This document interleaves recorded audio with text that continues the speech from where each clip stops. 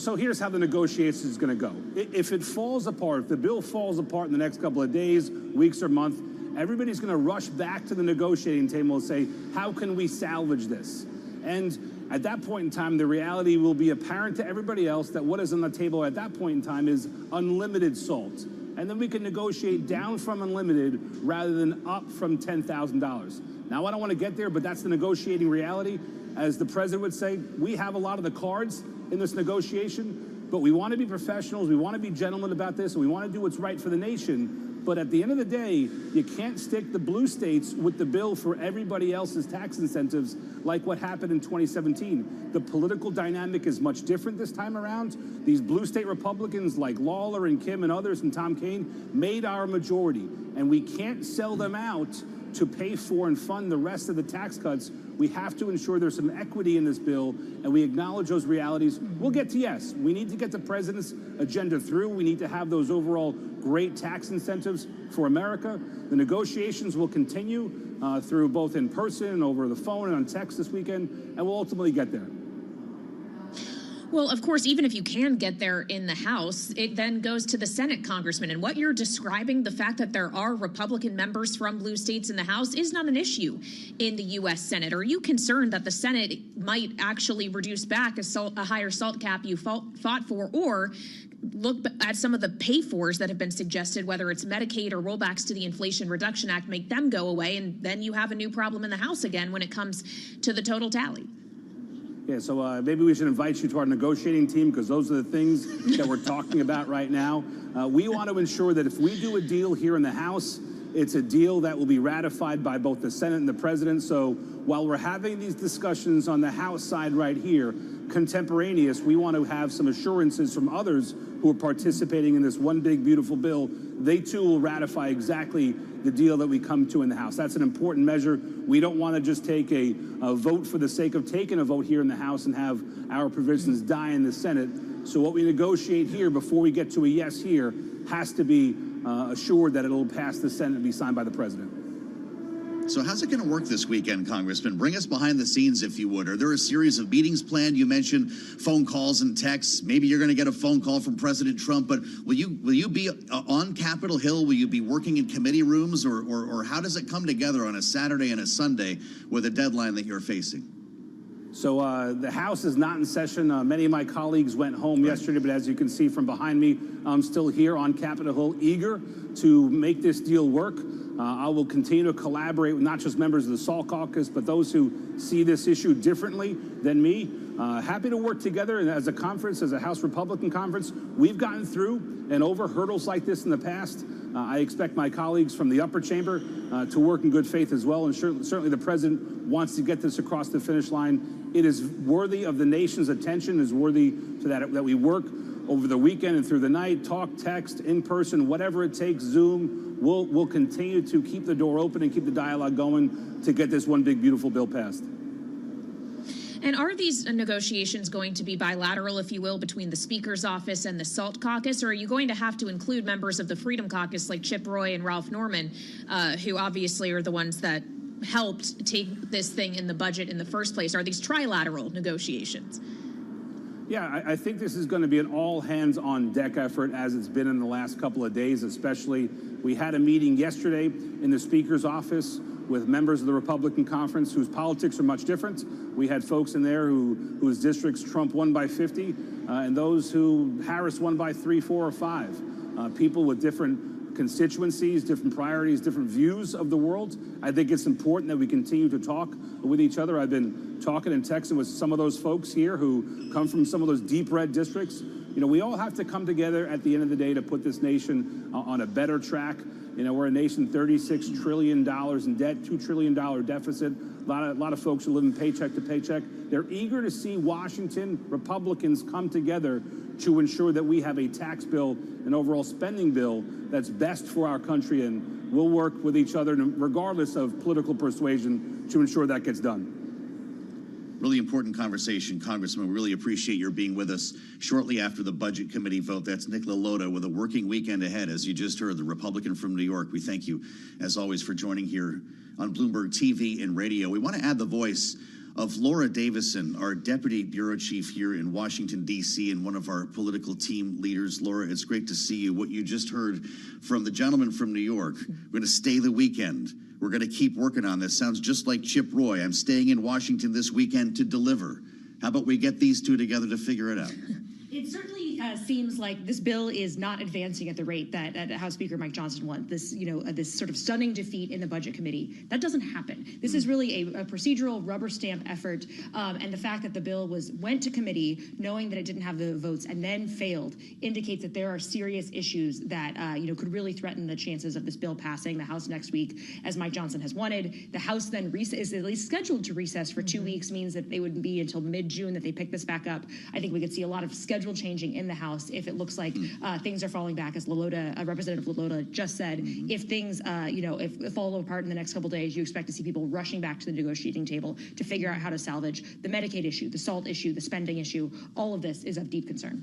Well, and of course, it's not just of deep concern for Speaker Johnson, who wants to get this done, but for President Trump, too. When you have the president taking to Truth Social saying that we don't need grandstanders in the Republican Party, stop talking and get it done, saying Republicans must unite behind the one big beautiful bill, and then hours later, 5 Republicans, although one was just for procedural reasons, 4 Republicans really in the Budget Committee decide to specifically not advance the president's bill. What does that signal about his power in all of this? It signals that he doesn't have the ability to keep this party together. That's been his superpower through all of this, is that he has been able to put out a tweet saying people, hey, fall in line, and they have. Right now, that is not the case that's happening. It's clear the president is very frustrated with this process. That Truth Social post you just read, that was in a series of a long list of angry posts from the president this morning. Including about Taylor Swift. He was clearly angry about a lot of things, from pop culture to budget reconciliation. I think that covers the full gamut. But this is clear that that he has kind of from the top of this negotiation said, look, get it done. I don't really care how you do it, but just make sure these tax cut bills pass. As tariffs continue to percolate, you have people like Walmart coming out saying prices are going to rise. That's even more mounting pressure on the White House to get a tax bill done, and quickly. I want to go back to where you started here, Laura. And first of all, the rarity of a bill failing in committee like this, I mean, it's a little bit of egg on face, I'm assuming, for the chair, unless Jody Arrington was trying to make a point. But also what this means potentially for the long-term status of this bill. Are we making too much of this to suggest that this whole thing could fall apart, or it's simply about getting everyone back in a room and coming up with a plan B? Those are sort of the two options here. One, this may be a small blip, and in a couple days they've ironed out these details. They had that little bit of a public embarrassing moment and decide, okay, let's move forward with unity. It could also mean that this is just, sort of the signs of deeper troubles to come. I'll also note that you have senators already coming out, Republican senators saying that they won't support this bill, they can't support this bill. There's going to need to be big changes, scaling back some of these Medicaid cuts. That's something that House members are thinking about, particularly moderates. They don't want to have to take a tough vote on a bill that really scales back something that may be unpopular in their district, and then have that totally rewritten by the Senate. So you're seeing a lot of political considerations, not just between House Republicans, but also between House and Senate Republicans, of what is a bill that can get 50, the 51, 50 in the Senate and 218 in the House. That's not an easy feat. Well, and when you talk about Medicaid cuts in particular, obviously for Chip Roy and co., that is part of their problem, is these new rules around work requirements, for example, aren't supposed to kick in for several more years. They would like to see it kicking in sooner. Was there a reason that this wasn't supposed to happen until 2029? Are they trying to get around issues potentially in the midterms until changes are made? Why wouldn't they have just done it from the jump?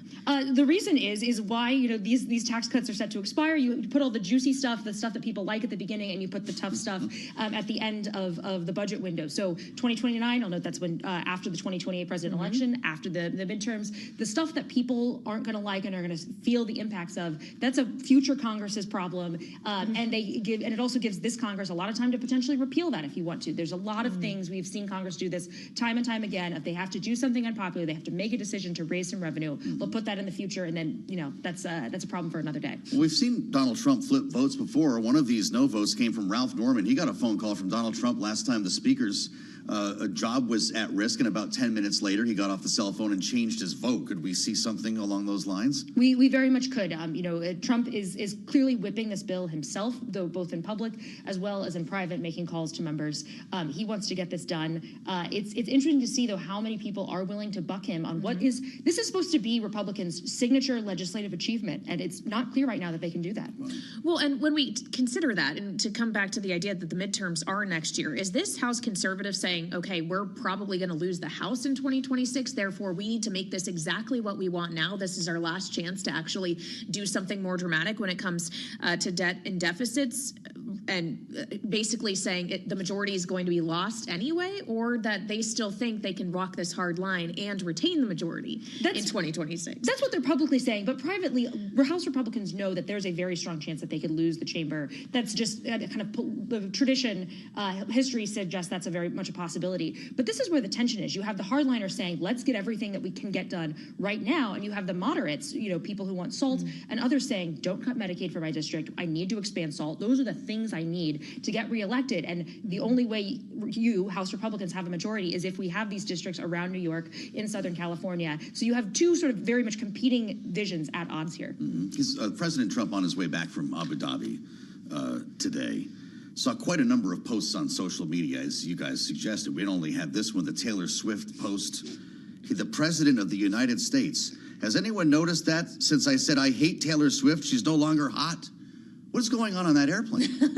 It's Trump coming down from the high that he had in the Middle East. He was showered with praise. He had horses. There were dancers. There were, the whole spectacle. And, he also didn't get a lot of sleep. He went very late every single night. Wow. One colleague mentioned it's like when your child has a sleepover, comes home, had all sorts of fun, doesn't get any sleep, and then suddenly they're cranky and in a bad mood the next day. I just want to know what he saw. Who was he talking to? Did someone start playing Taylor Swift on Air Force One? It's a great question. Where did it come from? Taylor was in the air. We'll have to wait for answers for another day, perhaps. Laura Davison, Washington Deputy Bureau Chief for us here at Bloomberg, with us on Balance of Power. So I guess she's no longer hot?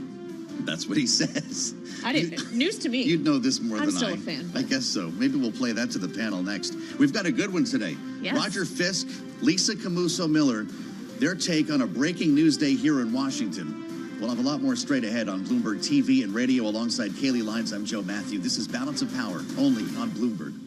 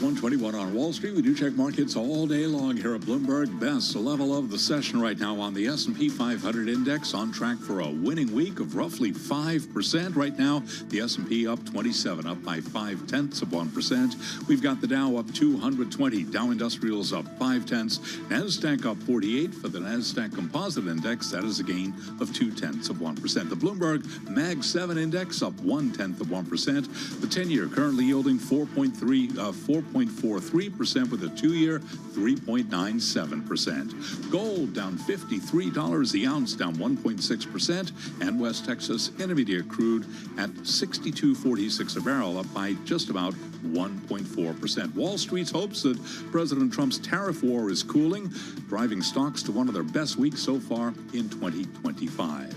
Federal Reserve plans to reduce its workforce by about 10% over the next couple of years, mainly through attrition, with a voluntary deferred resignation program open to eligible employees. And EOG Resources says it has been awarded a concession to explore for oil onshore in Abu Dhabi, a development that will help the largest shale-focused producer by market value further an expansion beyond the United States. EOG Resources shares, they are lower now, little change, down less than 0.1%. For on-demand news 24 hours a day, subscribe to Bloomberg News Now wherever you get your podcasts. Back we go to Washington. Balance of Power continues. Once again, your hosts, Joe Matthew and Kaylee Lyons. Right, Charlie, thank you so much. Live from New York, Charlie Pellet, watching Wall Street for us every day here on Balance of Power. We'll get back to Charlie shortly to check back in on the Friday trade with breaking news midday here in Washington. The headline on the terminal says it all. Trump tax cuts fail in House panel as GOP divided on bill cost. Panel being the key word there. The bill couldn't even clear the Budget Committee. Expected to be a rubber stamp, a procedural vote today that would then lead to a floor vote next week. But there are many holdouts here, beginning in the Freedom Caucus, where a number of Republicans voted with Democrats to sink the bill, as noted by Budget Committee Chair Jody Arrington a short time ago. Well, the noes have it. The committee stands in recess, subject to the call of the chair. I want to thank everybody for their time and patience, and Godspeed and safe travels. That gavel was not the happiest gavel you've Safe travels. ever seen, as everyone heads to the airport, although I guess not everyone, maybe many members of the Budget Committee, but not some of the ones who voted no in committee today. Congressman Chip Roy, for example, says he intends to stay the weekend. We just spoke with a member of the SALT caucus, Republican Congressman Nick Lalotta of New York. He and his SALT colleagues also intend to be here for continued negotiations. They're going to try to work through this, and maybe we'll be in a different place come Monday. But remember, Monday was the day that this was supposed to be before the Rules Committee, the last hurdle to getting this to the House floor. So the timeline is now very much in question. Yeah, it's throwing big questions into the timeline, and of course just the veracity of this bill to begin with. As we discussed with Laura Davison, there are real concerns about whether they can get this done at all in its current form, whether it's one big beautiful bill or maybe it's a couple of different bills that might require a few swings at tax cuts, the debt ceiling, say SALT, and the rest. Yeah, remember when that's what the Senate wanted? That's interesting. The House fought for one bill. Oh, true. And one bill is proving to be kind of problematic. So let's get into this now with our political panel. Lisa Camuso Miller is with us, Republican strategist, former RNC communications director, and Roger Fisk is with us as well, Democratic strategist and former special advisor to President Barack Obama. Welcome to you both. Lisa, obviously this went down in budget today, which was a bit surprising, but I would also note that two of the kind of ringleaders here, Congressman Chip Roy and Congressman Ralph Norman, are also on the Rules Committee. If it wasn't going to fail today necessarily, would it not have failed on Monday? No question it would have failed on Monday, but this is a precursor to what we're looking at, right? And I want to know if Godspeed and safe travels means something like bless your heart in the South, because I'm a kid from the SALT caucus, right?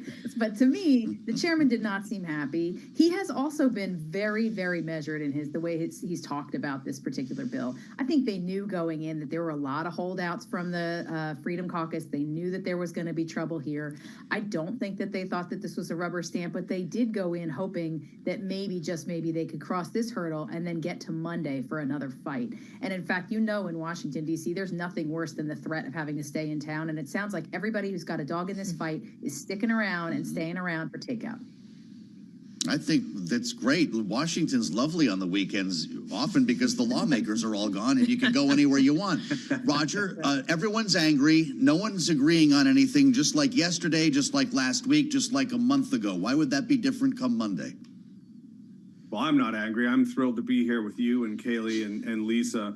And I agree with Lisa's analysis that we're going to see more problems when it gets over to the Rules Committee, even if it even does.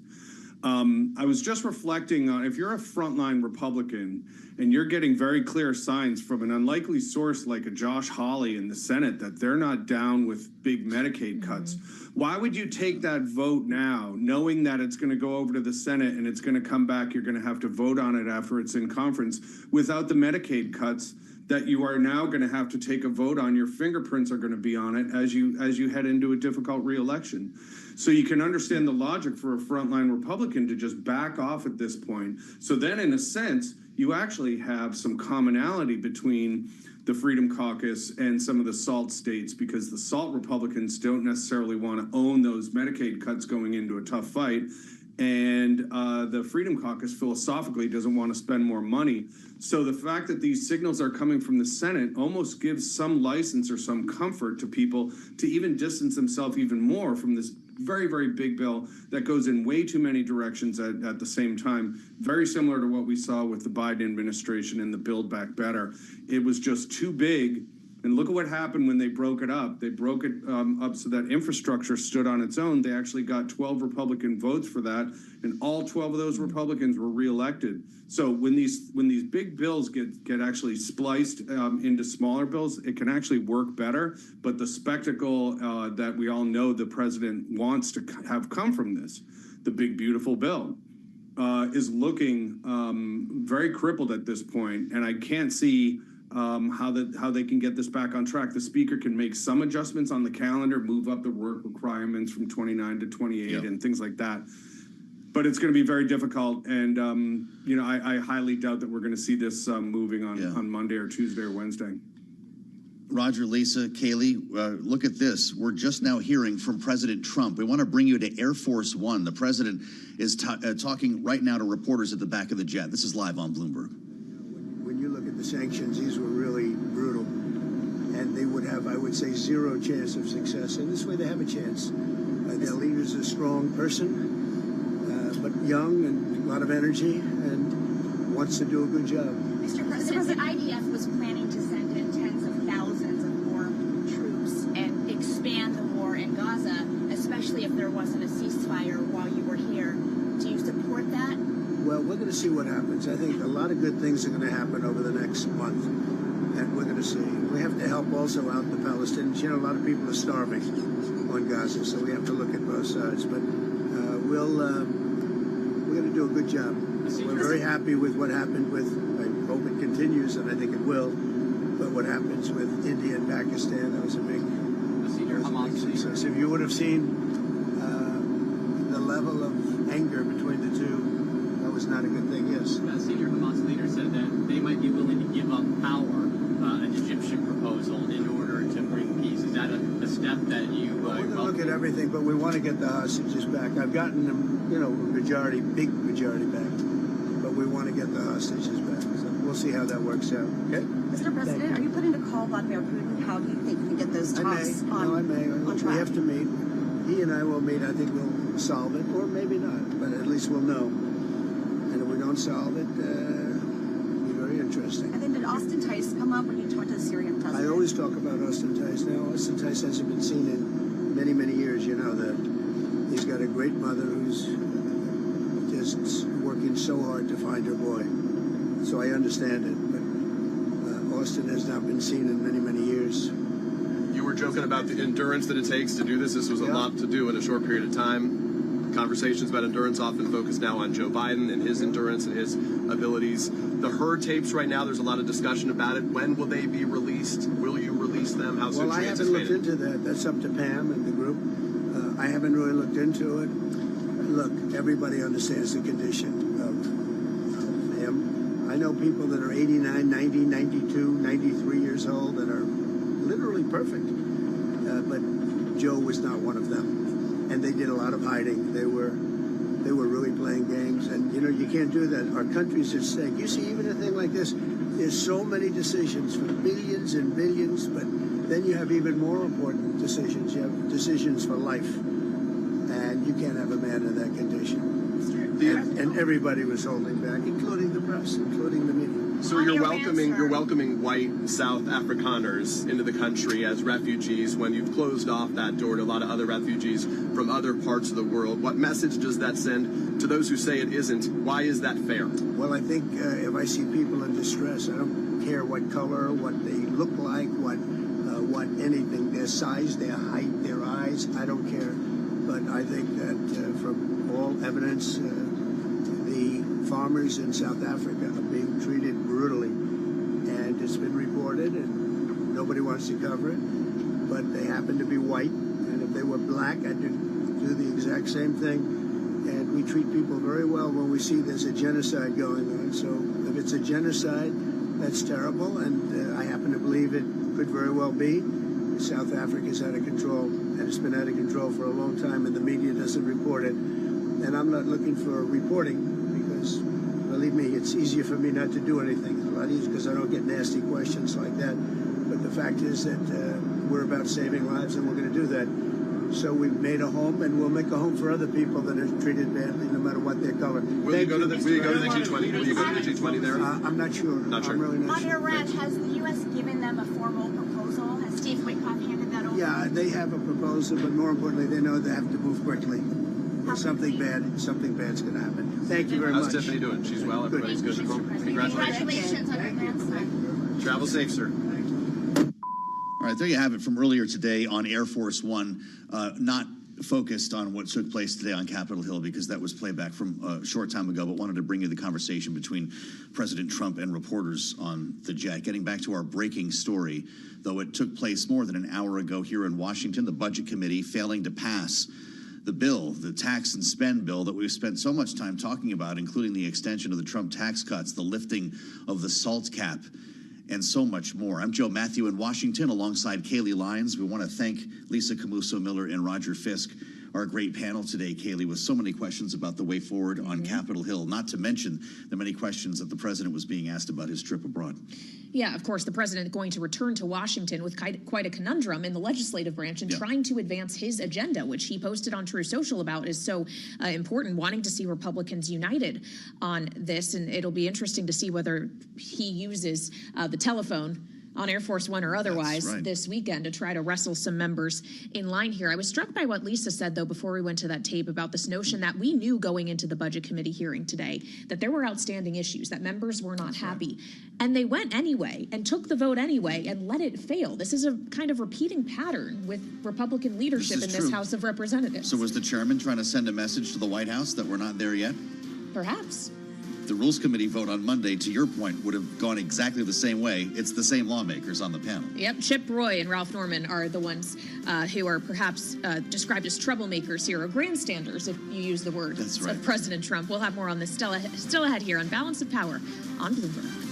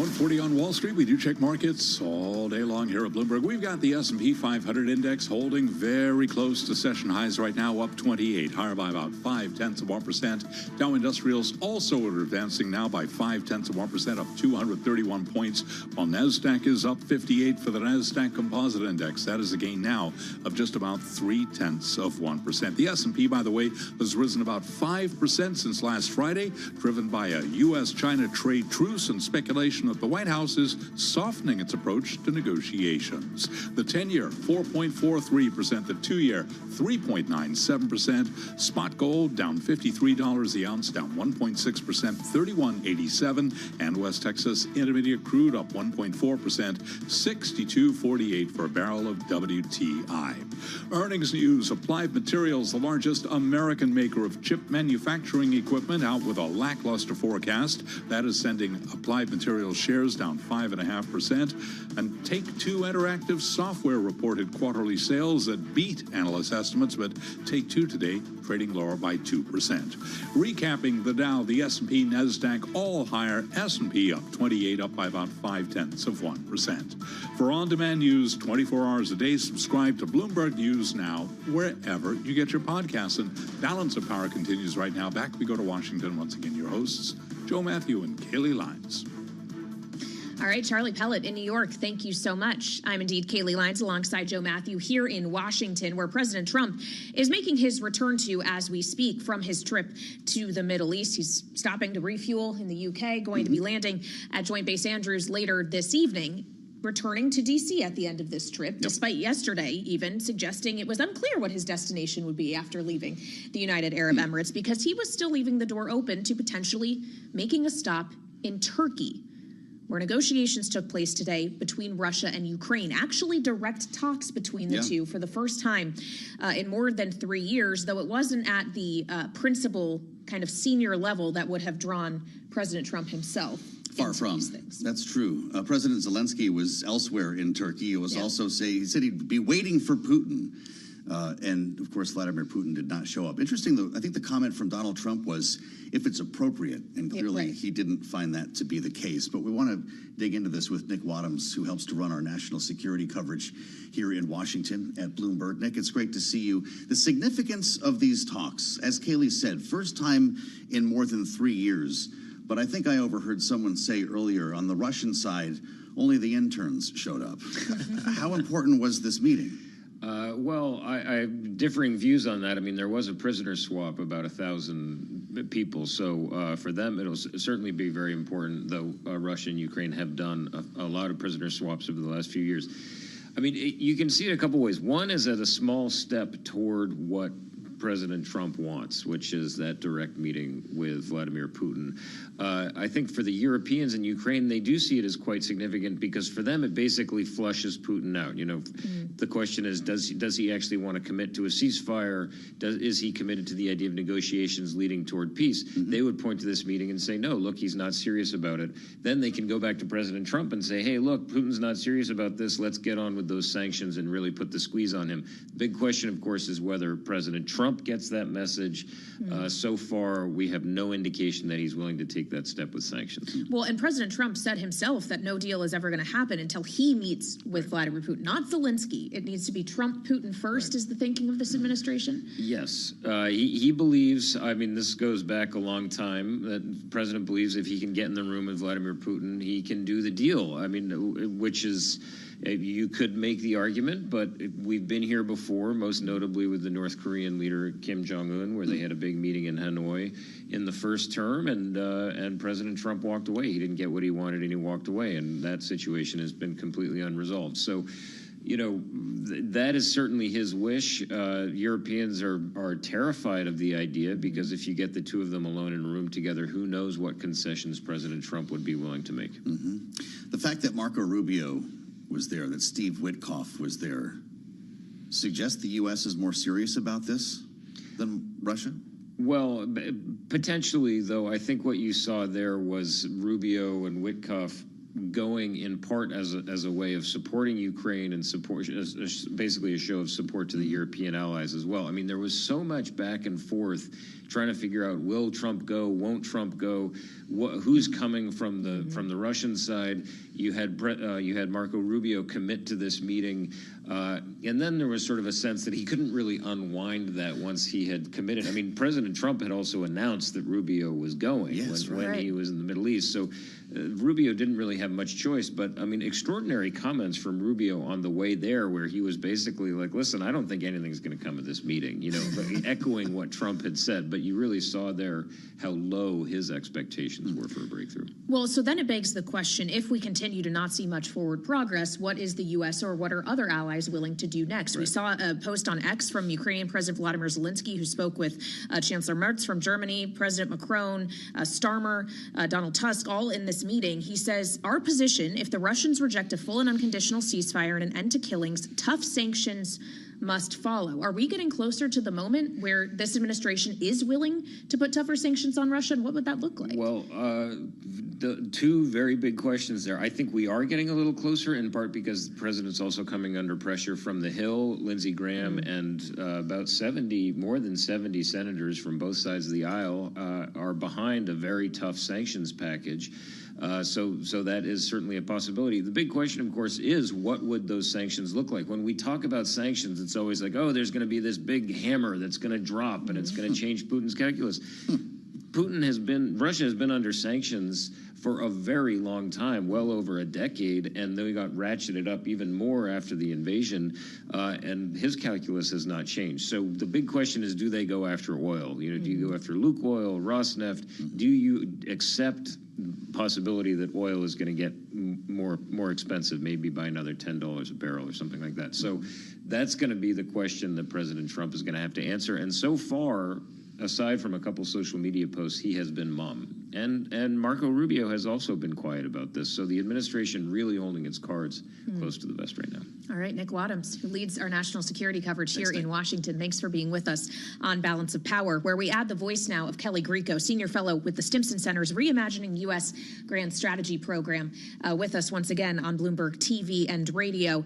Kelly, it then becomes a question with what Nick was just describing about sanctions not necessarily being something that has shown the power to break the will of Russia and specifically Vladimir Putin. It becomes a question of what does change Putin's calculus. And I do wonder if militarily, when we consider the Russians' position currently in Ukraine in regard to its forces and capabilities, does he have a military incentive at this time to be considering a ceasefire? Or does he have every reason to believe he could keep going at the current pace? Yes, I mean, I think you're asking exactly the right question, which is if you're going to ultimately get a deal and negotiate, both sides have to decide that they're better off taking a deal than continuing to fight this on the battlefield. And we do have, I think, a number of signs now that it seems Putin thinks that he may be better off fighting this on the battlefield, or at least making one last big push this summer with another offensive to see how much more territory he can physically take. And so my sense is that's probably what's going on here, is he wants to see what else he can accomplish on the battlefield, and then he might be more open to negotiations.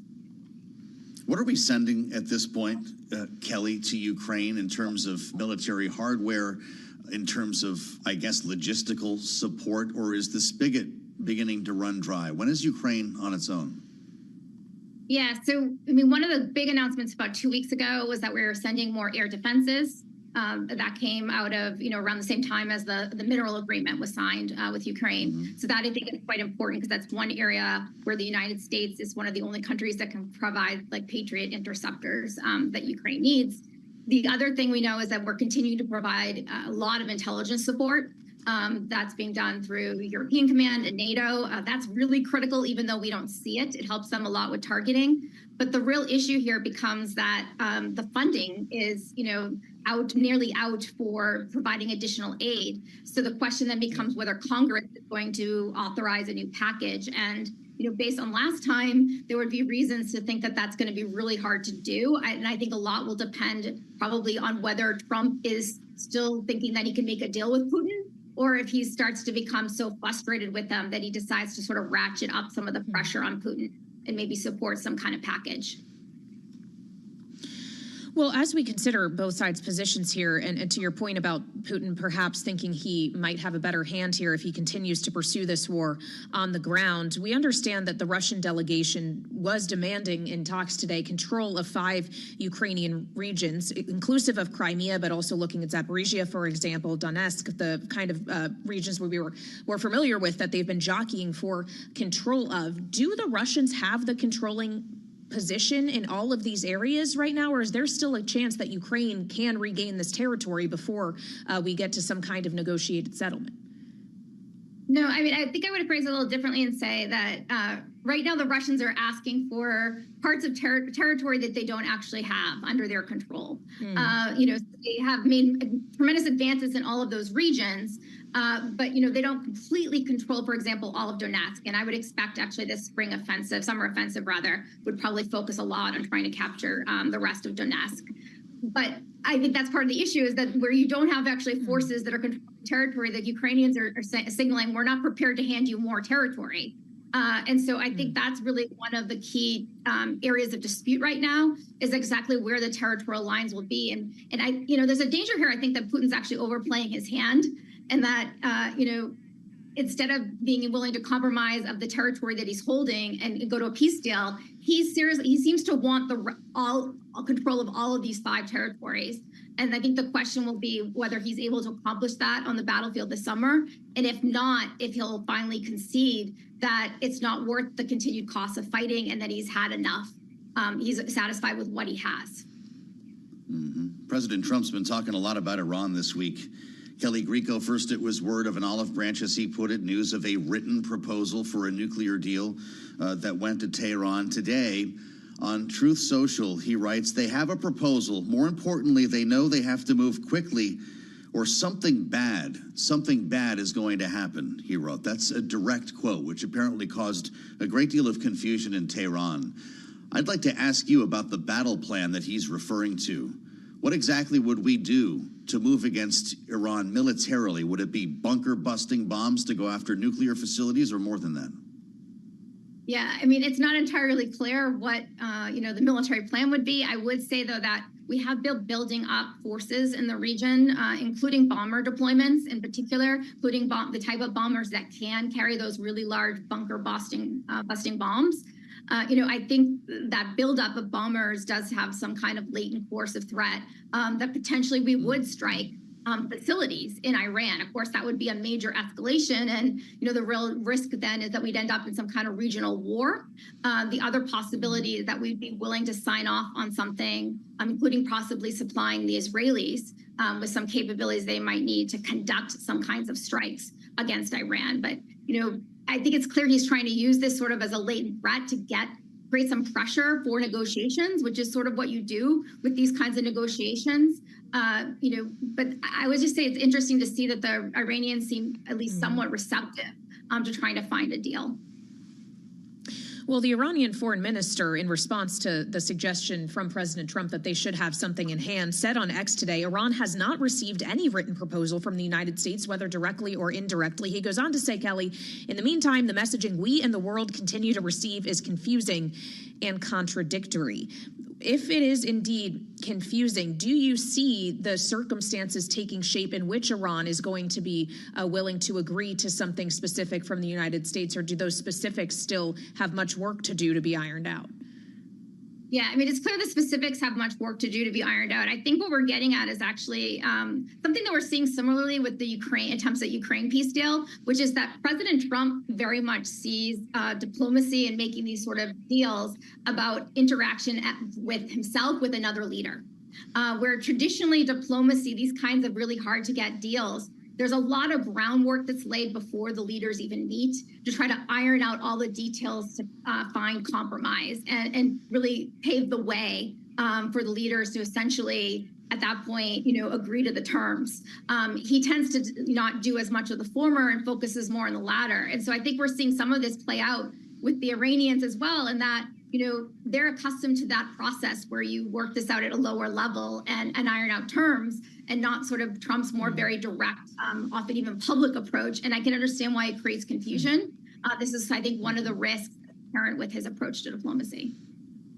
Always great to have you with us, Kelly. She is with the Stimson Center's Reimagining U.S. Grand Strategy. Kelly Grieco, great to have you with us, as always, on Bloomberg TV and radio. I'm Joe Matthew in Washington, alongside Kaylee Lyons, where we're also seeking answers to exactly what happens to the president's tax and spend bill. Kaylee, it didn't pass the Budget Committee, and we'll be joined on the late edition of Balance of Power by the Congressman from Tennessee, the Republican in the middle of all of this. Tim Burchett will join us here on Balance of Power. Yeah, so hopefully we can get some answers from him. In the meantime, more coverage is ahead here on Bloomberg Business Week Daily. We'll see you at 5 on Bloomberg TV and radio.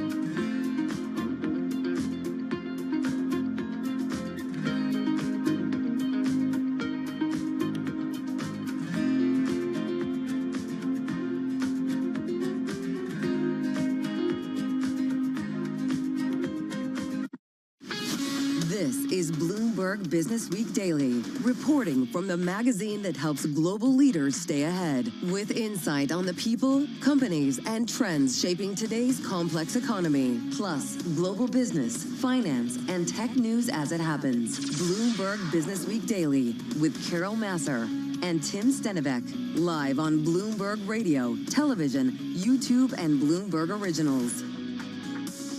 It is Bloomberg Business Week. A very good Friday afternoon, everyone. I'm Tim Stenivek, along, not with Carol Masser, who is off today, Bloomberg News cross-asset reporter Emily Graffeo. She is in.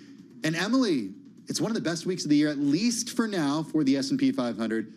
Up about 5% on the week as we speak. Yeah, it's been a pretty incredible rally, especially considering where we were just about a month ago, Tim. Yeah, I think that's fair to say. Kind of shrugging off some of the economic data, consumer sentiment numbers that we got a little earlier. We're going to be speaking with Mike McKee about that in just a minute. Also coming up a little later in the program, we're going to go to India and speak with the CFO of a large telecoms company, part of the Tata Group. So we're looking forward to that as well. And additionally, the state of residential and commercial real estate with the EVP of Capital Markets for Walton Global. All that and more coming up over the next hour right here on Bloomberg Business Week Daily. First up, though, a check of the day's trade and top business stories. Here he is, Charlie Pellett. Hi, thank you very much. And here's what's going on. We do have U.S. stocks pushing higher. The Dow, the S&P, NASDAQ holding on to gains. 24-point advance right now on the S&P at 59.41. That is a gain of just about 0.4%. We're on track for a roughly, emphasis on roughly 5% gain on the week for the S&P. The Dow up 211 now, up 0.5%. We've got NASDAQ up 45. That is an advance of about 0.2%. The Bloomberg Mag 7 Index up 0.1%, with the 10-year currently at 4.43%, the 2-year 3.97%, and gold down $50 the ounce, down 1.6%. West Texas Intermediate crude up 1.7%, 62.64 a barrel on WTI. Boeing has reached a preliminary framework with the Justice Department that would allow the company to avoid prosecution over 2 fatal 737 MAX crashes. That, according to family members. And Verizon is abandoning its workforce diversity goals and a range of DEI practices in response to a request from the FCC as it seeks to acquire Frontier Communications. That, according to the company's chairman.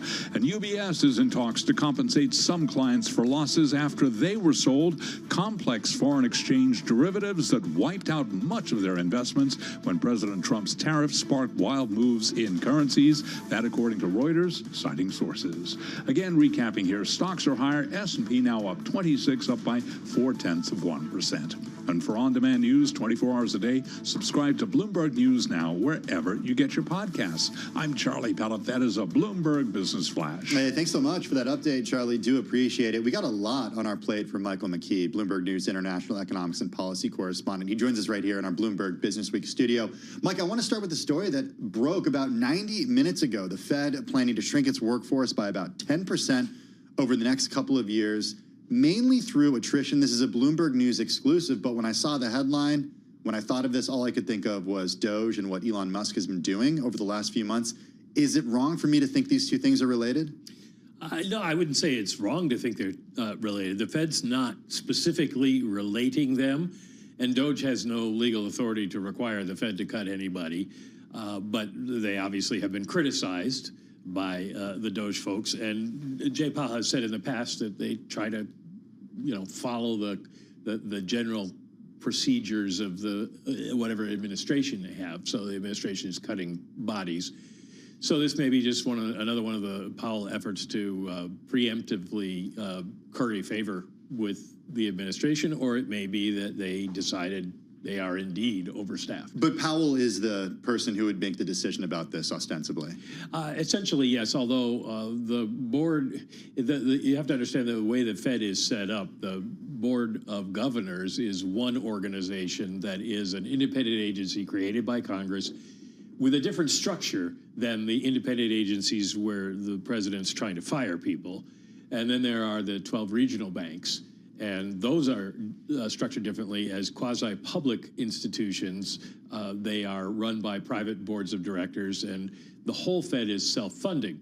So Jay Powell would lead a directive to try to lower the head count. He could cut people at the board itself, but the Fed Bank presidents will have to go along with that. And some of the members of the Board of Governors are there's a committee that supervises the regionals. So I'm sure this was a product of negotiations.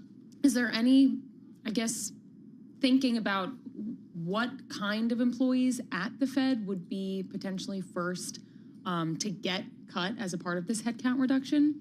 It's hard to say because the Fed does so many different things besides monetary policy and research.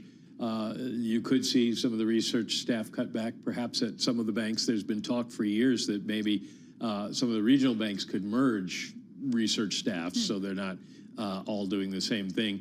But they also do the payment system, and that has now, it's evolving into an instant payment system, its own kind of parallel to what all the crypto folks want. And so they may need fewer bodies. AI may start to contribute, they may need fewer bodies. And then there's always the question of regulation, regulating banks. And there's been talk in the administration of consolidating bank regulation. There are 3 separate bank regulators now, so that may have something to do with it down the road. There are a lot of places they could look for a couple here, a couple there. I mean, a couple would be a few, because this is an organization that has about 24,500 employees as of 2023. This would equate to a roughly 2,500 person workforce reduction. You mentioned payments to Emily just now. What else are all these employees doing at the Federal Reserve? Well, the payments and regulatory are the biggest sections, because payment system is obviously, it's kind of the underpinning of everything that happens in the financial world that we report on. And bank regulation is a huge group. The smallest group is the monetary policy one. And then there are other efforts that the Fed's banks do. They do community relations, and they have to live up to the Community Reinvestment Act, which so they've got to regulate what kind of lending gets done into poor communities. They have a lot of things like that. The whole idea of, should the Fed have its own cryptocurrency? Should there be a Fed coin? They put together a task force out of the Boston Fed, but with people from the board and the Boston Fed who have been looking into that and doing the research, et cetera. So there are a lot of different areas, a lot of different things going on. We also got economic data today. This was, this Fed news is definitely at the top of the terminal right now, but new consumer economic data. New unhappy consumer economic Did we data. learn anything new from the consumer sentiment report today, just about the state of how Americans are feeling about the economy? People were feeling lousy about the economy, and now they're feeling more lousy about the economy, is kind of what the takeaway is. The numbers that were interesting were the expectations index falls to 46.5. That's the lowest since May of 1980. I asked Joanne Shu, who is the director of surveys at the University of Michigan, whether that's comparable to today. And she said, sort of, but the economic conditions are different. In 1980, we were still in the very high interest rate Paul Volcker years, and people were depressed because that was also the Iranian hostage time period. So there was a lot going on there as well. But then you get the inflation expectations. 1 year, 7.3%. That's kind of a ridiculous number. But as Joanne, that's like a 1980s number. Yeah, the 4.6% for the 5 to 10 year is the highest since 1991. Oh wow! The 7.3 is the highest since November of 1981, which is not a surprise because that's about where inflation was at that time. But her view was these numbers are very large, but they just reflect how worried people are. Well, how should we interpret that worry? Because the equity market is really shrugging off that worry today. We're not attributing, we're seeing another good day for equities. Yeah, well, the stock market is kind of flying on its own at this point on various hopes and dreams. And there are certainly people you've interviewed who've said that this is all going to come to a bad end. The bond market more accurately probably reflects what's going on, and the bond market is basically sort of pricing in the Fed having to cut interest rates because the economy was slow, because people will stop spending. And at this point, there's not a direct correlation between sentiment and spending, but there's a general one, and we did see retail sales come in weaker largely because people are probably concerned. It's interesting when you look at the chart of the Michigan expected change in prices, this graph, it's higher than it was during the pandemic. Like people's inflation expectations are higher than during COVID. Does that surprise you? Doesn't necessarily surprise me given the way sort of public opinion works. It builds on itself, and it's more of a concern for the Fed in that we just went through a period of high inflation. So people are more likely to anticipate the worst from inflation because they just went through it and didn't like it. So if we had high inflation and people are thinking it's coming back, they tend to extrapolate that out as even worse. And then the Fed gets worried because inflation expectations might become unanchored, and then you get the feedback effects of people going to their bosses and saying, I need a raise because inflation's high. But as you remind us, it seems almost monthly, the saying, watch what consumers do, not what they say. Well, that's why it was important, the retail sales numbers, and then, of course, at the end of the month, we'll get the overall spending numbers, which includes services. And we have to see if people are indeed cutting back. And then you need it for a couple months because maybe they just pulled forward. The money they would have spent in April, they spent in March because they were trying to get ahead of tariffs and stuff like that. So in your view, do you think Jay Powell's still more concerned about inflation than employment?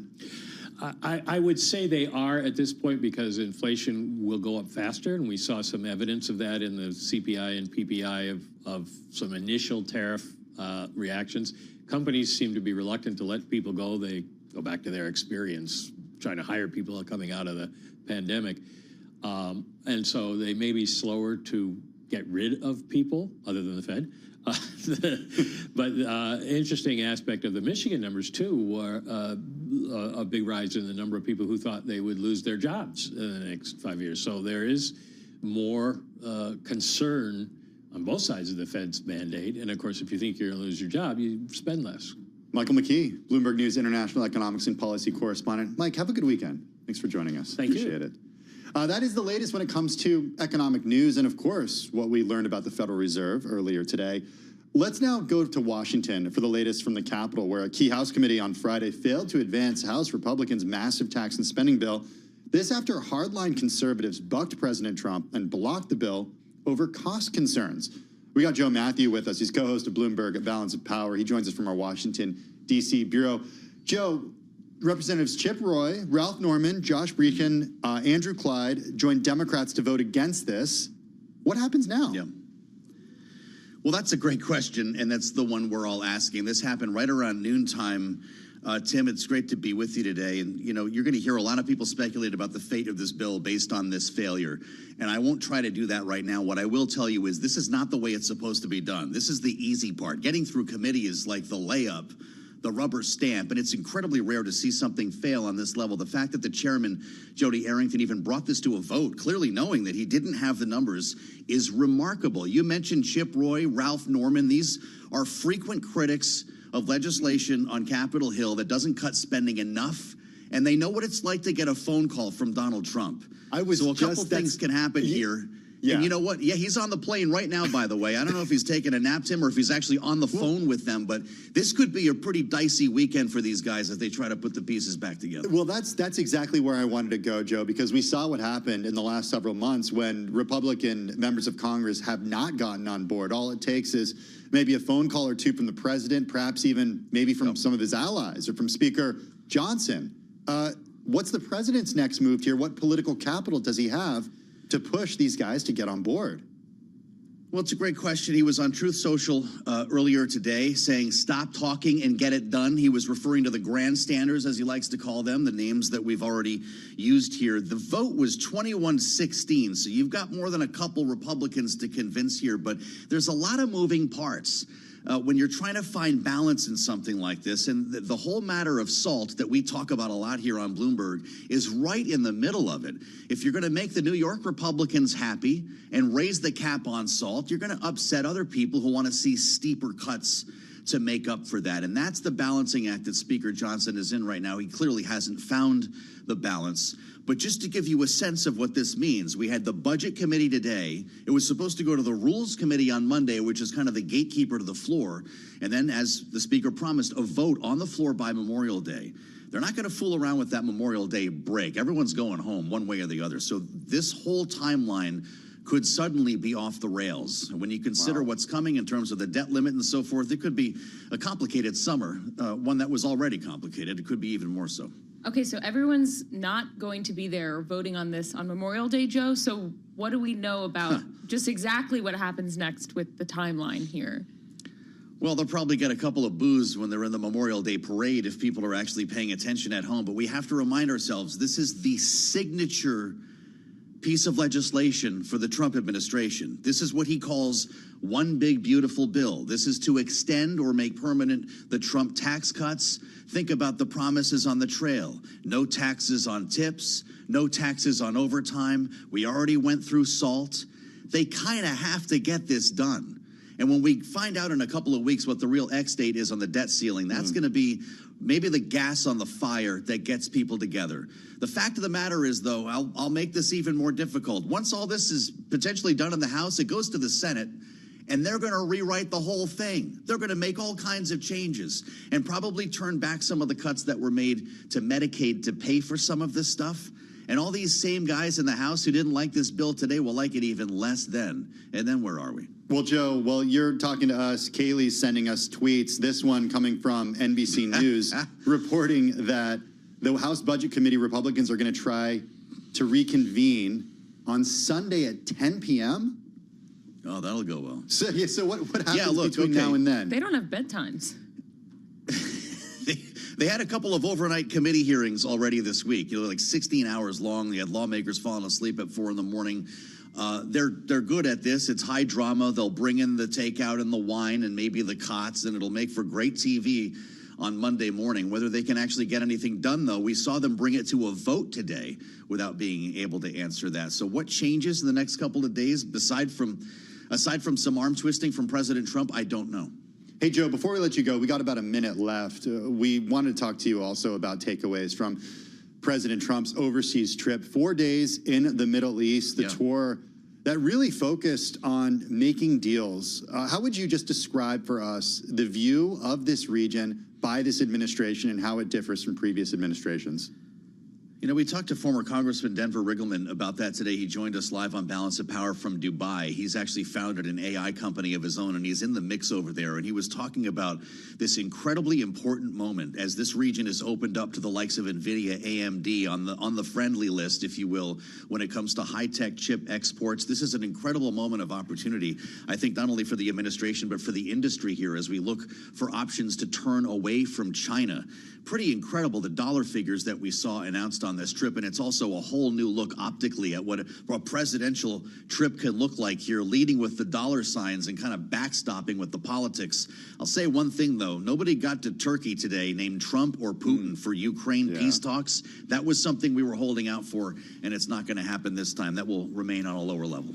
Okay, well, thanks for the update, Joe, from Washington. Really appreciate it. I want you to get some rest this weekend because I know you're going to be busy following all the happenings in Washington, D.C. Also, don't miss Joe and Kaylee tonight at 5 for the late edition of Balance of Power.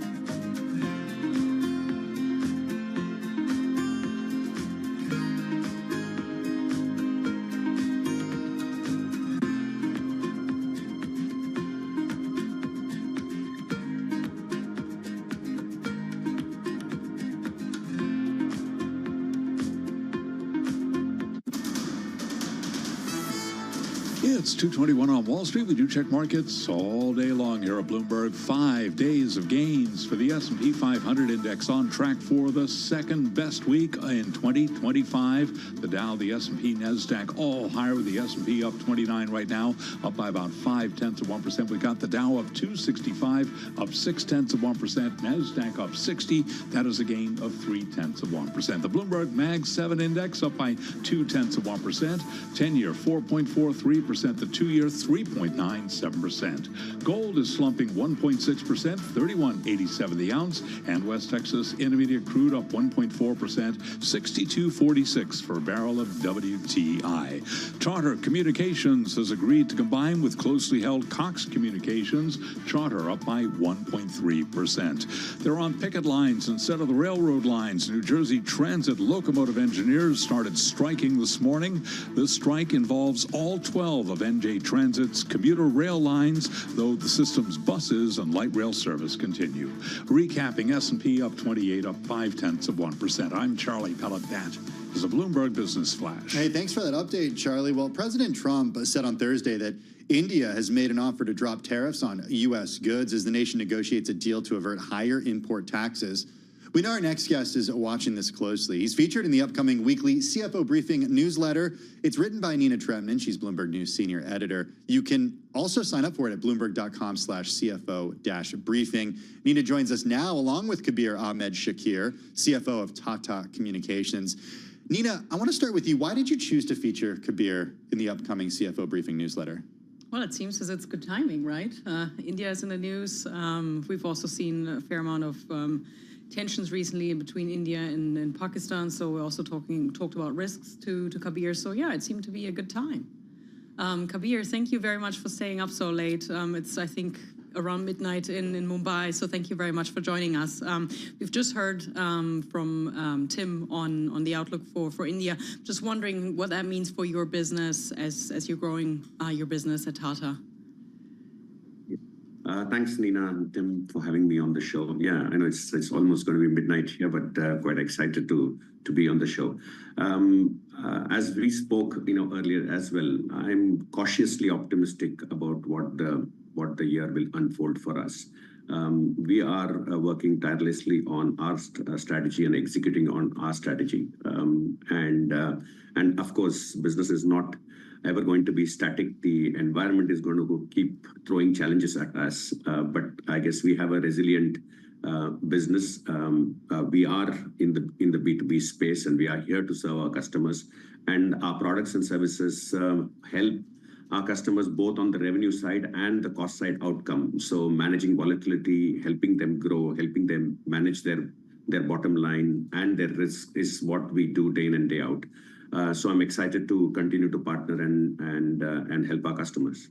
I'm curious about how tariffs specifically affect you. Even though you're based in India, you are a global company. You essentially connect 80% of mobile customers worldwide. You serve 300 of the Fortune 500 companies in some way. But tariffs affect products, hardware, infrastructure, technology. How would tariffs affect your business? How do they affect your business? Well, there are two ways in which it could affect our business. One is directly, because we are in the telecom space and we do procure hardware equipment, which we deliver as part of the overall service to our customers. So it does impact there, but that impact is very negligible and insignificant. So I'm literally not worried about the direct impact. What worries me is even so much so not the tariffs, but the volatility, the uncertainty leading up to it. So from the time President Trump announced, and then there was a pause, and now there is a bit of a withdrawal. So we don't know when this stability is going to stop and when there's going to be more clarity. So when we see this uncertainty with our customers, the delay in decision making is something that is likely to push revenue out. Although as of now, I have not seen this in our order book as yet, and that's the reason why I use the word cautiously optimistic. Right, that we would like to be cautious to see what's that conversation that's happening in our customer boardrooms and how we can help them. Maybe I can jump in here, Kabir. Just thinking about the relationships between India and the US, I'm wondering how you're seeing additional growth opportunities for your business. I know you've told me the US is an important part for your business. You've done 2 transactions here recently. Just talk to us a little bit about how you're seeing that develop. Yeah, US is a very, very important market for us, and we want to grow US to $1 billion of our business. We are currently about little under $2.5 billion, dollars for now, and US kind of totals up to around 700, 750. So we would like to take it to $1 billion in the very near future. So we've invested both in terms of product capabilities for the business, go-to-market capabilities, feet on street, and everything that we can do to grow the business. So therefore, our strategy is still steadfast. And we will look for both organic and inorganic opportunities to grow our footprint in the US. So we are committed to that. Kabir, what is the M&A outlook like? Because at least in the US, we had a pretty big media deal announced today with Charter and Cox. Are you looking at any potential M&A activity? We are continuously scanning, if I may, and there are targets that we will look at. If you look at our business, our data business has 2 chunky parts. There's a core connectivity part of the business, our traditional telecom point-to-point connectivity, and and Ethernet, and international lease lines, and the entire submarine cable that we have. So that's roughly about half of our business, and the other half is a digital portfolio, which we call the overlay services, where we use the connectivity as a foot in the door and then provide value-added services to our customers, whether it's the customer interaction suite offerings that we have, whether it's IoT, Move, cloud, security, and all of those offerings that we do. It is in that space that we would be really looking for any potential targets that could either, I would say, bolt on and fill any portfolio gaps I may have in my product offering, or even help us with the go-to-market, offering. I'll give you a recent example. When we bought Switch, and it was primarily a US-based business. Switch gave us 2 capabilities. One, it gave us the media transmission business in the US, and that was very, very, important for us.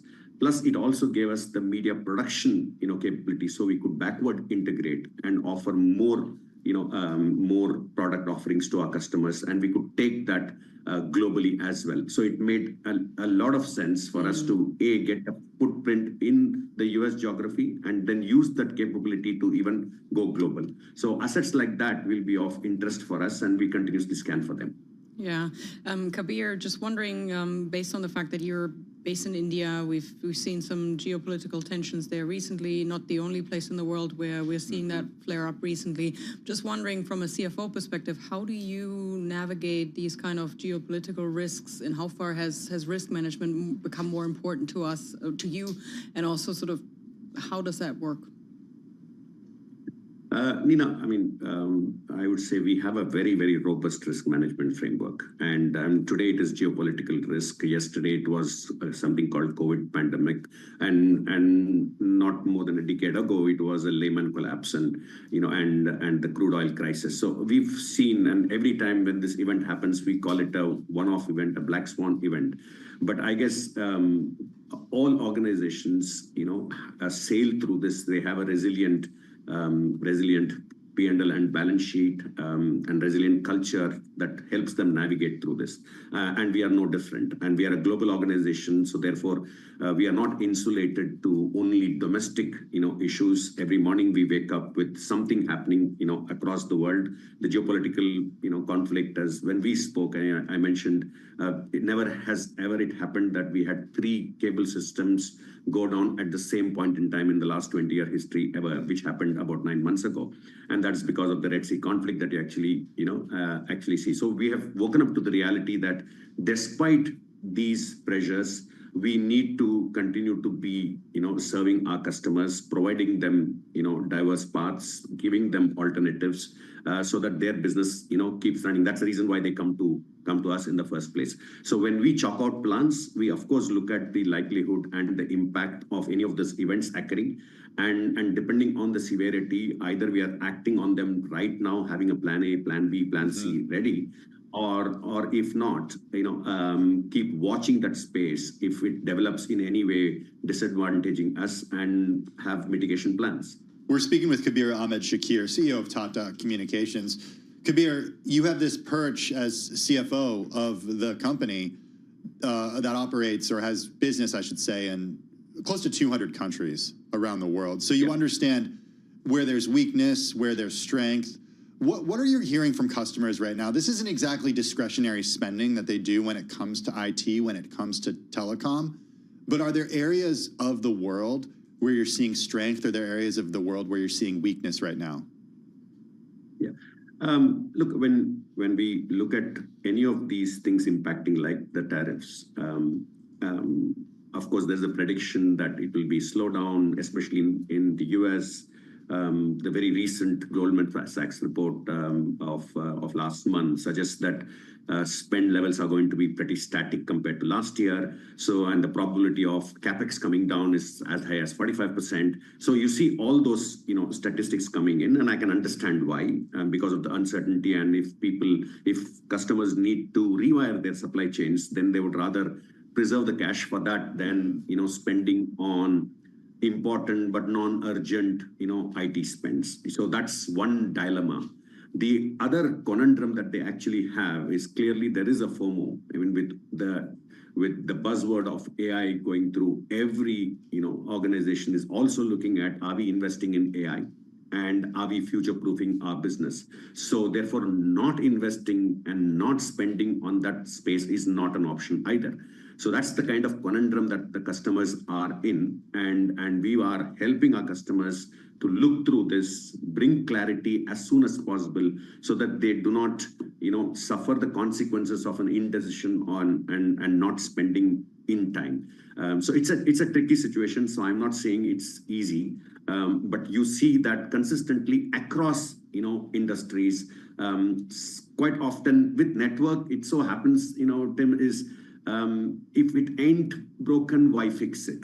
That's the kind of attitude, people have. So it's very normal to try and push back that spend. But as I said, with AI coming in, it's very difficult for them to push back for too long. Yeah, certainly a theme that we saw when it came to the most recent round of earnings reports from companies here in the U.S. that AI spend is continuing. Kabir Ahmed Shakir, thanks so much for joining us, CFO of Tata Communications. Also, a big thank you to Nina Trentman, senior editor at Bloomberg News. Check out the CFO briefing by Nina Trentman. You can sign up at bloomberg.com/newsletters or go directly there, bloomberg.com/CFO-briefing. Let's get an update on the trade because we're seeing stocks move a little higher. Here he is, Charlie Powell. All right, I thank you very much, Tim. Indeed, I'm just pulling up the weekly numbers right now on the Bloomberg, and for the week so far, we got the S&P 500 index up by 5.1%, second biggest week of the year. But you care about what's going on right now. We have got the Dow, the S&P, NASDAQ solidly in the green, just about the best level of the day on the S&P 500 index. Stocks are gaining. Wall Street's hopes of a cooling tariff war drove stocks to their second best week in 2025. S&P 500 index up for a fifth straight session. So here's where we stand. We've got the S&P up 31 now, up 0.5%. The Dow up 283, up 0.7. NASDAQ up 0.3. The 10-year 4.43%. The 2-year yield 3.97%. Gold down 1.5%, 31.90 the ounce, and West Texas Intermediate crude up now by just about 1.5% on WTI. So bottom line here, it is an update for the Dow, the S&P, and NASDAQ. Briefly, Verizon Communications has won FCC approval for its $9.6 billion acquisition of Frontier Communications Parent, Inc. after agreeing to pare back diversity initiatives. I'm Charlie Pellet. That is a Bloomberg Business Flash. Hey, thanks so much for that update, Charlie. Do appreciate it. Today is a big day. It's not just because I'm told there's some sort of big basketball game tonight. It's also the premiere of a new podcast from the team here at Bloomberg Business Week. It's called Everybody's Business. It's a smart and fun chat show about all the things business, hosted by award-winning business and economics journalist Max Chafkin and Stacey Vanek Smith. They join us here in our Bloomberg Business Week studio. They need no introduction, but I'm going to give them one anyway. Max is also senior reporter for Bloomberg News. Stacey Vanek Smith is senior editor of Bloomberg's daily Big Take podcast. Max, there are a lot of podcasts out there. There are a lot of podcasts about business. How did you approach this to differentiate it from everything out there? Well, we just wanted to, obviously here at Bloomberg, we spend a lot of time following the market very closely, talking to corporate insiders, really telling that kind of high level, big money story. And, we wanted to kind of touch on the stories that the way those things affect regular people, affect the decisions we make to get a new job, to what to do with our 401k, and all the stuff that's happening right now in the news, whether there's a 145% tariff or a 30% tariff or whatever on China, or what's happening with AI, all of that matters in our everyday lives. So that's the connection we're trying to make. But mostly, Stacey and I just wanted to kind of have some kind of loose conversations with some smart journalists that we know. And so that's part of what it is as well. Stacey, what can we expect out of the podcast? What's the kind of intended listener experience here? This is something you listen to on your commute. This is a longer podcast. Give us all the technical details. We would like you to listen to it wherever you want. But the idea is really that it connects the dots between some of the economics news that we hear, some of the headlines, some of the policies that we hear, tariffs and things like that, and then connecting it back to how that might affect our day-to-day experience going to the grocery store or running a business, or kind of personalize the bigger things that are happening. I guess, Max, what I like about this approach is you're also leaning heavily on the folks in the building, the folks outside of the building who are part of Bloomberg News, folks like Amanda Mull, Randall Williams, and more out there. Talk a little bit about sort of thematics for the week. I mean, it's kind of tough to boil everything. Like, we're doing this every day for 3 hours, and there's I don't know how you do it. Well, there's too much. We don't run out of anything to talk about. You guys have to do this once a week and choose what to distill down into something that's digestible. Yeah, so we talked about, this week, for example, we spent about half the show talking to Amanda Mull, who you mentioned. Amanda is an expert in kind of consumer, basically buying and branding and what happens inside of stores. And the thing we wanted to explore with her was, on one hand, you have all this news about tariffs. On the other hand, prices actually haven't really gone up much yet. And what's happening there? When are they going to go up? And I mean, the answer, we explain this, is they're going to go up very soon. And this is going to be a difficult holiday season, even if Donald Trump backs down from the tariffs even further than he already has. Stacey, you don't have to spoil it because we want everyone to listen to the podcast, but it's going to feature an underrated story for the week. Give us a little hint. Well, my hint is that my co-host, Max, is an ultra marathoner. He runs these incredibly long races that are 100 miles. He runs through forests through the night. And as it turns out, there's quite an interesting business story connected to this, having to do with athletic shoes. And the soles of athletic shoes are sort of getting bigger and bigger. This has been kind of a trend. Oh, yeah. Well, it started in the ultra marathoning community, and now it's causing a controversy because races are trying to put regulations in place on how high shoes can be, but the shoe companies are pushing the envelope, and customers like bigger soles. I've also wondered how Max trains for these things, because he's a busy guy. He's got a few kids. I know. He has a lot of work to do, but I found the secret. He just runs to and from the office. I have a working theory there might be at least 2 Max Chafkins, but I don't know. Could be. I don't have any evidence. Okay, so the weekly cadence here, we get a new one every Friday, Stacey. The premiere is today. If you think about the sort of the cadence moving forward and the big themes, obviously we talk a lot about everything happening out of Washington and emanating from Washington. That is a business story. Everything that Elon Musk is doing is a business story. What's the theme, in the coming weeks? How do you know what it's going to be?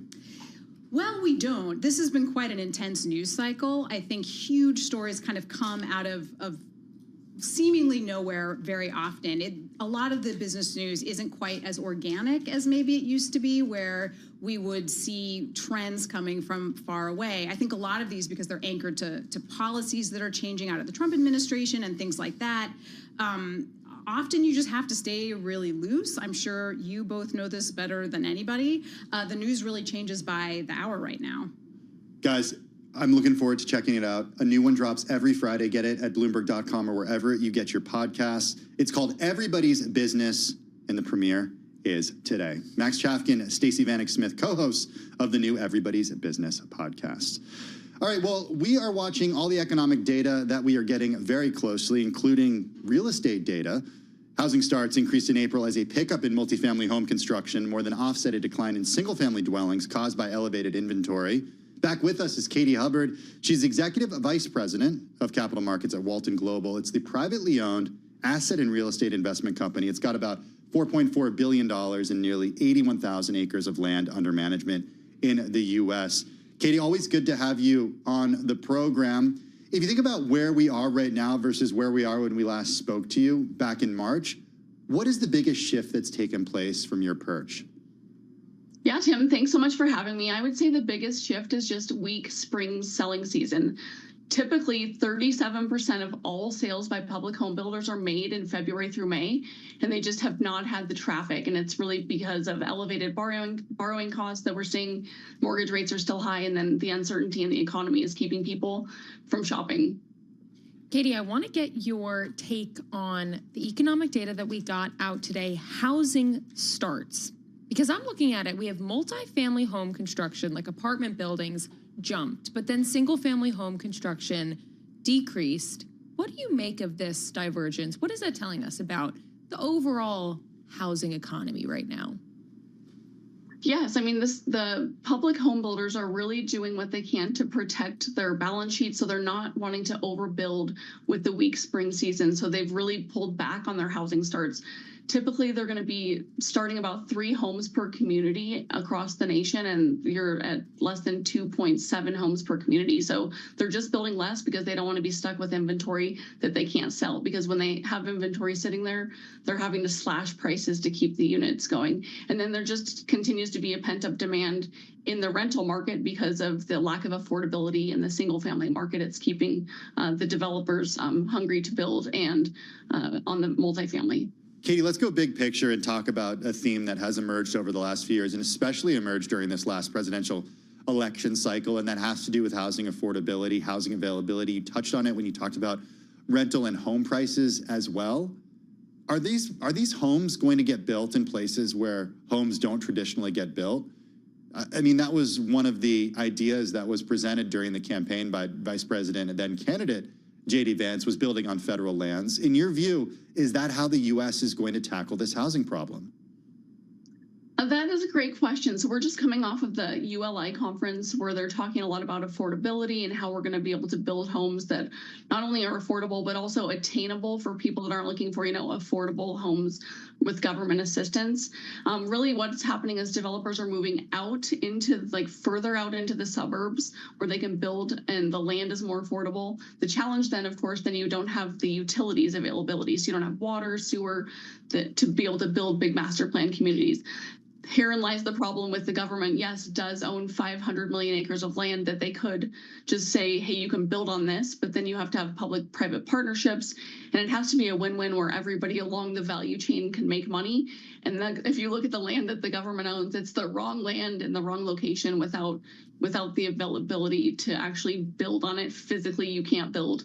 And then the people who would be potentially living in places where the government owns land, we're talking, the desert, the mountains, there's no jobs there. So it sounds good, but it's just not a viable option. Yeah, I heard there are 3 things that are important when it comes to real estate: location, location, location. I've heard that before. Right. So then is the answer in upzoning or rezoning? Is the answer in changing local laws in municipalities to allow more dense homes and perhaps getting rid of parking requirements and really concentrating on areas where the economic activity is and making sure that people can find available housing in these areas? Is that the key?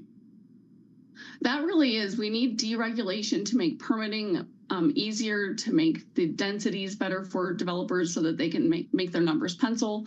The challenge is just in those urban core areas that we're talking about, there's not a lot of availability of land.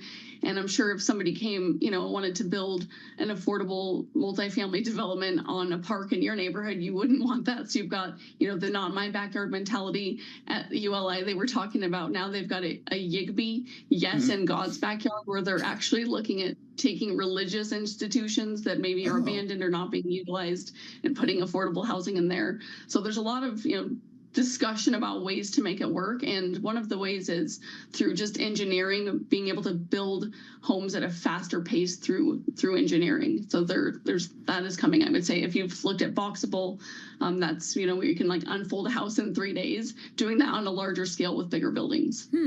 I'm wondering how tariffs and the trade war impact that, what you're talking about specifically, like the speed at which home builders can actually build and source raw materials. What are you seeing right now about how tariffs are impacting the housing supply chain? Yeah, so today it's actually better than we thought. The pause on the tariffs has helped. Right now, you're looking at about 2 to 4% that has actually impacted the building costs today, and home builders just are not passing that on to the end users. They were anticipating a 6.8% increase in materials this year, but it's actually been less than expected. What's the biggest issue? Is it lumber from Canada? Is it gypsum from Mexico? What is it? It's all of the above. It's, you've got steel, you've got appliances coming from China is a big one. The houses that they're building today, they have purchased materials in the past. So it's really looking forward. And that's another reason why they've slowed down their starts, is because they don't really know what the prices of those goods are going to be for those future homes. And we really need that to stabilize across the board. But yeah, it's all of the things that you mentioned, Tim. Katie, what have you heard? And, we talked about this a few months ago, but I want to get an update from you on this. What have you heard recently from the home builders about labor, especially with regard to the immigration crackdown that we've seen in the U.S.? Are home builders finding enough people to work for them? And then are their subcontractors finding those folks too? Yeah, what's interesting is that they're not really reporting a shortage in labor. They're actually having some of their trades contact them and asking for more work, just because there has been a slowdown in construction across the board. So that has not really affected them that much yet. Where you're going to see that affect the market the most is in the 50 unit and below multifamily market, because the people that are now not immigrating to the U.S. or have left are typically the renters that are renting those smaller multifamily houses. Before we let you go, we have just about a minute left, but I have to ask about mortgage rates, because Trump has been pressuring the Federal Reserve to cut rates faster. Does the housing market need an acceleration in the path of cutting rates? How much do we have to see rates come down? I mean, definitely the sweet spot is sub 6%. There's so many people that are on the sidelines, waiting and hoping and hearing that rates are coming down. Even when the Fed does cut rates, though, that doesn't typically affect the 30-year fixed. It's really tied to the 10-year Treasury, and that is really tied to inflation. So sticky inflation is keeping the 10-year high. At 6.78 is the 30-year fixed today. We really need the 10-year to get down to about 3.78 for the rates to hit below 6. So we don't see that happening this year or next year. But that would definitely help the market. Katie, always good to check in with you. Appreciate you taking the time and joining us on this Friday afternoon. Katie Hubbard, she's Executive Vice President of Capital Markets over at Walton Global. A reminder, they've got about $4.4 billion and 81,000 acres in land throughout the U.S. under management. Taking a look at markets, we're still seeing equity markets higher on this Friday, 0.6% to the upside on the S&P 500. Coming up next, some of those stocks that are on the move.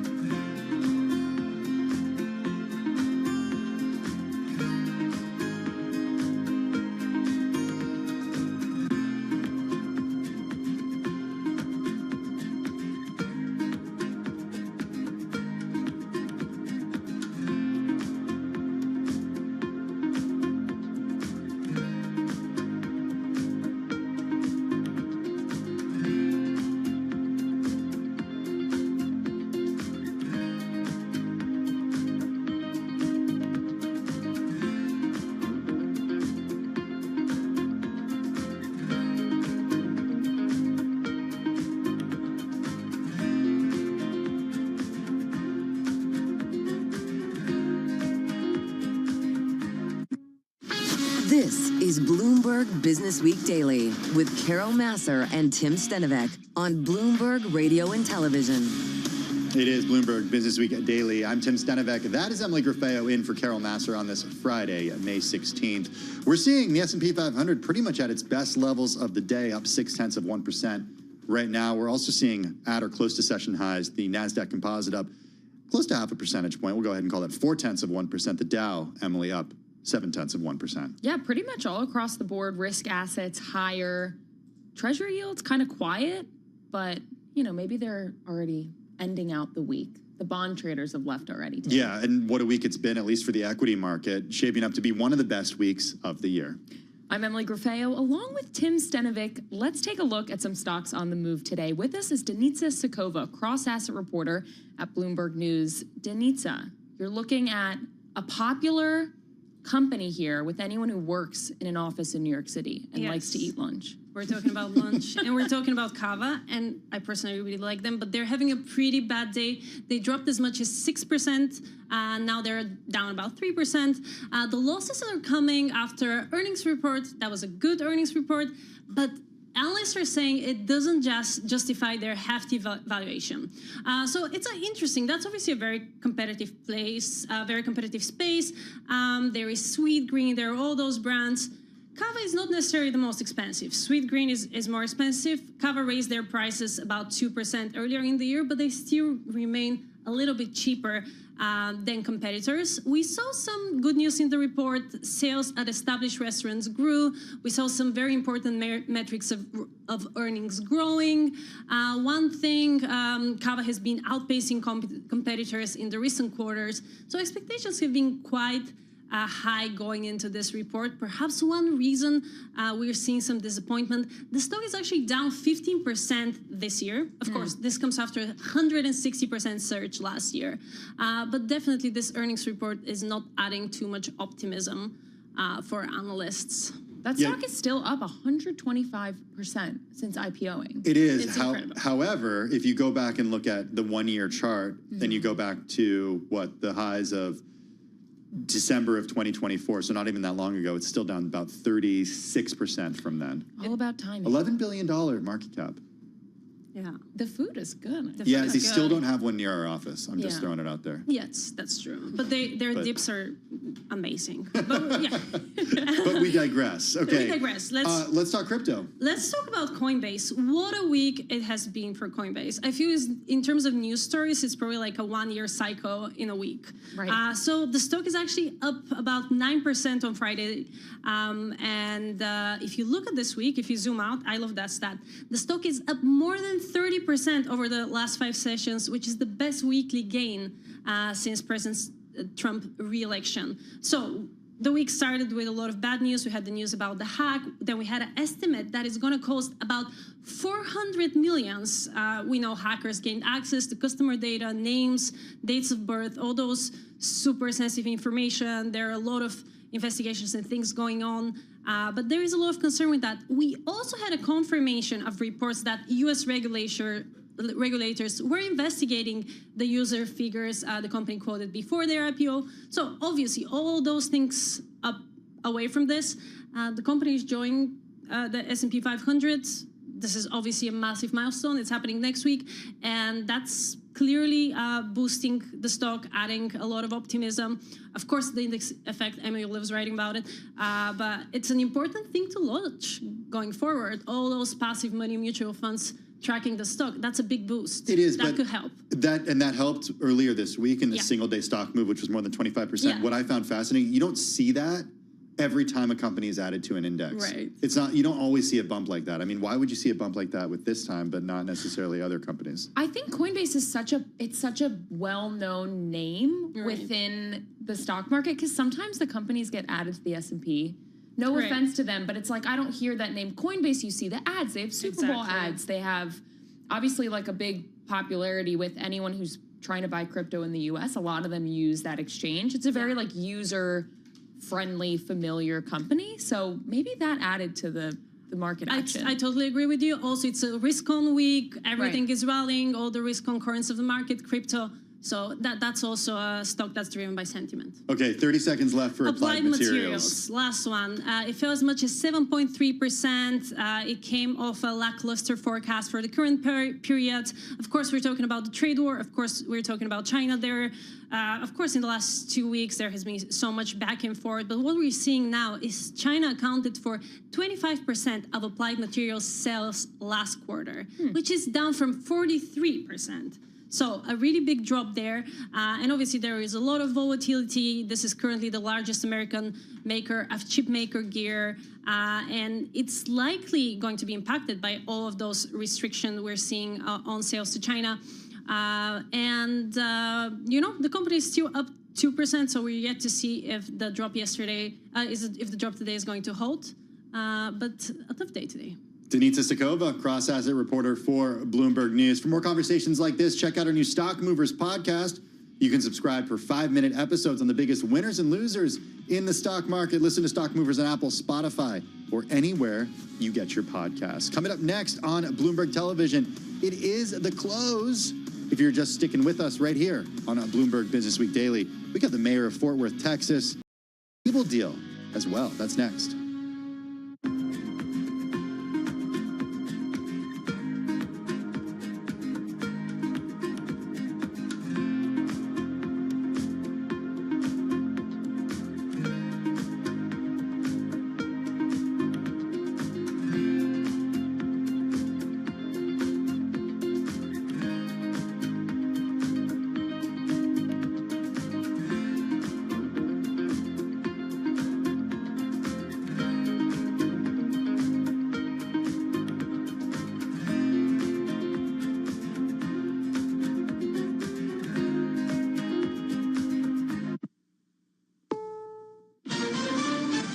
CBS News on the Hour, sponsored by O'Reilly Auto Parts.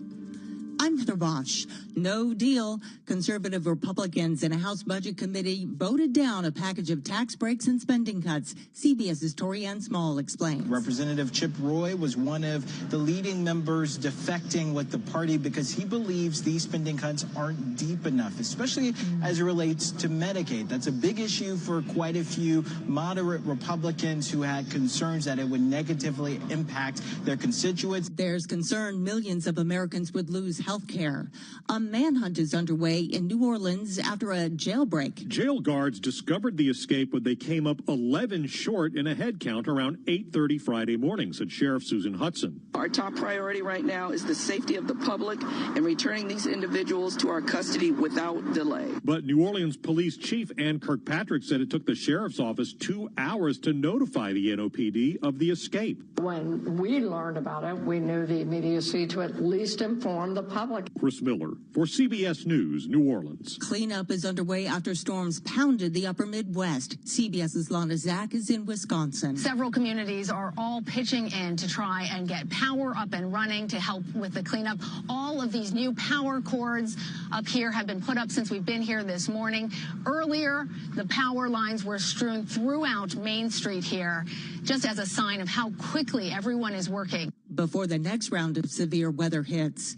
In Maryland, a judge is hearing arguments on whether the Trump administration can keep details about a mistakenly deported man secret. Kilmar Abrego Garcia was among migrants sent to a prison in El Salvador. CBS's Jake Rosen. Attorneys for Abrego Garcia have accused the Department of Justice of stonewalling. It's really been a lot of similar arguments, both in this case and a number of other ones involving these men who have been sent to Salvadoran custody and Salvadoran prisons. The judge previously ordered Abrego Garcia's return.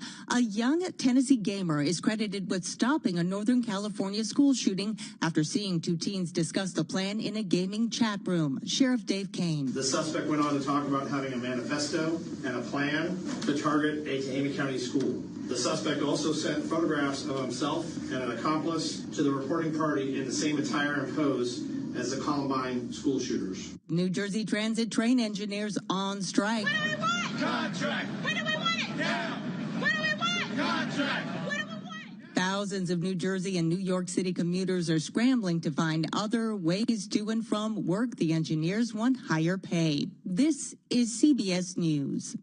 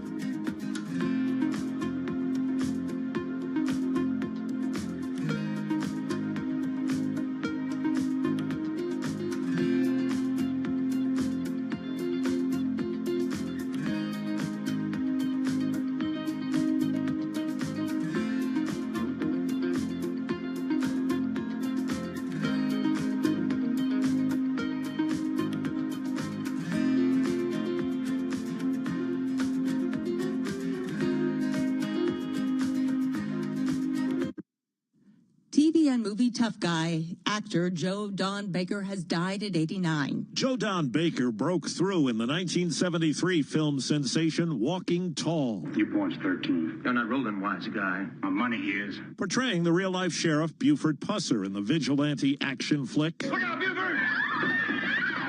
Baker was in 3 James Bond movies, 2 times as a gruff CIA agent, opposite Pierce Brosnan in GoldenEye. In London, April's a spring month. Oh, yeah?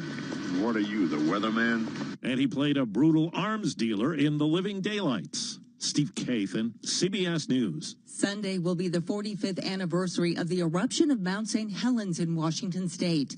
On May 18, 1980, the top of the volcano collapsed in an explosion of ash and gas. 57 people died. The resulting mudslide covered 185 miles, destroying more than 200 homes.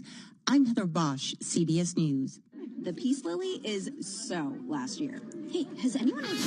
This is Bloomberg Business Week Daily, reporting from the magazine that helps global leaders stay ahead, with insight on the people, companies, and trends shaping today's complex economy, plus global business, finance, and tech news as it happens. Bloomberg Business Week Daily with Carol Masser and Tim Stenovec. Live on Bloomberg Radio, television, YouTube, and Bloomberg Originals.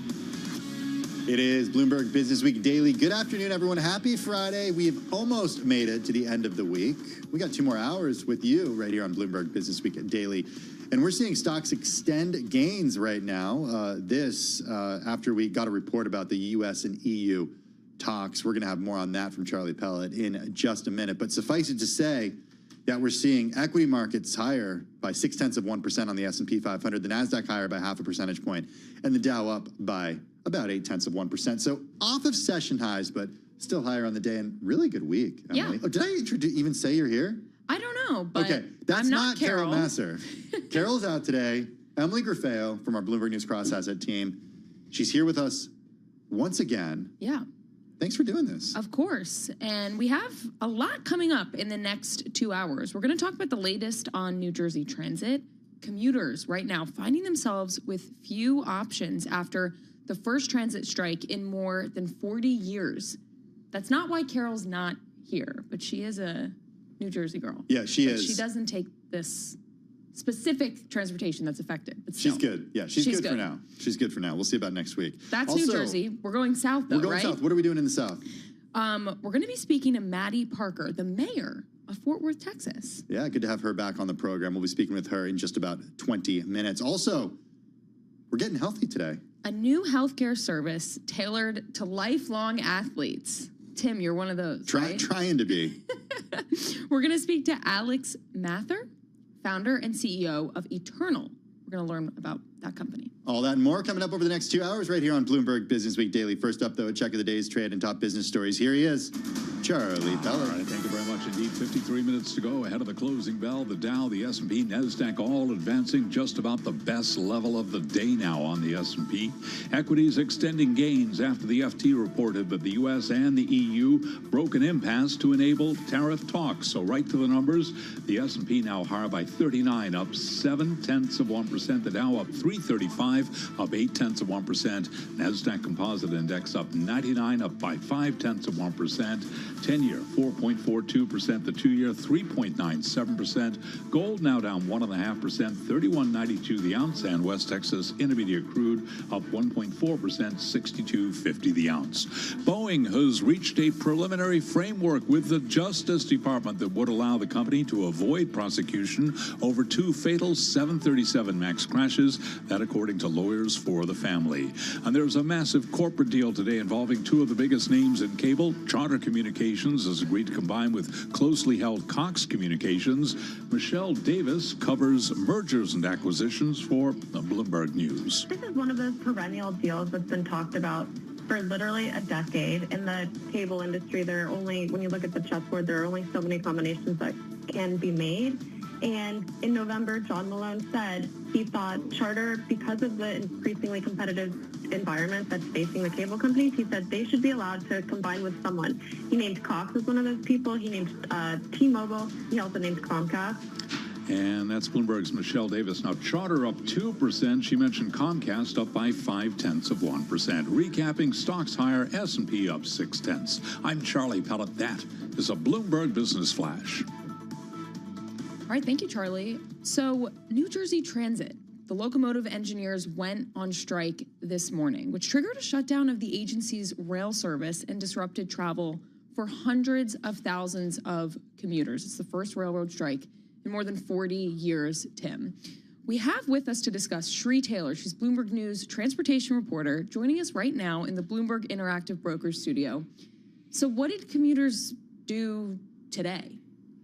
So commuters who need to be on site, unfortunately, had to scramble for other options, basically. So transit agencies, neighboring transit agencies kind of knew this was coming. They were prepping for it. They were boosting service, adding extra buses or extra trains, just trying to kind of boost capacity for the extra riders. But everyone who can work from home, New Jersey Transit has advised them to stay at home. We got to help out our listeners and viewers around the world who don't necessarily live in the tri-state area and give them some context about why this is essential to New York City running as it does to the economy of New York City, to the economy of the region. Just give us some numbers, some context about New Jersey Transit, who it carries, how many people it carries, that sort of thing, and what the effect of this is. Right, so New Jersey Transit operates about 925,000 weekday trips, just system-wide, on a weekday. So that brings in about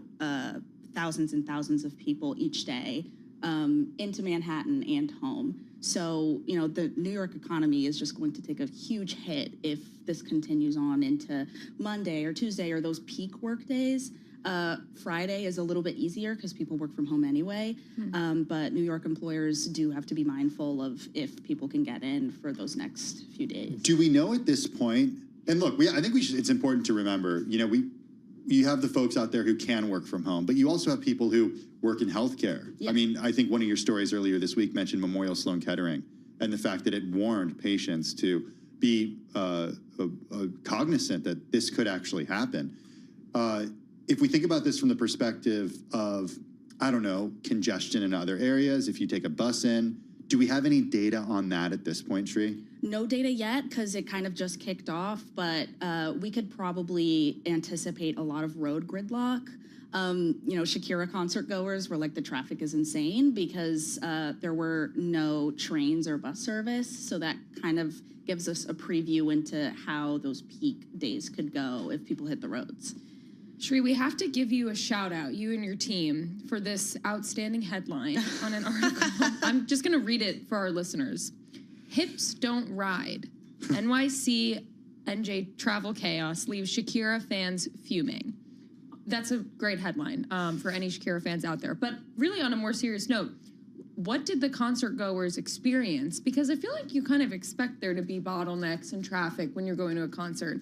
How was this different? This was last night, I think. This was last night, and there's another concert happening tonight at MetLife. So, you know, those trains kind of eliminate some of that routine congestion. You know, you're going to see traffic going in and out of a concert anyway on the roads, but a lot of Shakira fans had to carpool. They had to take this thing called the Megabus. They had to MetLife.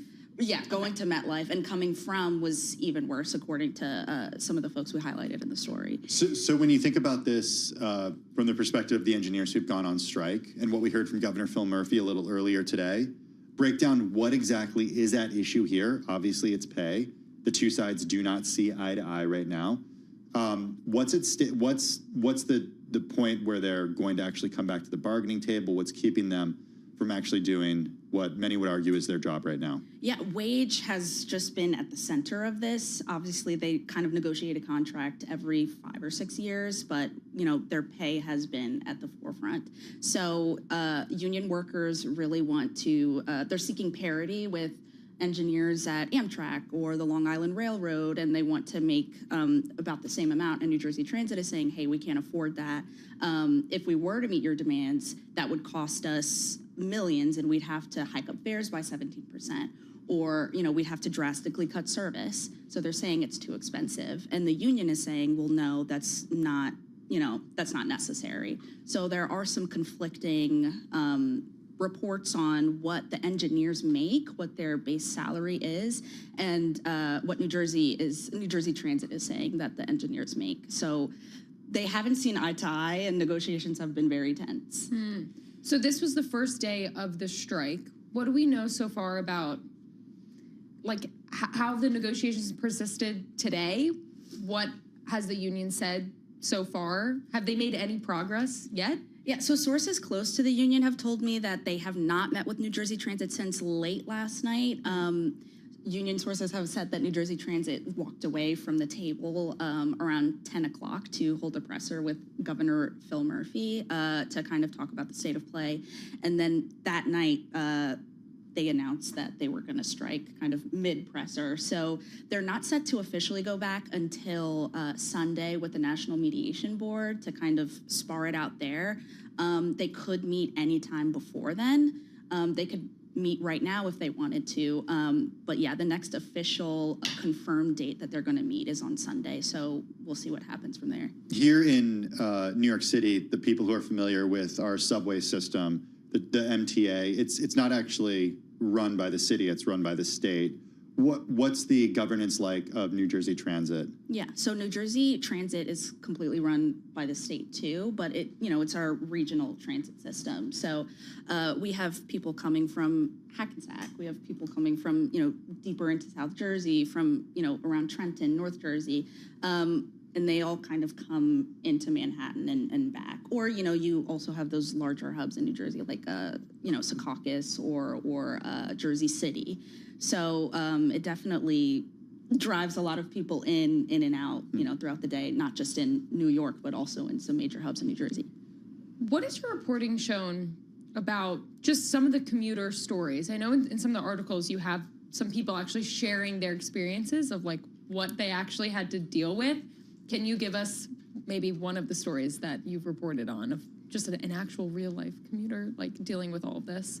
Yeah, well, I can definitely tell you that commuters have been coming to me just dying to tell me their stories. I talked to someone earlier this morning who said that, they came into Newark Penn Station very late, and then they were coming into Newark Penn Station very late, but they had no way of getting there, so they had to carpool with a bunch of strangers in an Uber to get home. So look, nobody knows what the timeline of this is going to be, but given what your reporting has told you, what you've heard from each side of this, Shri, are you going to be still writing these stories next week in your view? I hope not, but, as far as I'm concerned, this could last, indefinitely. As long as the strike is going on, service is going to be disrupted. So we will see what comes out of Sunday, but this could go on for a long time or a short time. Newark Airport having issues with air traffic control, having issues with canceled flights, delayed flights. The air train that gets people to Newark Airport, is it affected by this? I don't think so. I think that the New Jersey Transit train does have a direct line from Penn Station to Newark Penn Station. So as long as you can get to Newark Penn Station, you should somehow you should be okay. Well, that's not an easy thing to do without New Jersey Transit. No, definitely not. Shri Taylor, thank you so much for joining us. Shri is a Bloomberg News transportation reporter. She joins us here in the Bloomberg Interactive Brokers studio. Coming up next, from New Jersey to Texas, we're going to be speaking with Maddie Parker, the mayor of Fort Worth. That's coming up next on Bloomberg Business Week Daily. Meantime, stocks still in the green. S&P 500 up 0.6%.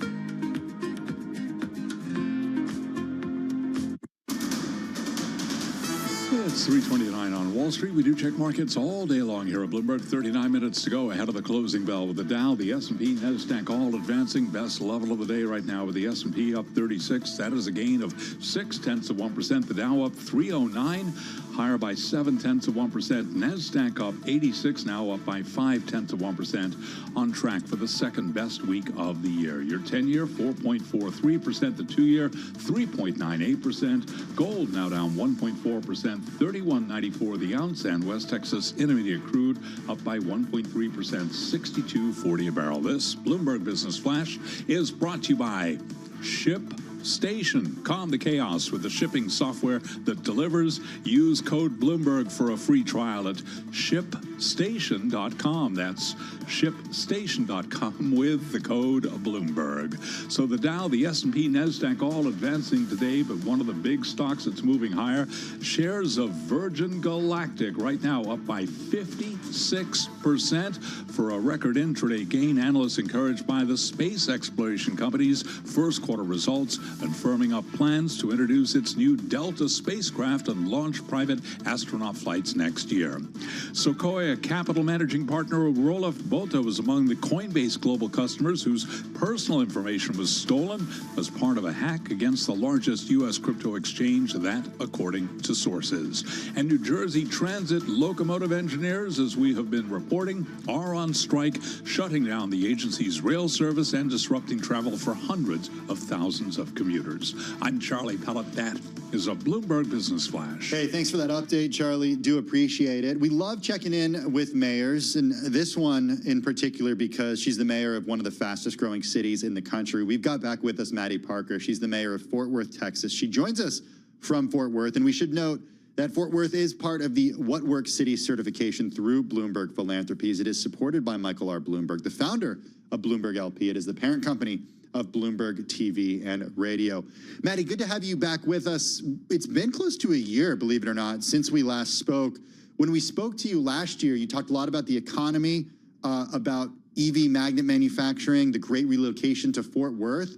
I'm wondering if you're still seeing continued strength in the local economy, or given the concerns that we've talked about nationally, there's a bit of a slowdown there. Yeah, well, first of all, thanks for having me back on. It's hard to believe that was a year ago, Tim.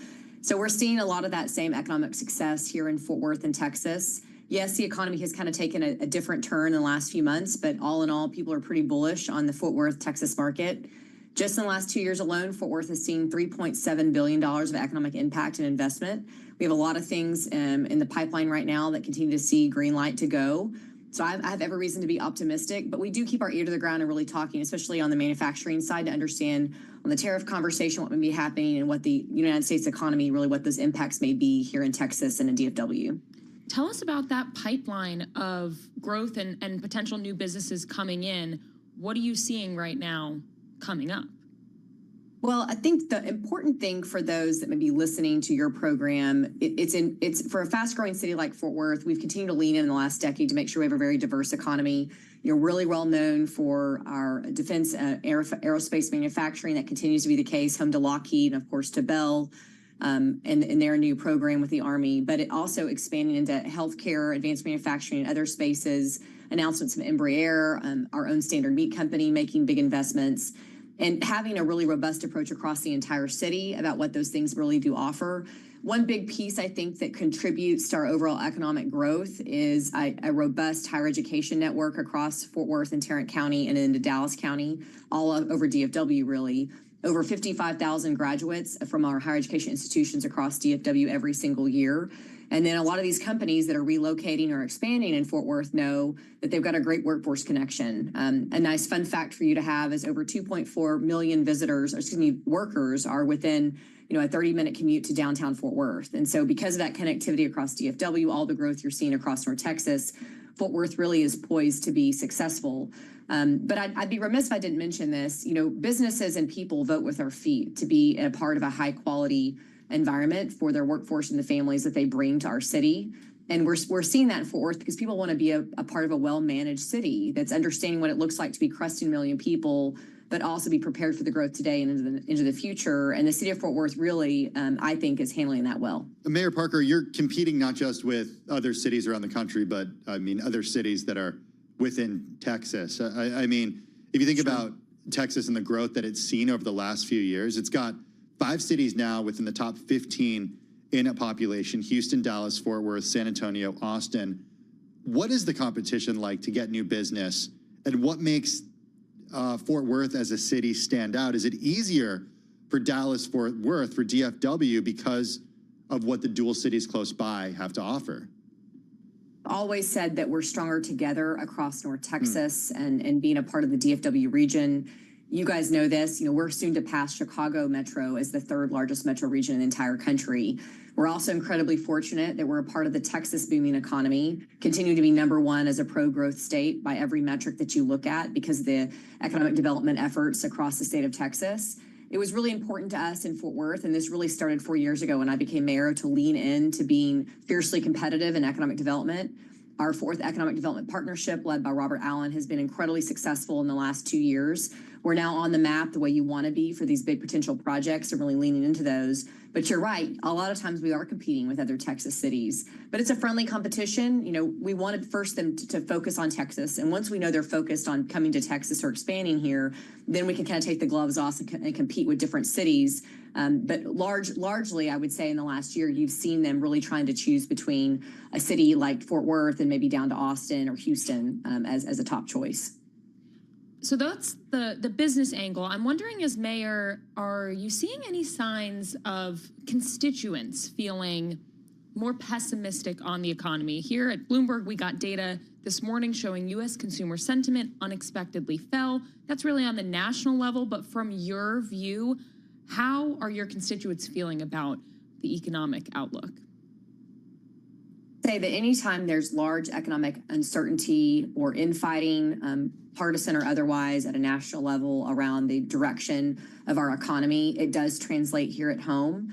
Sometimes it's very specific. It's around grocery prices and concerns there, or it's prices at the pump may be a concern, or just the general cost of living. Housing affordability continues to be a top issue in Texas and really in any growing area across the United States. So you do see it translate. You might get different opinions from people as to why they may be holding their pocketbooks more closely, what their savings account looks like. But it's just really a part of how you weather the storm. I am hopeful that from an economic policy perspective, especially here in Fort Worth, where we do have such a robust advanced manufacturing network, and you really understand the impact of tariffs in particular, that we pay close attention to that. And we try to do our part as leaders at a city level, also working with our state and national leaders to understand, try to educate our public on where those impacts may fall. Some of it really, quite frankly, though, is out of our control. But I do think those national polls you mentioned do translate here in Fort Worth and probably in any large city across the U.S. Mayor Parker, I want to talk education. I know that you've mentioned your 3 kids to us in interviews past. You have young kids in school in the Fort Worth area. According to the NPR affiliate for North Texas, KERA, the Fort Worth Independent School District has lost more than 12,000 students going back to 2019 and expects to lose an additional 6,500 by 2030. Help me understand what's going on there. Why is it losing students if the city's seeing growth?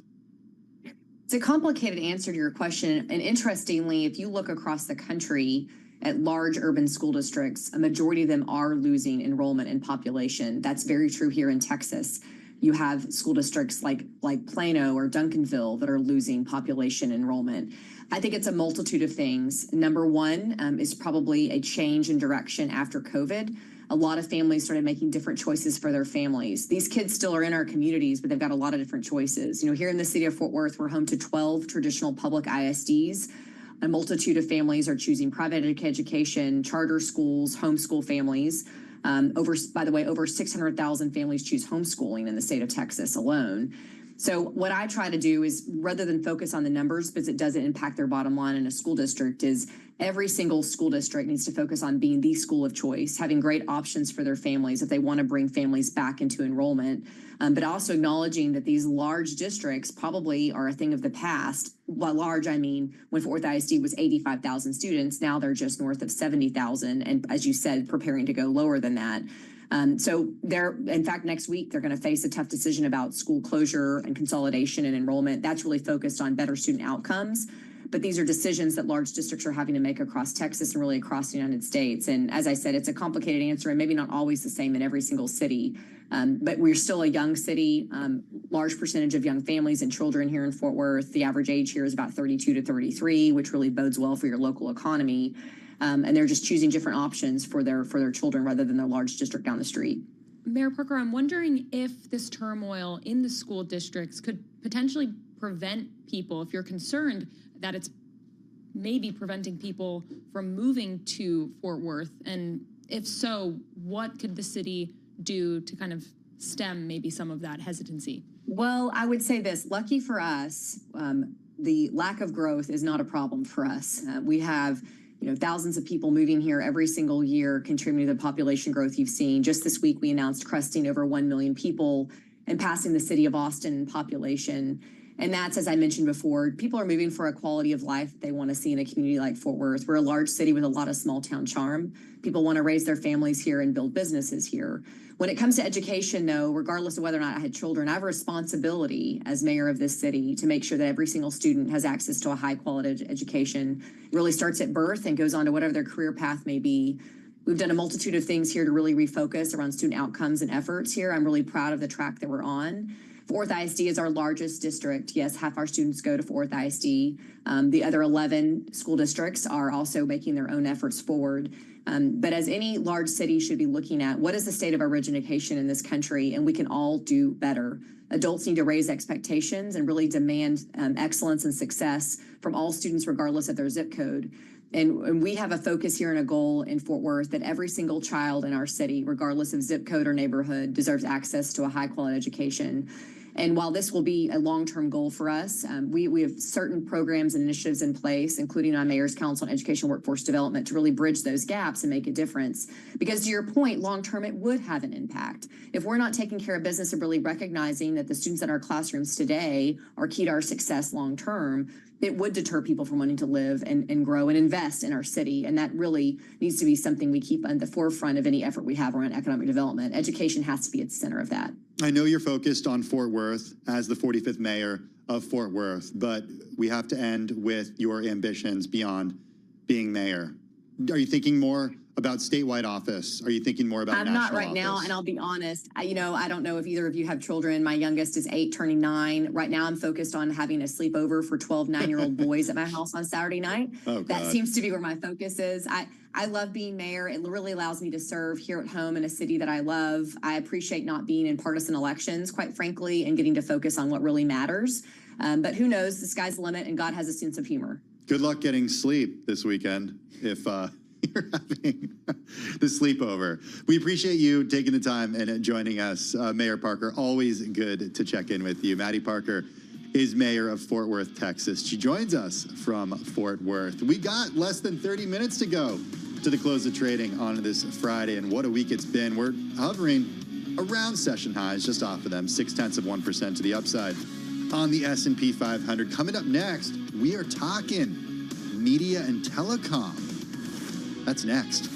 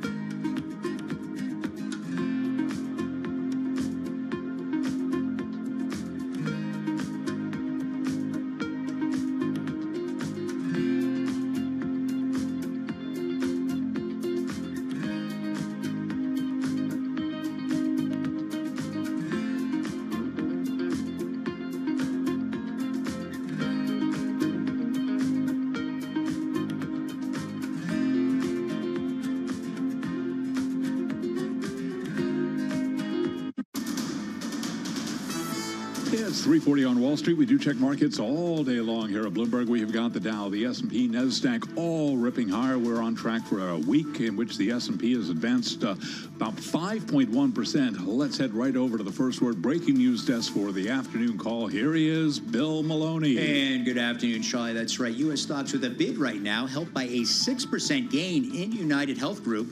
The Dow is currently up 300 points. S&Ps are higher by 32, and the NASDAQ is higher by 0.3%. The U.S. 10-year yield is at 4.44%. Gold is in the red, oil is in the green, and Bitcoin, that's higher by 0.2%. Among the main 11 S&P sectors, leaders were healthcare and utilities. Only energy was in the red, and leaders to the upside in the Dow, UNH and 3M, while Cisco fell 1.3% and led to the downside. After earnings, Applied Materials fell 5.6%, and wrapping things up, the Bank of New York Mellon is trading higher for a 15th straight day, is on its longest winning streak ever. Live from the first breaking news desk, I'm Bill Maloney. Charlie? Okay, we thank you, Bill. And to hear live breaking news over your Bloomberg, type Squawk, SQUA, on your Bloomberg terminal. I'm Charlie Pellet. That is a Bloomberg Business Flash. I'm taking the car in the morning. It's 45 minutes to get. Thanks so much for that update, Charlie Pellet. Do appreciate it. Hey, I'm watching on what's going on in the world of TMT because we have a big deal. Charter Communications has agreed to combine with the closely held Cox Communications in a cash and stock deal that would value that would create two of the biggest U.S. cable providers. The takeover values Cox at about $34.5 billion, including debt. The combined company would be the top broadband operator in the U.S. It would increase Charter's subscriber base by more than 20%.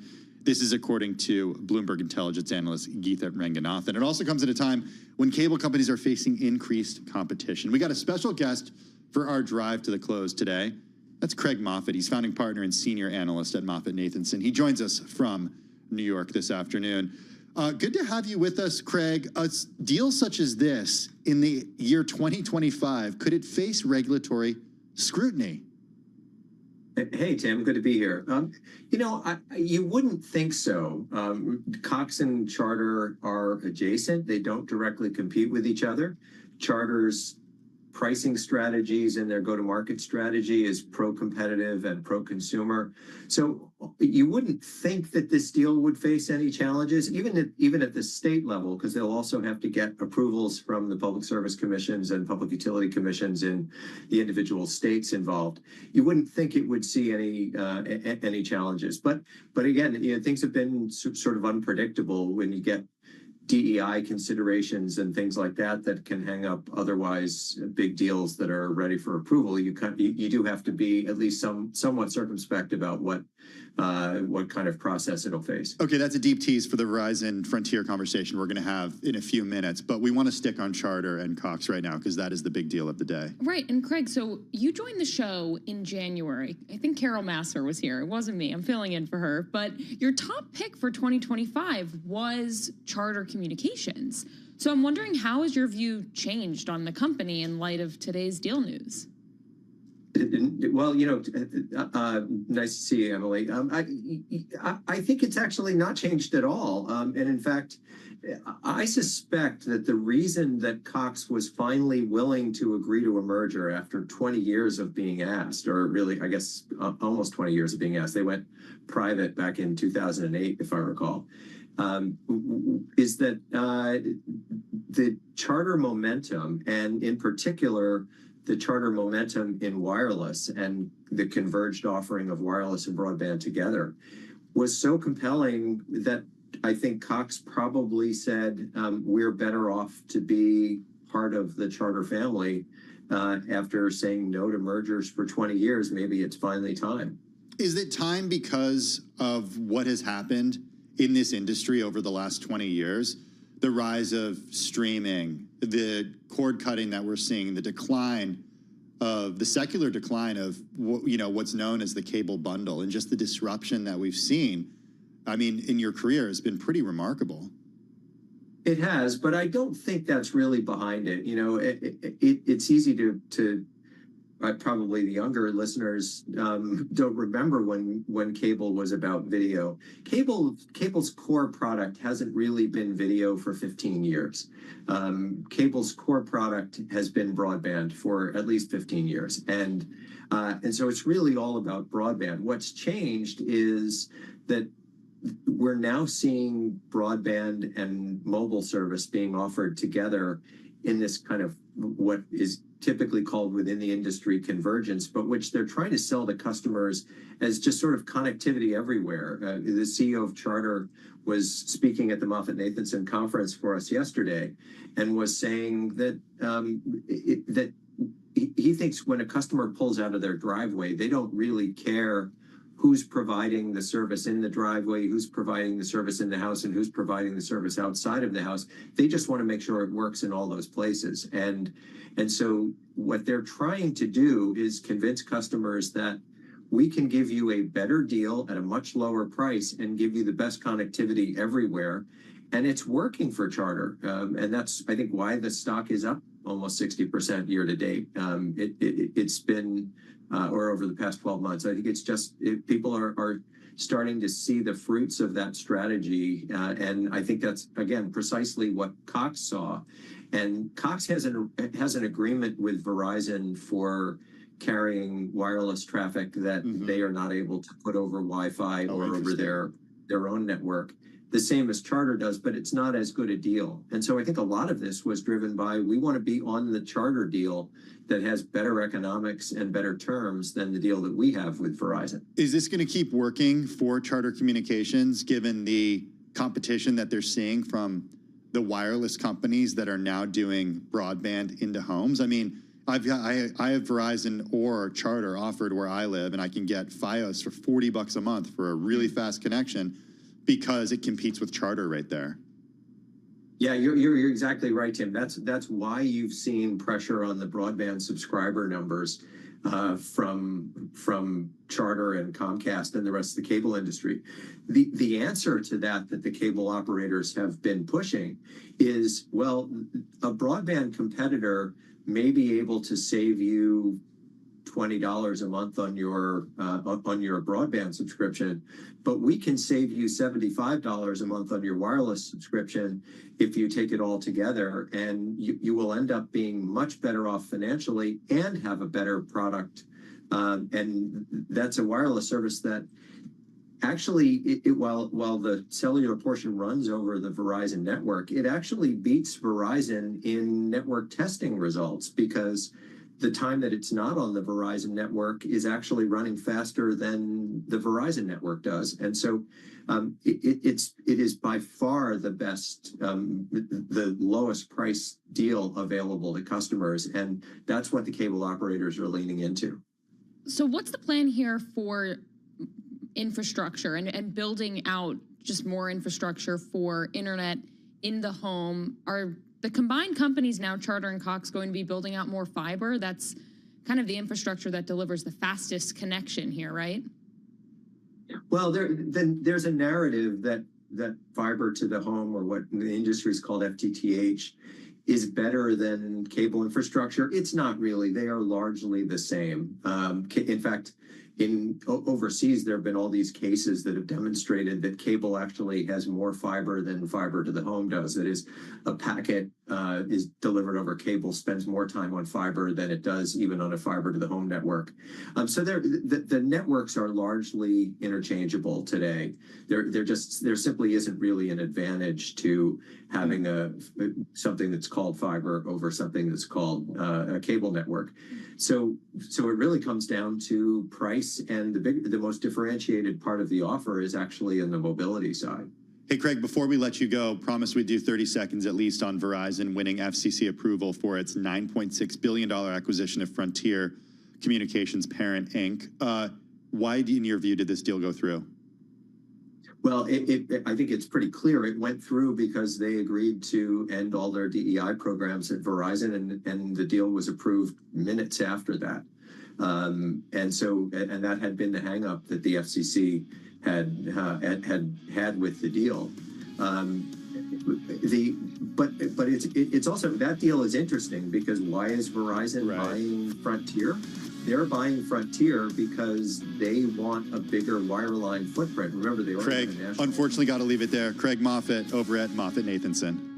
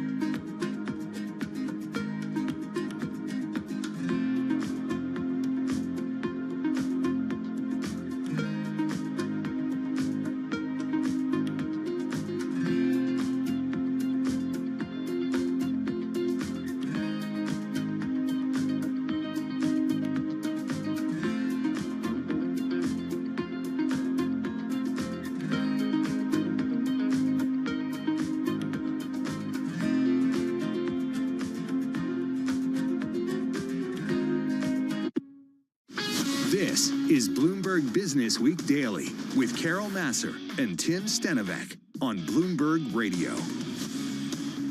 It is Bloomberg Business Week Daily. I'm Tim Stenovec. That is Emily Griffeo. She's in for Carol Nasser. A redhead crossing the Bloomberg terminal right now. The Supreme Court blocks President Trump's deportations of Venezuelans.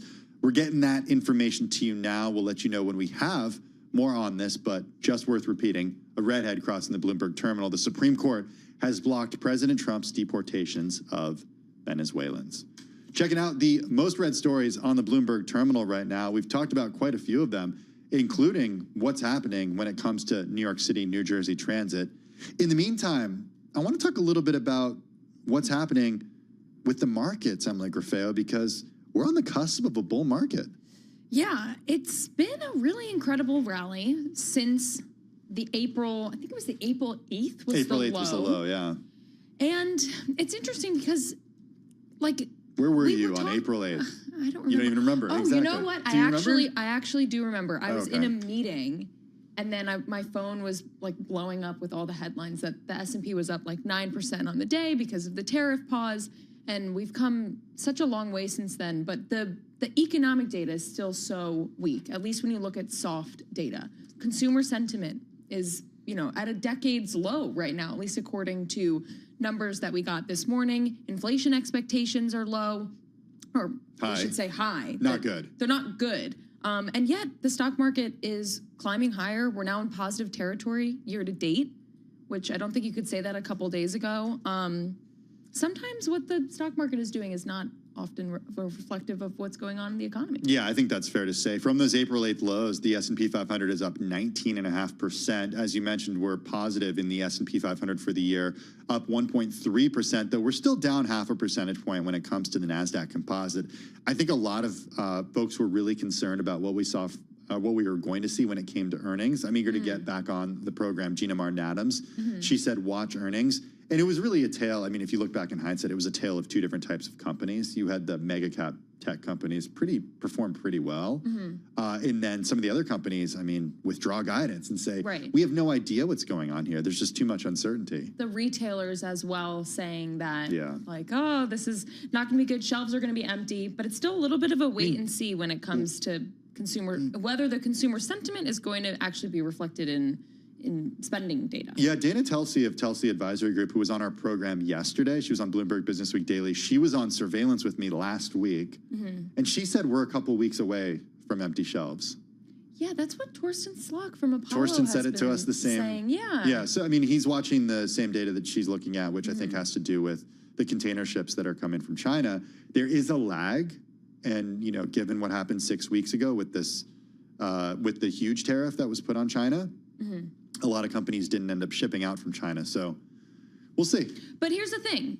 If you took that information and said, great, I'm going to pull all my money out of the stock market, I'm going to go to cash, you would have missed out on the rally, at least if you're an equity market trader. And a lot of those ETF investors, which typically are more retail, they kept buying. They bought the dip.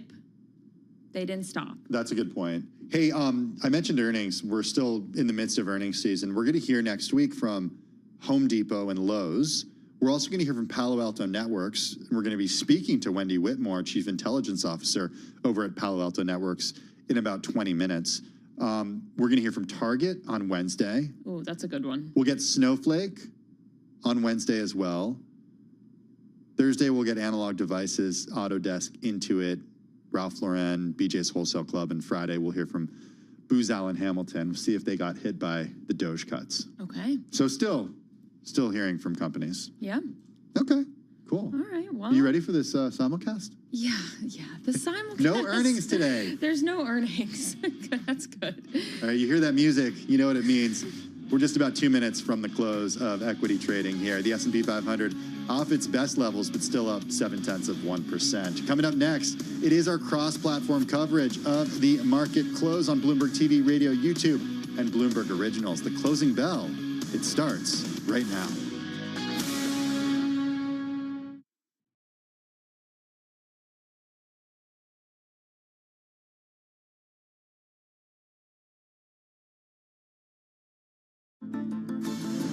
The Closing Bell, Bloomberg's comprehensive cross-platform coverage of the U.S. market close starts right now. And right now, we are 2 minutes away from the end of the trading day.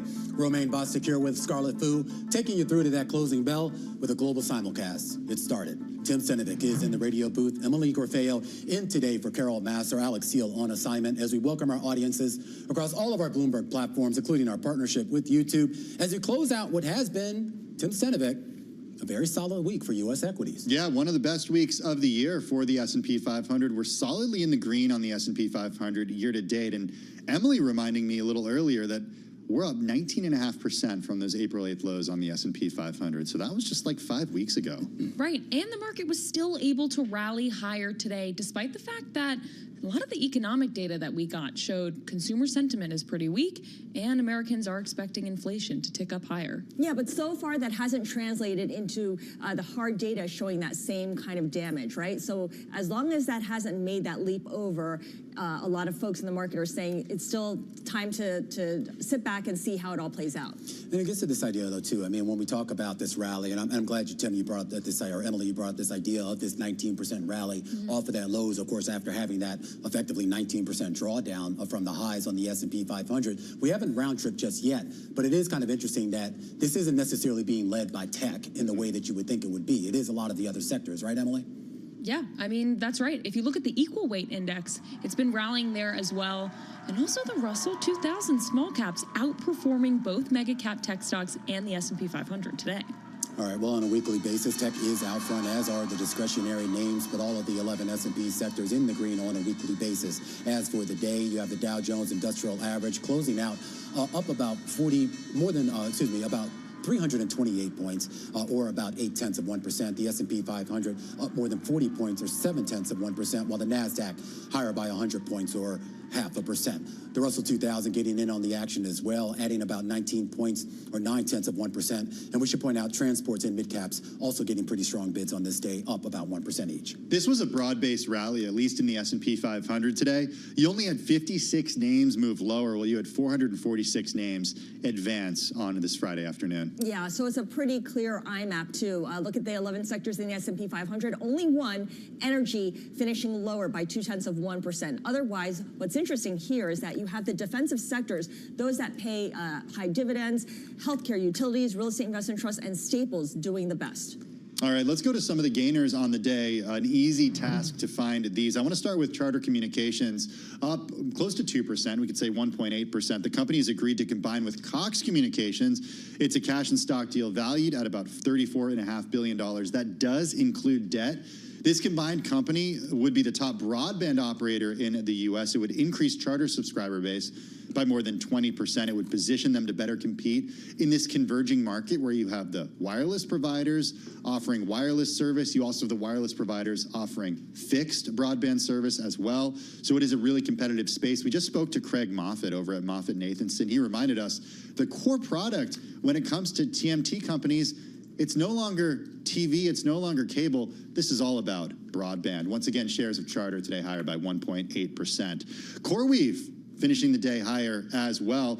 22% to the upside today. It more than doubled from its March IPO. This after NVIDIA reported its stake increased to about 7% of outstanding shares. This was as of March 31st. We learned this in a 13G filing on Thursday. NVIDIA was expected to have about a 5.2% stake in CoreWeave after its IPO. That was what the prospectus showed back at the end of March. And finally, look at what happened with Virgin Galactic today. Now, to be fair, the stock has been beat up over the last few years. Shares just soared today. It was up as much as 98% earlier in the session, closed higher by 43% to the upside, a record intraday gain. Analysts encouraged by the space company's first quarter results. They did say they plan to charge more for its space tourism flights when it resumes sales in the first quarter of 2026. They've got this new Delta spacecraft. It's going to hold 6 people, faster turnaround between missions. Then they'll clear this existing backlog of ticket holders in about a year. Also, they made about $460,000 for the first quarter. It was slightly above estimates. Negative free cash flow, though, expected to be between $105 million to $115 million in the second quarter, Emily. All right, let's look at some of the decliners for the day. Applied Materials, this is a chip equipment maker. They gave a lackluster forecast for the current period, highlighting the potential cost of the U.S. trade dispute with China. So the company said sales will be about $7.2 billion in the third quarter, plus or minus $500 million. That was roughly in line with Wall Street estimates, but some analysts had projected as much as $7.4 billion.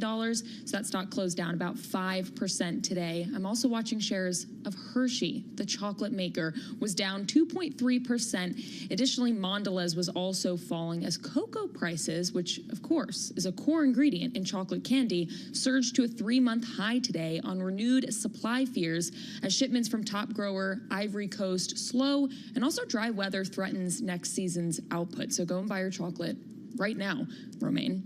Those shares were down 2.3%. And speaking of food, Cava was also down about 2.3% closing today. The fast casual chain reported first quarter results and updated their outlook, but analysts said that while the report was positive relative to peers, the dining establishment needed stronger results to justify the premium valuation. That stock is up a ton since going public in 2023. All right, let's check in on yields here. Third straight week where we've seen yields rise, both on the 2-year and the 10-year. You see the numbers there. These are your daily moves. 3 basis points on the shorter end of the curve, not much on the longer end of the curve.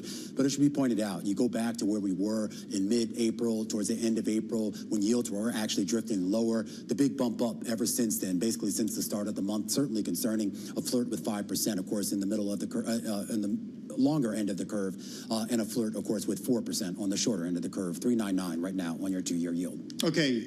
You know, this is a program that airs worldwide. We've got viewers and listeners all over, but our focus for part of the program today has been what's happening in the New York metropolitan area given the strike, the first one in 40 years that we've seen.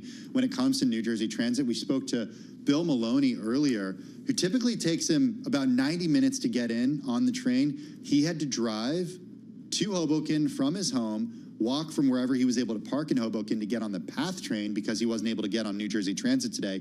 It's not just disrupting, though, people who are trying to get to and from Manhattan, from New Jersey for work. It's also going to disrupt Shakira fans who are attending the concert at MetLife Stadium tonight, and it happened even last night as well.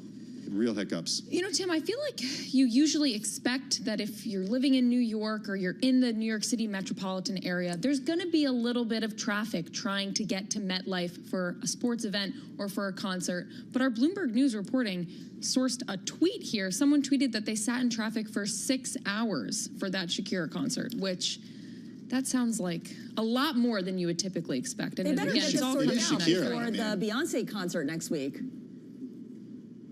Beyonce starts her 5 concerts in the MetLife next week? Yeah, the Beyonce concerts, Shakira folks got stranded yesterday. I mean, I don't know if you're actually a basketball fan, but apparently the New York Knickerbockers, who have, of course, sucked wind for decades, now actually in contention. So how are all those fans who don't live in the city going to actually get here tonight? They're going to drive in? They're going to zoom They're going to drive in? Yeah, do a shared Uber. No, but it gets to this idea too. I mean, and I know a little bit earlier on this program, we had some of the officials on this network. I should say we had some of these officials on. This doesn't seem like they're anywhere close to striking a deal. So I do wonder how long this goes and sort of how we sort of mitigate the impact.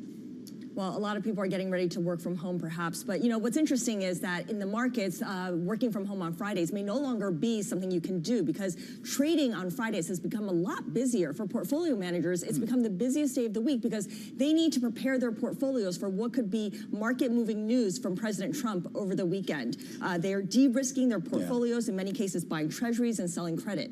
Yeah, and more importantly, though, this is also about the price action as well. I mean, there was always sort of this churn, and this is specifically when we're talking about the fixed income space, was typically you can buy things relatively on the cheap on a Friday and then roll that over into next week. And now that's kind of been upended. So a lot of folks are basically working a lot longer and a lot harder and a lot later on Friday to sort of set themselves up and prepare themselves for maybe what happens over the weekend. May I make a humble suggestion to our investing audience? What's that? Perhaps maybe just buy another Bloomberg terminal for the vacation home. There you go. The place in the Hamptons. You have no vested interest here. Always I would suggest maybe that would help with this challenge of just always having the information, at the ready. So you can enjoy a 3-day weekend perhaps, but also be able to act on that info. All right. It's just a humble suggestion, guys. I think our bosses love you, Tim. Oh, well. Yeah. That's the idea. And this is why. Hey, guys, that is going to do it. Have a great weekend, everyone. You I too. think the band is getting back together next week. I do want to thank all of you. It is going to do it for our cross-platform coverage of the market close on Bloomberg TV, radio, YouTube, and Bloomberg Originals. We will be back on Monday, same time, same place. This is Bloomberg Business Week Daily, reporting from the magazine that helps global leaders stay ahead, with insight on the people, companies, and trends shaping today's complex economy, plus global business, finance, and tech news as it happens. Bloomberg Business Week Daily with Carol Masser and Tim Stenivek, live on Bloomberg Radio, television, YouTube, and Bloomberg Originals.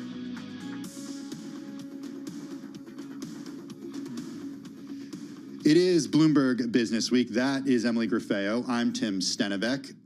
Taking a look at what's going on with the markets right now, we actually see... Well, the S&P closed up 0.7%, Tim. Really incredible rally here.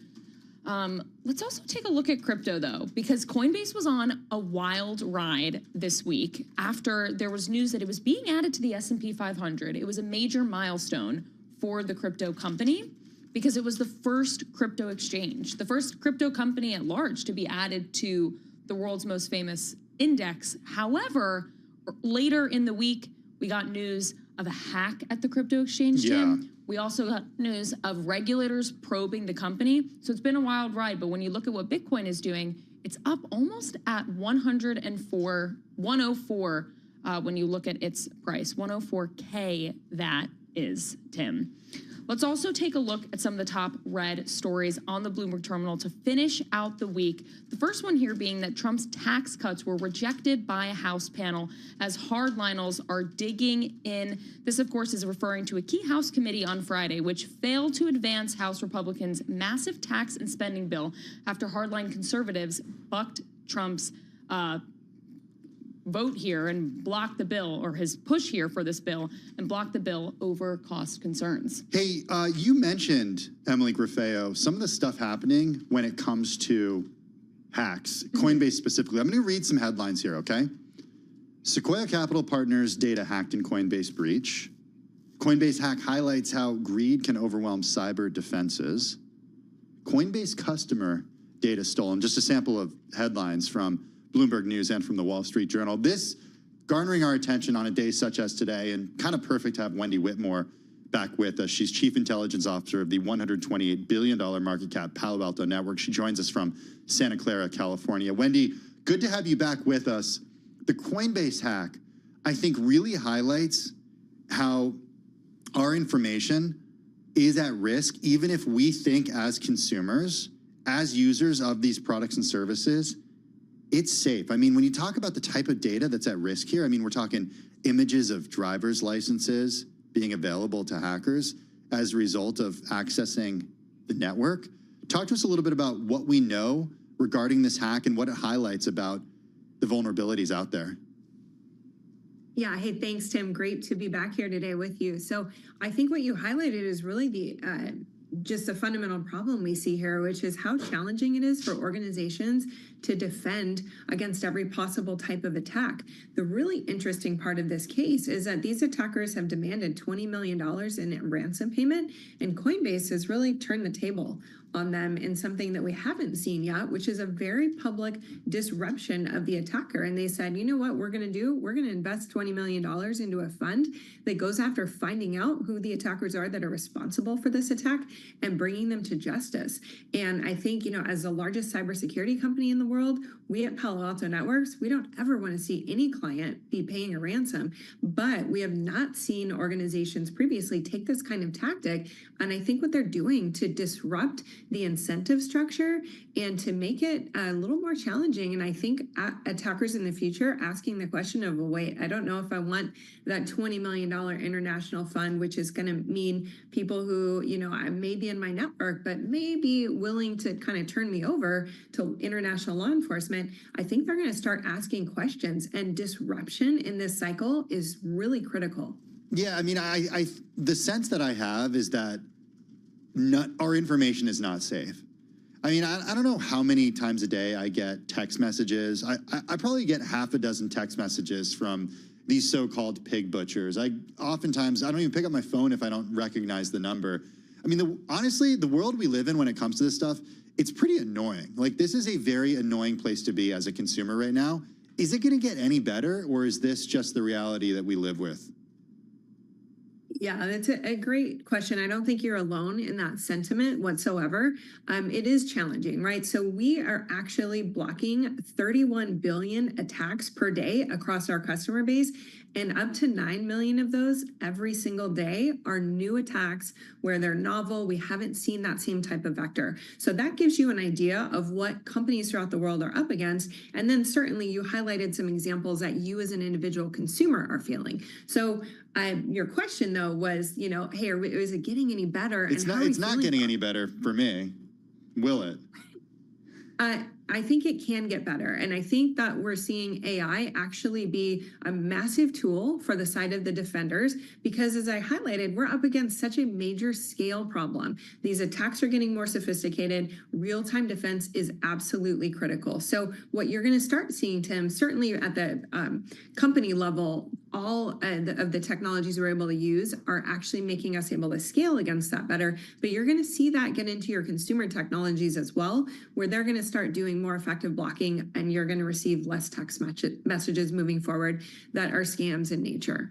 When you talk about AI, you know, something that comes to mind is just how scammers can use AI to say impersonate. It's so terrifying. Emily. Impersonate a parent, a family member, a loved one, and try and hack you that way.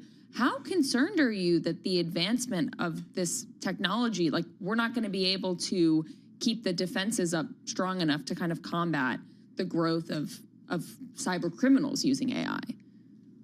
Well, I think there's two parts of it to really hit effectively to answer your question. First is on the technology side that has to continue to get better. But two, we have to continue to increase awareness at the public level and then make sure that people are making smart decisions about how they use technology. So when we look at it at a wider spread level in organizations, we see what you're talking about. Just last week, we were investigating a case where we were working for a firm who was a victim of ransomware, and we were negotiating with the attackers to try to get additional information from them. And it became very clear almost instantly that we weren't talking to a person on the other end, but we were actually talking to a chatbot that they had enabled to do the negotiations for them. We certainly will continue to see more of that. Another example that we saw just in the last couple of weeks of investigating a case for a major organization, the attackers, once they got inside the environment, they actually used, they went straight to that company's internal large language model and started interacting with it to try to get more sensitive information, asking them questions about where the domain controllers were, what were their names, and finding out information that was actually helpful for them in the course of an attack. So that means that in order to really be successful here, organizations have to fight AI attacks with AI on the defense, and that has to be in real time. And then what do we do as consumers? I mean, I know a guy who was getting calls like that looked like it was from his bank. It literally said his bank's name on the phone. And he was so close to actually giving up the information when he realized that it wasn't actually his bank. Like, what are we supposed to do as consumers? Well, I think we got to approach every conversation, unfortunately, with skepticism, do that same with every message. But for your bank, for example, most banks will say, hey, we're not going to reach out to you and ask you for personal information. Everywhere you can, use multi-factor authentication. It not only sometimes adds a little bit of time for you to get in, but it's going to make it a lot harder for an attacker to try to log in as you and essentially try to steal money or move money or maybe infect a social media account if they have to go through a number of additional steps to get there as well. All right. Well, leave it on a positive note. Make sure to have two-factor authentication all the time. Unique passwords, too, is something that we hear over and over again when it comes to sort of safe security hygiene. Wendy, always appreciate you joining us. Wendy Whitmore, Chief Intelligence Officer of the $128 billion market cap Palo Alto Networks, joining us from Santa Clara, California.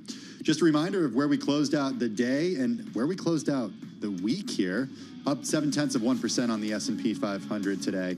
And Emily, on the week, one of the best weeks, over 5%. One of the best weeks for the S&P 500. Coming up next on Bloomberg Business Week Daily, we are talking how to stay sharp and fit as we get older.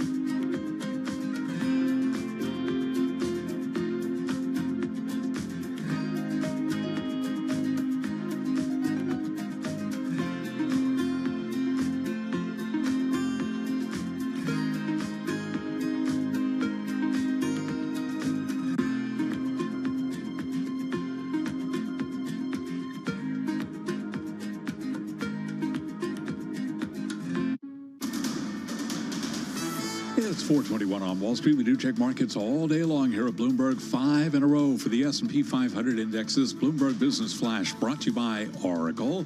Attention growing businesses. Oracle is offering to cut your current cloud bill in half if you move to Oracle Cloud Infrastructure. For new U.S. customers with minimum financial commitment, see if your company qualifies at oracle.com/Bloomberg. The Dow, the S&P, NASDAQ all advanced today, with the S&P on the week up by 5.2%, back at 59.58, up 41, up 0.7%. The Dow up 332, up 0.8%. NASDAQ Composite Index up 0.5%. 10-year 4.43%. Spot gold down 1.3% today. Gold now at $31.99 the ounce, and West Texas Intermediate crude oil up 1.3%, $62.39 a barrel. Virgin Galactic shares up 43%. Analysts encouraged by the space exploration company's first quarter results. Recapping, S&P up 0.7%. I'm Charlie Pellet. That is a Bloomberg Business Flash. Hey, thanks so much for that update, Charlie. Do appreciate it. As we've been reporting over the last hour, the U.S. Supreme Court extended an order blocking the Trump administration from using a wartime law to send a group of Venezuelans to a notorious Salvadoran prison, faulting the government for not giving the men adequate notice about its deportation plans. For more, we bring in June Grosso. She's Bloomberg News legal analyst, also host of Bloomberg Law, weeknights at 6 p.m. Wall Street time on Bloomberg Radio. June, you've got a large stack of papers. You're reading the decision right now. I confess I haven't gotten to the dissents. What page are you on? Okay, no. She's many pages into it. Yeah, I'm going back and forth. I think I made it through the per curiam. Okay, so what do we know about this case? Okay. I mean, what does this mean? So this is the same case. Remember in April at 1 in the morning, the Supreme Court issued an order. I don't ever remember a Supreme Court order coming at 1 in the morning saying that you can't deport these Venezuelans without due process. Due process meaning, notice, an opportunity to be heard. And it turns out, the Supreme Court found out, and also the plaintiffs, who are the Venezuelans, some who are in custody, about 5 of them, that what they were doing is, instead of real notice, they were being told, yeah, you have a right to an appeal or whatever. But that was it. They weren't telling them in English. They were telling them in English. They weren't telling them in their native language how they would go about it. So you have notice. How much notice do you have? In order to file a writ of habeas corpus, you need to get a lawyer usually. So how much notice do you have to do this? They weren't giving them that. They weren't telling them the way that they could protest their removal. And so the Supreme Court now says, wait, you have to give them due process. They have to be told and given an opportunity. But how much notice?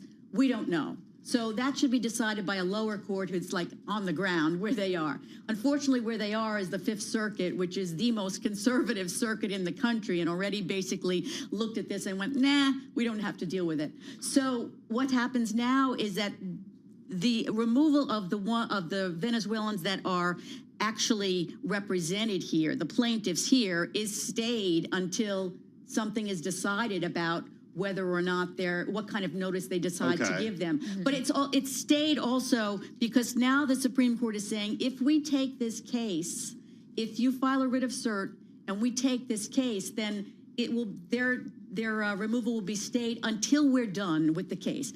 And what they also reference, which I think is interesting, they reference Abrego Garcia's case twice. Okay. And they say, look what happens when we let you, Abrego Garcia, being the person who was illegally deported to El Salvador. And he's still there. And yes, and they say, we don't have to bring him back. The Trump administration has said, we're not bringing him back. Kristi Noem said this before Congress. We're not bringing him back.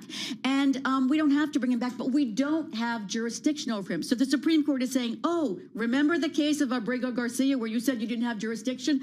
That's why you can't fly these people out, because then you'll say you don't have jurisdiction. So it's in a little, it's in parentheses, remember the case, but it's telling the Trump administration, you did this all wrong.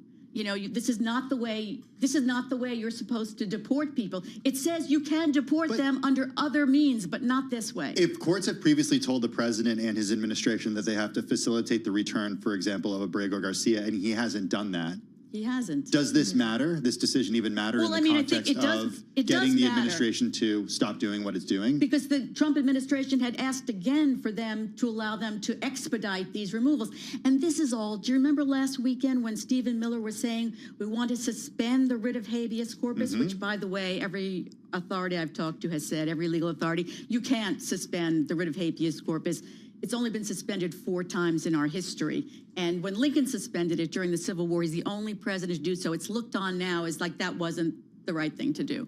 So that's why they're talking about suspending the writ of habeas corpus, because they want to send these Venezuelans out quickly. They don't want to wait for a trial. They don't want to wait for even a hearing. Wow. They just want to send them out quickly without due process. And then you'll have a situation like Abrego Garcia where they're saying, we can't get him back. June, we're going to have to leave it there, but we love you. Thank you for joining us. There is more to come. We know you're still getting through this case, so we do appreciate it. A Bloomberg News legal analyst and host of Bloomberg Lots, weeknights at 6 p.m. Wall Street time on Bloomberg Radio. June Grasso joining us. Let's switch gears a little bit because I don't know exactly what to attribute this to, Emily. Maybe it's the popularity of the best-selling book Outlive by Peter Attia and Bill Gifford. Maybe it's the fact that, like, my own confirmation bias, that I'm getting older, I got young kids, doesn't feel as good to perform, like, you know, in athletic competitions as it used to. So you got to do more to stay in shape. But something is definitely happening with older athletes and wanting to maintain performance. Yeah, I don't know if it's confirmation bias because, like, I'm so much younger than you. Actually, you know, I think something really different is happening because you're thinking about this in your 20s. No, I am. I'm in my 20s, and I'm still thinking about health. I actually read that book, Outlive. I'm thinking about I want to be fit for the next, decades to come. I don't know. Well, Alex Mathers sees a business opportunity in this. He's a serial entrepreneur. His latest venture is called Eternal. It's raised more than $13 million. It's backed by venture capital firms such as Lightspeed, Courtside Ventures, Treble Capital, and more. It's called Eternal. Alex joins us from San Francisco. Alex, good to have you with us. This is a new healthcare service. It's tailored to lifelong athletes, and now people can sign up for it. What exactly does it offer? Yeah, thanks for having me. Eternal is a high-performance healthcare service, like you said, built for folks who consider themselves physically active. And what does that mean? I love the word high performance. Folks at work or folks in other sports or other parts of their lives, when you think about high performance, it's setting goals, building out plans to achieve those goals, and then executing those plans. And what Eternal is a way to think about you as a human being aging, whether you're in your 20s, your 30s, 40s, or beyond, thinking about your health, your performance, and the process of aging in that same way. Why launch this company now? Because like Tim said, it feels like maybe it's just our own anecdotal experiences, but it really does feel like more people are paying attention to, like, living longer, being healthy longer. Longevity is the word I'm looking for. Is that why you launched this? Longevity is in vogue right now?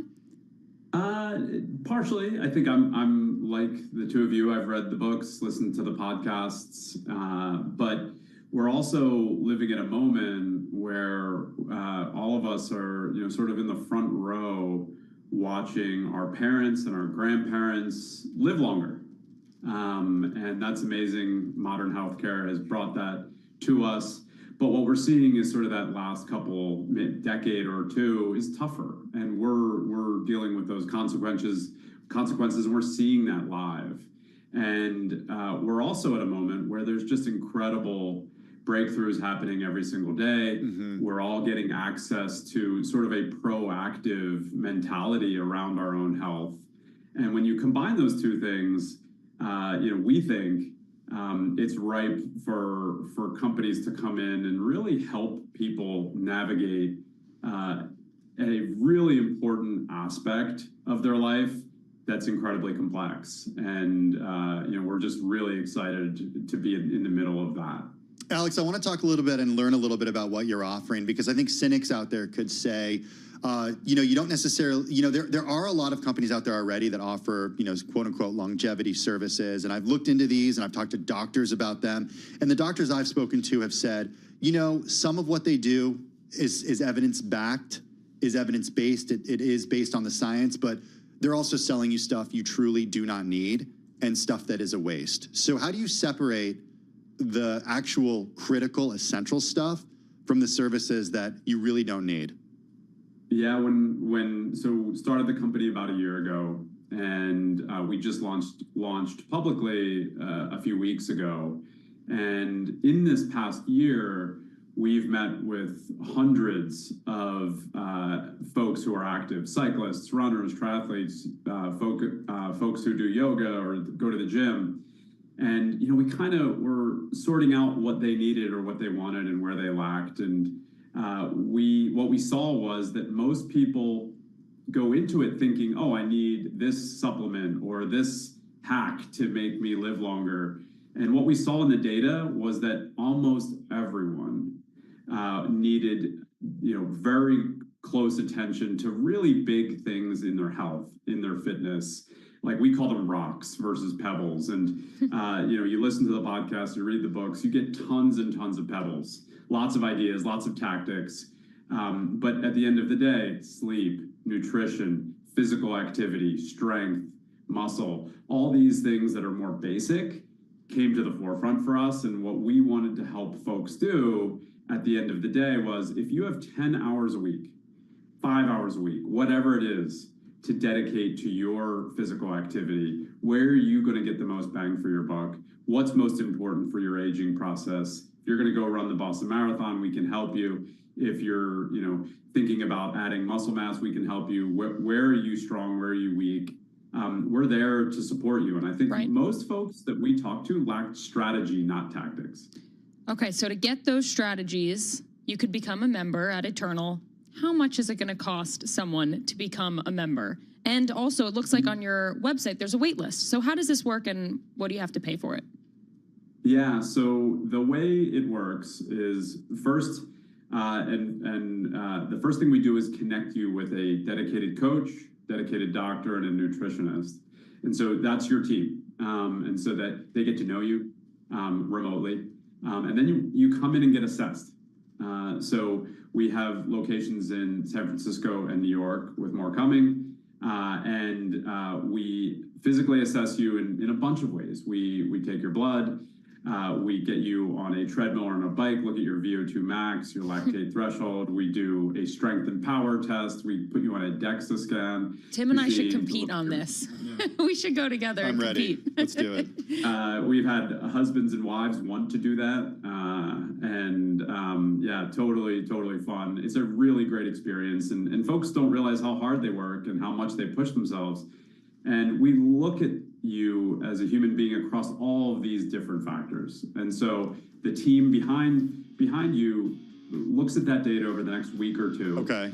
And they come up with a ton of information that's there to help you. We only have 10 seconds left. Price, just so we know, price? Yeah, $4,800 a year. That includes 2 full assessments, full access to your doctor and coach. All right, Alex Mather, founder and CEO of Eternal.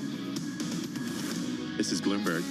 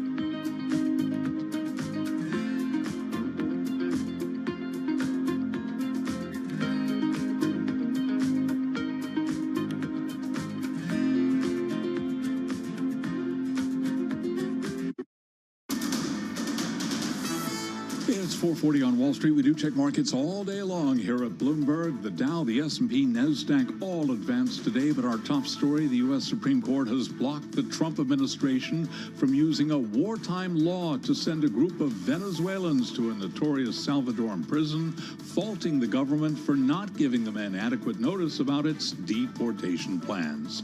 Stocks higher today, 5 in a row for the S&P 500 index. S&P today up 41 to 59.58. That was a gain of 0.7%. Dow Industrials up 332 points, up 0.8%. NASDAQ up 0.5 with a 10-year at 4.43%. The 2-year 3.98%. Gold down $43 the ounce, down 1.3%, 31.97. West Texas Intermediate crude up 1.2%, 62.37 a barrel on WTI. Charter Communications up 1.6% after agreeing to combine with Cox Communications in a cash and stock deal valued at about $34.5 billion. But what about potential regulatory issues? That question for Craig Moffett, founding partner of Moffett-Nathanson, who appeared right here on Bloomberg Businessweek Daily. Things have been sort of unpredictable when you get DEI considerations and things like that can hang up otherwise big deals that are ready for approval. You do have to be at least somewhat circumspect about what kind of process it'll face. Craig Moffett of Moffett-Nathanson, the Cox family, will be the largest shareholder in the combined company. I'm Charlie Pellet. That is a Bloomberg Business Flash. Thanks so much for that update, Charlie Pellet. Really do appreciate it. Well, if you've stepped into a neighborhood coffee shop anytime in the last few decades, then you absolutely know the product offered by our next guest. Tarani makes those bottles of flavored syrups that you see behind the counter. We're talking chocolate, strawberry, vanilla, and about 150 more different flavors. Melanie Delbecco is the CEO of Tarani. It's 100 years old. This year, it's privately held. It started in San Francisco. It's based in the Bay Area. It's a certified B Corporation. She joins us here in the Bloomberg Interactive Brokers studio. Melanie, welcome. How are you? Thank you. Doing great. So Happy it's to be in amazing. New York. These bottles are iconic. Like, I see the name Tarani. I don't necessarily know what it is. Then I go to the website and I'm like, oh my God, this is like, everybody knows what these look Well, I'm like. glad you know what it is. More and more people do. It's wonderful. Well, I associate them with coffee shops, but is that where the most of the business happens? It's happening in all different places. I would say about 30 years ago, shortly after we had created the first flavored lattes, we went crazy after cafes and helped them grow and help this whole flow of flavor go. Now you would find us in all kinds of other applications. So if you are in your early 20s, you are likely trying Tarani in your energy drink or maybe in your matcha or in all kinds of other ways. So you're buying it for home use rather than it's a B2B sale? It's both. Okay. It's both. It's about what's bigger? half and half. So half of your sales are from selling to coffee shops and the other half are directly to consumer? And we call them drink shops or now. Or even a retailer location, I guess? Because they sell a lot of variety of things. It's not so much about coffee anymore, and most of it is cold. Okay, so speaking of variety, you have 150 flavors. It's interesting because I feel like some businesses, the strategy is don't give the consumer too much choice because then they're going to, there's like what is it called? Like the anxiety that you have? Or I don't know. I think there's just some term for it, but when you get anxiety, there's too many choices. But talk about the strategy of 150 flavors and how that's worked out for you guys. There's a consumer trend of personalization and customization. So we help consumers curate that. One of the things that we're experimenting with right now in a pop-up experience that's started here in New York, it's headed to Seattle, it'll stop in Austin and other cities, is having people answer a series of questions in an interactive screen, and then their recipe comes up. So it helps them curate the kind of choices they might want to make. And, maybe vanilla reigns supreme, but somebody is really devoted to their sweet heat mixed with tamarindo, right? So they want to do their own thing. There's this, being around for 100 years, you've seen trends come and go. The company has seen trends come and go. Right now, if I go to your website, there's 0-calorie options. There are options that are sugar-free. There are the classic options as well. There's one called Pure Made. When you think about ingredients and the kind of the pushback that we're seeing right now on a national level, especially with Robert F. Kennedy Jr. at the FDA, this idea of banning these so-called natural flavors, how does that fit into your ingredient supply chain? It fits perfectly fine. We follow consumer trends, and we've seen a trend for clean label for some time. We know, though, that there are all different kinds of trends. So there are some people who want their Instagrammable moment with a wild beverage, or maybe they want to feature their college colors. So we have all kinds of choices for all kinds of pocketbooks, but we've been naturally moving towards natural flavors, natural colors, and other things for a while. Is anything that could anything be banned that you currently use with what we're seeing from Ken Paxton, the Attorney General in Texas, and what we're seeing from followers of the Make America Healthy Again movement? The things that people are most concerned about, we don't have in our products, but they're talking about banning all FD&C colors. So we do use some of those. But you don't need them in flavors, right? Like you could have a flavor, like that doesn't add any flavor, it just adds visual. Doesn't. People do eat with their eyes. So we use it in very small quantities because our flavors are concentrated. So it falls well below any concerns. However, people eat with their eyes. I think since we'll all be doing this together, consumers will become accustomed to having less color. Interesting. Right. Okay. Yeah, I'm curious, like, what would you do if something like that was banned? Are there alternative ways to add color, or? Sure, we do it now. We use crop-based colors, and there are some really beautiful ones. I don't know if you've ever had tea made with butterfly pea flowers. I have not. Have you? No, but I could see Bloomberg offering that upstairs in When the you pantry. try it, it turns your drink a beautiful purple blue. So there are natural crop-based colors. When you think about the geographic distribution of your sales, how much is the U.S. versus outside of the U.S.? We are fundamentally U.S.-based, but we offer Tarani and have partnerships in over 30 different countries. Are there any restrictions on what you can import or export from the U.S. and import into those other countries based on the ingredients? Because, you know, you have the cereal companies coming out and saying, well, the Fruit Loops that we have in Canada are different than the Fruit Loops that we have in the U.S. because we can't use this coloring. Do you run into the same challenges? There are some subtle differences. And, of course, ingredients come from all around the world. Like cocoa. We don't grow cocoa in the U.S. That is a tariffed product now, right? A lot of the ingredients. How much has that increased your costs? Well, it increased the cost of cocoa by 10%. That's something that we take into consideration. So what we've been trying to do is build in a lot more efficiency in the way we produce so that we can try to absorb as many of those tariffs as possible. One of the things that you wouldn't necessarily think about, we're expanding our manufacturing right now. So we just expanded, we added 200,000 new square feet of distribution space, and we're taking over the prior space where that was to build new manufacturing. Steel tariffs, stainless steel is tariffed, and suddenly on a $60 million investment, which is a sizable investment for a mid-sized company, has $3 million in additional tariffs that we didn't anticipate. And this is to build the manufacturing. This is not about flavored syrups. This is just you're trying to expand. And we're working with domestic fabricators. So they just can't get their hands on enough stainless steel to be able to do that. So I find that fascinating. I'm a huge proponent of creating great jobs in manufacturing. Tarani is. We think of ourselves as a company that creates opportunities for people from all walks of life, and we need a lot more of that in the U.S. And you're based in the San Francisco Bay Area. Right. How's business out there? Because we don't have a ton of time left, unfortunately, but I was just out there, and the downtown area is pretty quiet. Downtown is quiet, but the neighborhoods are busy and vibrant, and manufacturing left the Bay Area some time ago. We are devoted to creating jobs where people need them most. And even though we're largely a tech sector in the San Francisco Bay Area, we have people who need all different kinds of jobs, and we need that across the U.S. $600 million in revenue is what you're set to do this year. You're set to surpass $1 billion in annual revenue by 2030. Where's the biggest growth coming from? Just 10 seconds. Biggest growth coming from consumers online, but also all kinds of fantastic drink shops that you see growing across the country. All right, so online and old-fashioned in-person as well. The The TikTokers. Absolutely. Good We point. love those folks. Melanie Delbecco, CEO of Tarani, the 100-year-old company celebrating its 100th anniversary this year. Hey, a headline crossing the Bloomberg terminal. This is a redhead. The United States rating has been cut to AA1 from AAA by Moody's. The outlook to stable from negative.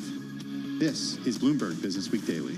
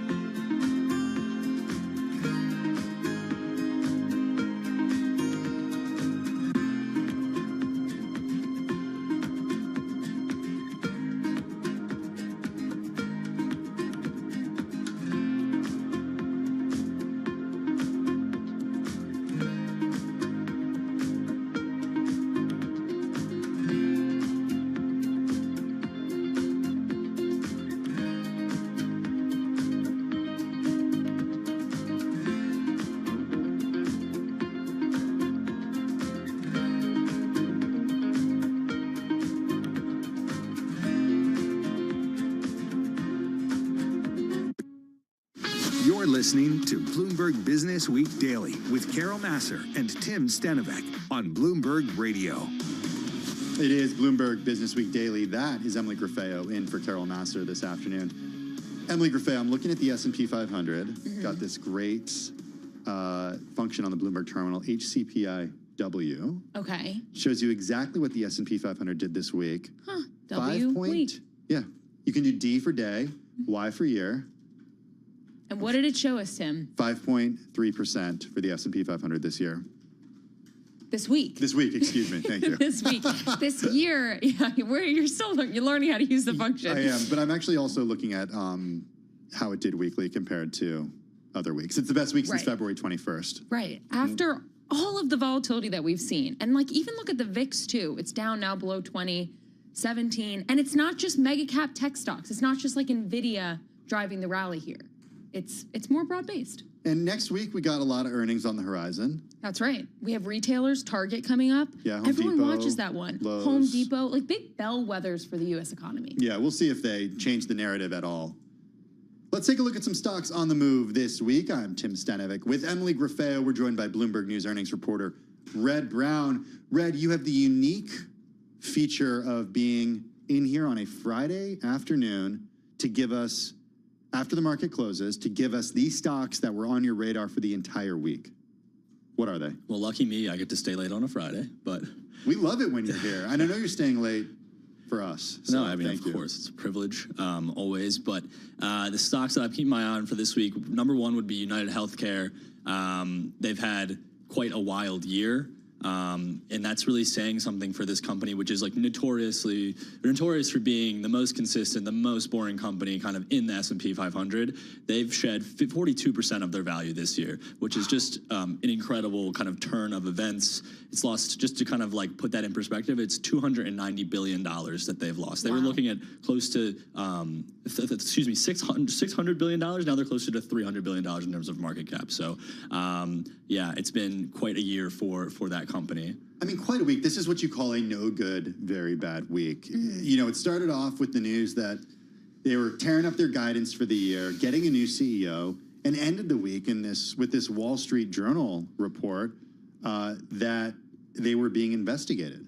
Yeah, I mean, those are really the main drivers of the share performance that we're seeing this week, and it kind of has a lot of investors just like scratching their head. It is, how could they have gotten things this wrong? How could they have estimated their costs so poorly? This really does seem like it's a United Health specific issue. It's not something that's you're seeing at some of the other peers. Humana, Elevance haven't reported similar issues. So yeah, it's quite a task that they're going to need to turn around with a new CEO. All right, what else are you watching? First Solar is another one that's kind of top of mind for me. Since April 30th, the stock is up 40%. And a lot of that is coming down to some of the political pressures just starting to alleviate. So first we saw the China tensions easing earlier this month with Trump and China able to bring down some of those tariffs, start the process of cooling relations there. A lot of the global solar panel supply chain still runs through China. First Solar has made a lot of efforts to kind of diversify away from the country, move to Vietnam, things like that. And then on top of that, we got a big relief when Republicans submitted their draft for the kind of revamped Inflation Reduction Act. And it looks like they're not going to be as hard on green energy as people were fearing. So that's another kind of big boost for this company. All right, Supermicro, also on your radar this week. Yeah, and more politics with Supermicro. They're up 42% this week. That's their best 1 week performance since November. And, it all really comes down to President Trump's trip in the Middle East. It's kind of the gift that keeps on giving for a lot of these companies. NVIDIA, also another one of the best performing stocks this week for the same reasons. And for Supermicro, it comes down to on Tuesday, they penned a $20 billion deal with a Saudi data center company. And then we also saw big announcements from OpenAI to do work in the region as well, one of Supermicro's biggest customers. Am I reading this right, Red Brown? 44% higher this week for Supermicro? Incredible, yeah. It's now the fourth best performing stock in the S&P 500 year to date. This is such a volatile stock I in the feel S&P. like it was in the bottom 10 like a couple weeks ago. And then before they added it, it was moving up. Then they added it, then it moved lower. NVIDIA, you mentioned too, Red, up 16% just this week. Yeah, kind of getting back to those big numbers that we expect from NVIDIA. Wow. For more conversations like this, I should say thank you to Red Brown, Bloomberg News earnings reporter. He's going to be busy next week, too, with earnings. For more conversations like this, listen to our new Stock Movers podcast. Subscribe for 5-minute episodes on the biggest winners and losers in the stock market. Listen to Stock Movers on Apple, Spotify, or anywhere you get your podcasts. Red, do not leave, because I want to ask you about earnings coming up next week. Emily said there are some good bellwethers coming up. You have a story out. It's the week ahead for earnings. You wrote it along with some of our colleagues. What's on your radar? Well, yeah, like you said, we do have the retailers coming up, and we're also going to get just kind of a view of how they are dealing with tariffs. We saw that great story about how Walmart is saying, you know, we haven't raised prices quite yet, but it's coming, right? Like this is going to be, we're going to have to do this, start passing on some of the higher tariff costs. So we'll get a view from, I think, some of the names that you guys said already, you know, Target, Home Depot, all of these sort of discretionary companies too. Is going to be a really good view into kind of how the consumers are expected to kind of deal with this as we move through the rest of the year. Red Brown, he's Bloomberg News earnings reporter. Check out his coverage on the Bloomberg terminal. Also, a quick reminder, the U.S. credit rating has been cut by Moody's, downgraded by Moody's ratings on an increase in government debt. It's a landmark move that casts doubt on the nation's status as the world's highest quality sovereign borrower. This will be a big theme over the weekend. We'll hit it again on Monday, and it's certainly a big theme coming up next on Balance of Power with Joe Matthew and Kaylee Lyons. We have an incredible team here at Bloomberg Business Week. Anthony Mancini, Colin Tipton, Steve Lanzone, Avalon Purnell, Meredith Frank, Sarah Livesey, Justin Milliner, Cece Charendoff, Sebastian Escobar, Elizabeth Sedrin, and congratulations to Ariel Agami, his first full week producing Business Week. Thank you to Emily Grafeo as well.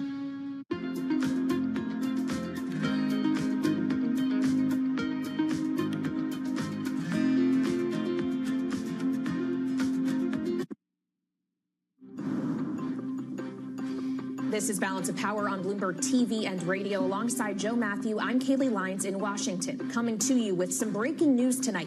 Moody's just announcing it's downgrading the U.S. to a AA1 credit rating from AAA, citing what we've been seeing play out between Congress and the White House. Is about, Joe, the fiscal health of the United States. Yep. Moody's noting successive U.S. administrations and Congress failing to agree on measures to reverse the trend of large annual fiscal deficits and growing interest costs, going on to say they do not believe that material multi-year reductions in mandatory spending and deficits will result from the current fiscal proposals under consideration. Yeah, pretty remarkable. Just hours after the Budget Committee failed to clear the one big beautiful bill that President Trump speaks about so often. Kaylee, it of course would extend or make permanent the Trump tax cuts. Paying for them has been a major question, however, with many analysts suggesting that it would add as much as $3 and possibly $5 trillion to the debt and deficit. This is why we saw members of the Freedom Caucus voting against that bill today. And it certainly gives fuel to the arguments they will be making as negotiations continue this weekend. And we should all keep in mind here, Moody's was the last one standing with the highest credit rating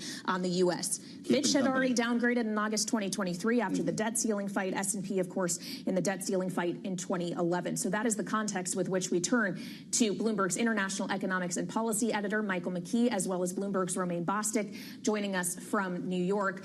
Romaine, just to begin with you, obviously, while the kind of reasoning here might be unexpected, timing certainly is a bit of a surprise. What impact should we expect this to have across asset classes? Well, I mean, of course, my first thought, Kaylee, was going back to 2011,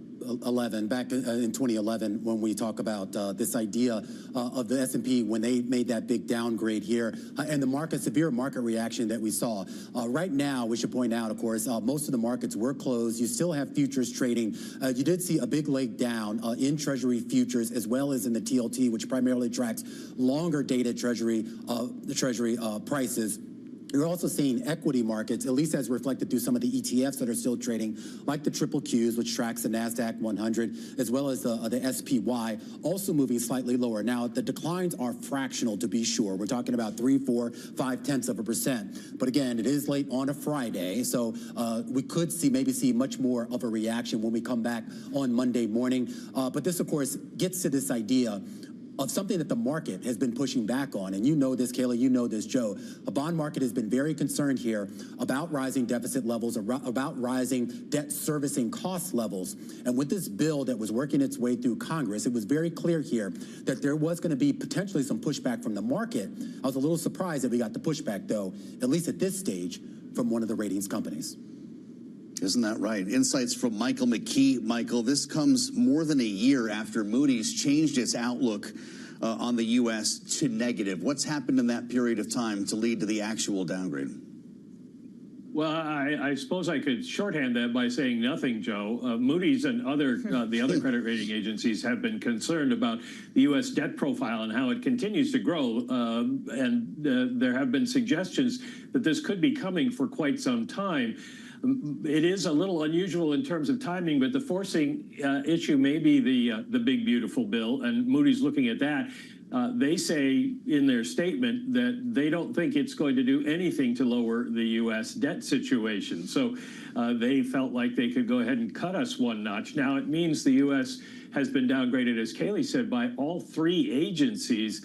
That puts us below number. There are 10 countries now left that have AAA ratings. The U.S. is no longer a AAA rated country, even though it is the largest country, largest economy in the world. Well, so when we consider, Mike, as I sit here on Balance of Power, thinking about the response we might see from an administration, which has argued, at least if you listen to the Treasury Secretary repeatedly suggesting it's not actually the deficit level that matters, it's all about debt to GDP, and even that isn't that bad. Mike, is this Moody's essentially saying that that argument does not hold water, especially in the current interest rate environment we're in when we're talking about the interest burden? Absolutely. Moody's is looking at projections that the U.S. debt to GDP ratio is going to rise to well over 100% over the next couple of years, maybe as high as 140, 150% on the path that we are on. And they say that just suggests a sort of level of fiscal irresponsibility that justifies the downgrade. The question now is, how does that impact the U.S. itself? Because it will likely raise interest costs, which will increase the debt, because the government's going to have to pay more for its borrowing. As Romain said, the markets are largely closed. We'll see when we get to Sunday night, Monday morning, what this means. It doesn't likely mean forced selling. After the S&P downgrade in 2011, a lot of bond contracts were changed. They took out the reference to the AAA rating, and they put in just U.S. government debt. And because of the size of the Treasury market, that's generally been considered acceptable reference to the debt. And it means that just because there's a downgrade doesn't mean a lot of people have to sell. But it certainly probably means higher interest rates. All right, Mike, thank you so much. Bloomberg's Mike McKee and The Close co-anchor Romain Bostic with instant reaction to this important headline. And for more on the downgrade and the economic implications, we turn to SMBC Nikko Securities Chief U.S. Economist Joe Lavorgna, of course, a veteran of the first Trump administration. Joe, it's great to have you back. Your insights here, was this deserved, or are you going to tell me Moody's is making a political move? No, I don't think it was deserved. Well, I mean, actually, I didn't want to say that, but you said it, and the timing is just very strange. Look, the bill is working itself through the Congress. We have to see what it looks like. The CBO's estimates of how they score, I have real problems with. For example, they're assuming GDP at less than 2%. I don't know what Moody's is assuming. But when you have 100% debt to GDP, as Secretary Bessent has mentioned, that is not unusual in the world we're in, especially coming after a period of very low rates. You had negative rates and zero rates through much of the industrialized world. So here you are, you're downgrading the country that has the reserve currency. You're downgrading the country that's growing the fastest of any industrialized countries. And you're also downgrading the country that has the best productivity per capita of any country. So to do this, I'm completely nonplussed by it. It doesn't make any sense. And to do it on a Friday before even seeing a bill, which I think will actually potentially, I'm an optimist, do some good stuff on the spending and certainly raise revenues. I mean, I just don't understand how, and I'm guessing this is behind Moody's analysis. I don't know because I've not seen it yet. But I mean, when you assume that an expiring of a tax package that's been in place for 7.5 years is somehow going to add to the deficit, that just doesn't make, that's fundamentally wrong in my opinion. It's just very poor forecasting. So you have a big problem with what Moody's did. Well, I'll give you some of Moody's reasoning, Joe, and I'm reading here directly from the statement. They say over the next decade, we expect larger deficits as entitlement spending rises while government revenue remains broadly flat. They say in turn that leads to large fiscal deficits, driving the debt and interest burden higher. What part of that thinking do they have wrong here? Is it the revenue side or entitlement spending going up? Because is that not the trajectory? No, the trajectory, well, if you look at the CBO scoring, it's actually beyond the next 10 years where Medicaid are driving it, actually more so than Social Security. But that's way far out. I mean, the revenue share of GDP has been above its historical average. We've recently had a really excessive spending. And we have to see actually what that spending looks like. We're working with the Congress. Congress is working rather to pass a budget. So we don't know what the spending is going to look like. I mean, we knew this was going to happen, Kaylee. The long-term trends by some estimates look poor. This isn't new news. So why would you do it now without even knowing what the budget looks like? And by the way, 10-year yields were recently under 4%, and they've risen up into the 445, 450 range because we've taken recession risk off and the U.S. economy looks healthy. So and term premium, by the way, which is higher, is still lower than where it was in January. So again, without going into all the details that Moody's came up with, their assumptions to me, I don't agree with. I don't agree with them. Well, it's really interesting here when they point to $4 trillion being added to the federal deficit over the next decade. Joe, are you taking issue with the reasoning or the timing here? Because Moody's hasn't seen the bill yet. No, the reasoning. So I'm assuming they're using CBO analysis. So, for example, CBO assumes 1.8% growth the next 10 years. That is ridiculously low. It's a point or more or less than what Trump had during his first 3 years. It's even a lot weaker than where President Biden was the last few years. The difference between 1.8% growth and 2.4, 2.5, I think we could be at 3, but whatever. If it's mid-twos, the revenue difference on that alone is worth $2 trillion. If it's a 3% economy, which I think we can get back to, that's $4 trillion of differential revenues between what CBO is forecasting and what we would get based on just the growth. And that's keeping the revenue shares the same. So I have a real problem with those assumptions. They're economically doom and gloom, and I don't agree with it. Well, when we consider, though, the wider economic context with which Moody's is doing this, yes, there are negotiations happening on Capitol Hill, Joe, but there's also negotiations happening with a number of countries trying to set new rates of tariffs that, according to the administration, are going to be at least 10% as a baseline. It's going to be very hard to get below that, and that brings us to the highest level we have seen in decades. Does that not have some bearing when we consider the fiscal health of the United States as well, the potential inflationary or growth impacts that could have? You were doing, I was almost with you all the way, Kaylee, on that. You're certainly on the revenue side. I mean, we're on track to run $200 billion of tariff revenue this year at the current run rate. That's a lot of money. It has yet to show up at all in the inflation data. Amazingly, the inflation data have undershot expectations. The problem is when CBO does its analysis, because it assumes it's part of law, it's got to be legislated, those tariff numbers aren't even a part of it. So let's say it's only $100 billion. Let's say it's the bottom end, and that's super pessimistic. That over 10 years, that's another $1 trillion. I have to believe that when the budget comes out, there's going to be some slowdown in spending where you could save $1 trillion over a 10-year period. Because remember, it's $100 billion times 10 gives you the trillion. So the tariff revenues aren't even going to be part of this scoring, and they should, given how much revenues we're already raising. Does this not strengthen the hand of members of the Freedom Caucus, though, who have expressed concern about rising debt and deficits? They've just got an interesting bit of company in this argument, Joe. Well, certainly the fiscal hawks will use this as a reason to be more careful on the outlook. And as it relates to the spending, I'm all for it. Yes, we need to slow the pace of spending. By the way, when we talk about spending cuts, Mike, as you know, these are never cuts. They're only cuts. I'm just another Joe. It's just us two Joes talking here. If we go from 6% nominal spending, let's say, to 5%, that's a 1% spending cut. So I certainly think we desperately need to slow the pace of spending. But again, because a lot of those deficit projections long-term are on the revenue side, they're assuming assuming way too pessimistic growth. They're assuming that if we have massive tax increases next year, the largest ever, that's going to raise revenue. It won't work that way. But certainly on the spending side, there's room to cut, no question, or slow the spending anyway.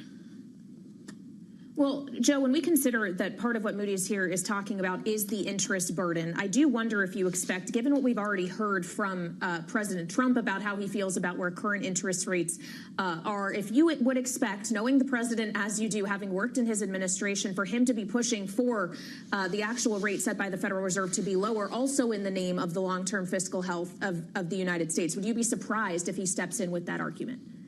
Maybe, but here's what I want to say, though. If you look at the curve, the yield curve, as you know, is still very flat. And recently, the two-year note was above the Fed funds rate. So you have a situation where the curve is flat, so the interest costs are significantly high. If we have lower rates and the curve normalizes and the funds rate is around 250 to 275, which is where I think neutral is, those interest costs are all of a sudden going to look a lot lower. And by Jay Powell's own inflation metric, his supercore, which is the services economy, excluding energy and housing, it's 50% of inflation, has no impact or not any impact. Tariffs have no impact on that.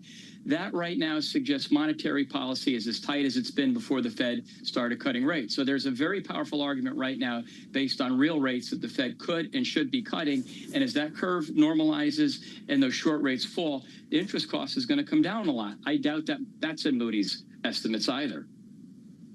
Joe, thanks for being with us here moments after this news broke. Joe Livornia, Thank you. Economist, SMBC Nikko Securities. Up next, we have a lot more on this breaking news about the U.S. ratings downgrade. We'll be live on Capitol Hill for reaction as well. This is Balance of Power on Bloomberg TV and radio.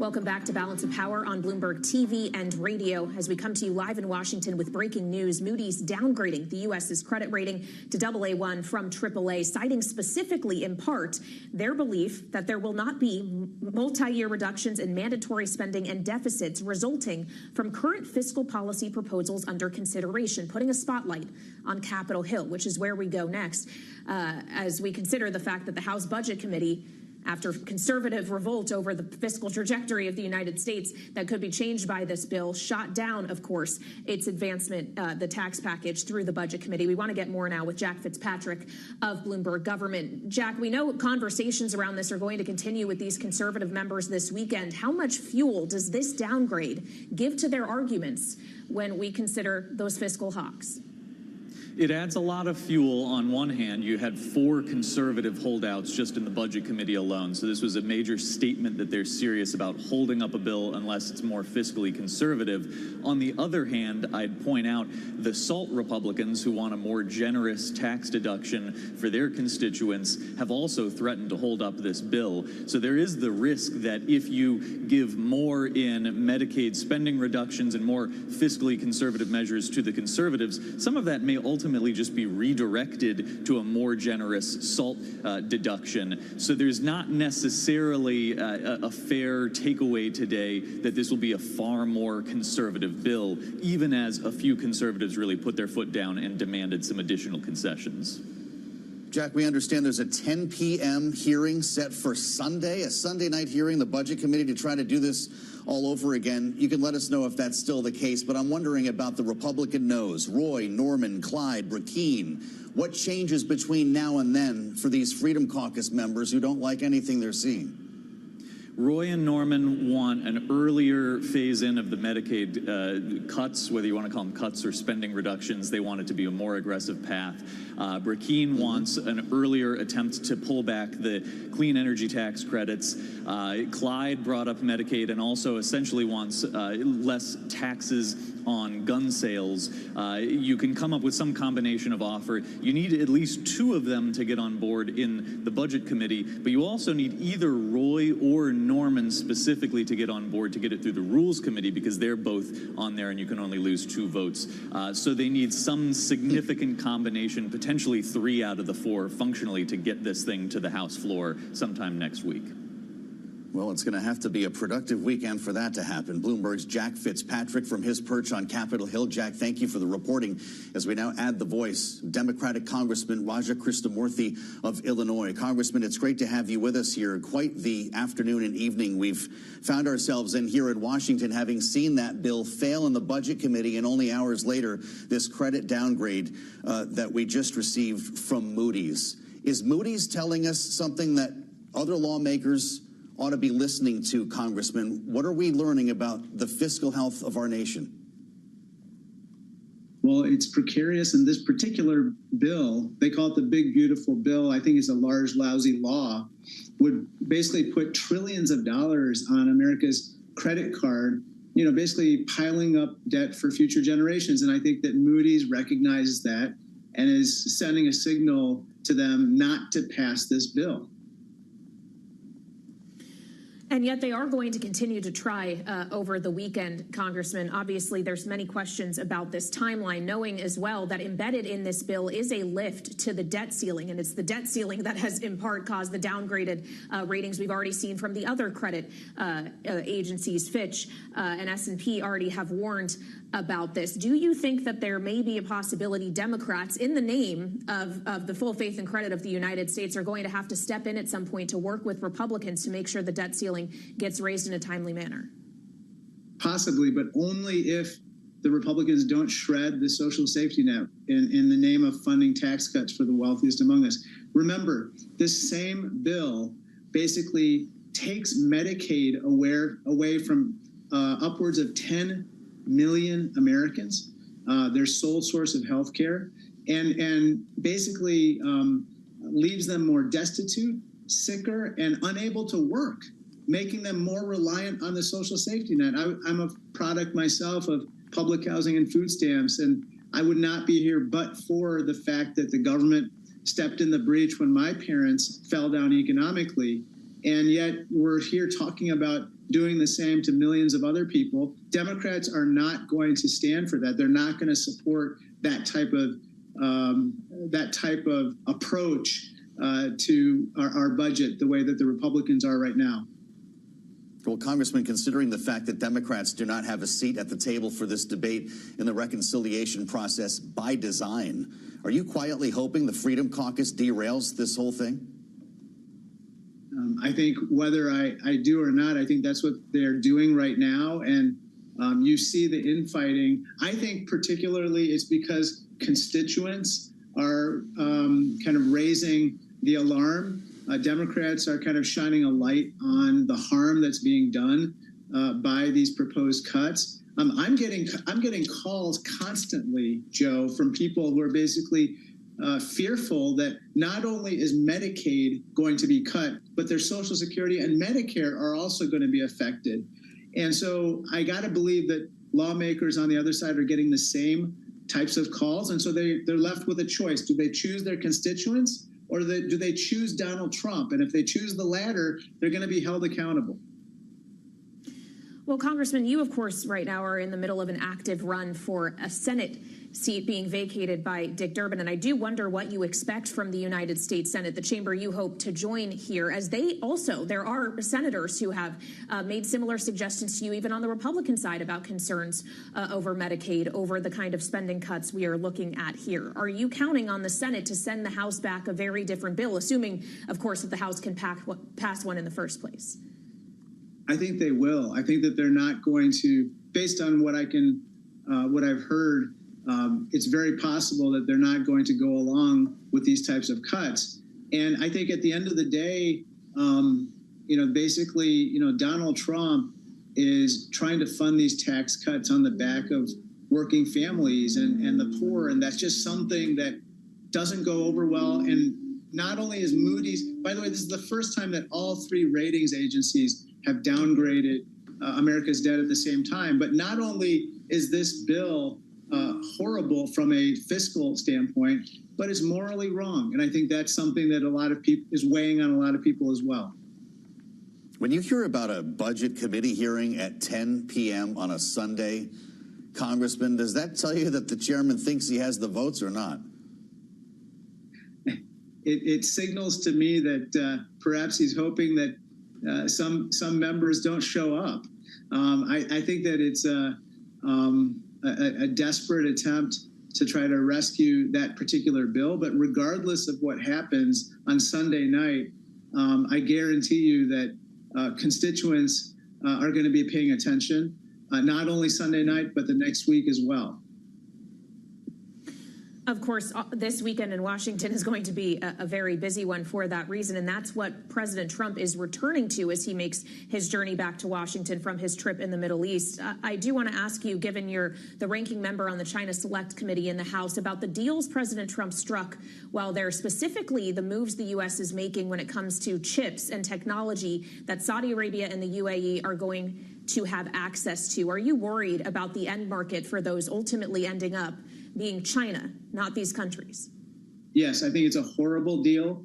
I think that, first of all, rescission of or ending of the what's called the AI diffusion rule. Essentially, basically, this rule prevents us from selling to individuals or entities in countries that might end up sharing that technology with the Chinese Communist Party.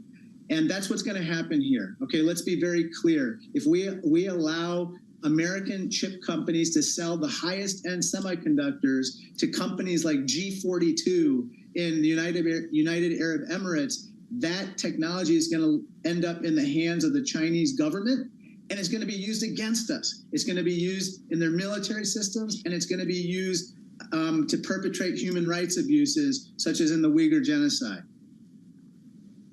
Something tells me that the China Select Committee, however, will not be holding a hearing on that, Congressman. Is it something, as ranking member, that you'll push for?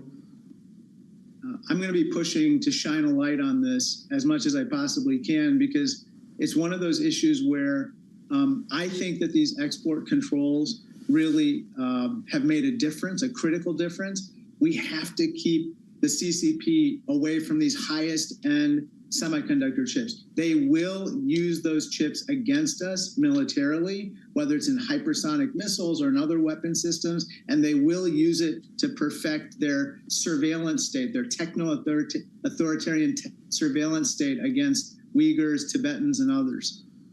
Let's keep this conversation going, Congressman. It's good to have you back. Roger Krishnamurthy of Illinois, we thank you, as always, for the insights here on Bloomberg TV and radio. If you can believe it, we actually have more breaking news to talk about this evening, and this time it's coming from the Supreme Court, handing down a defeat to the president a short time ago, temporarily blocking his use of a wartime law to justify the quick deportation of hundreds of Venezuelan migrants, saying the administration did not provide sufficient notice for doing so. For more, we're glad to be joined by Bloomberg's Sarah Forden. Sarah, it's great to have you with us. Can you put in perspective how much impact this ruling would have?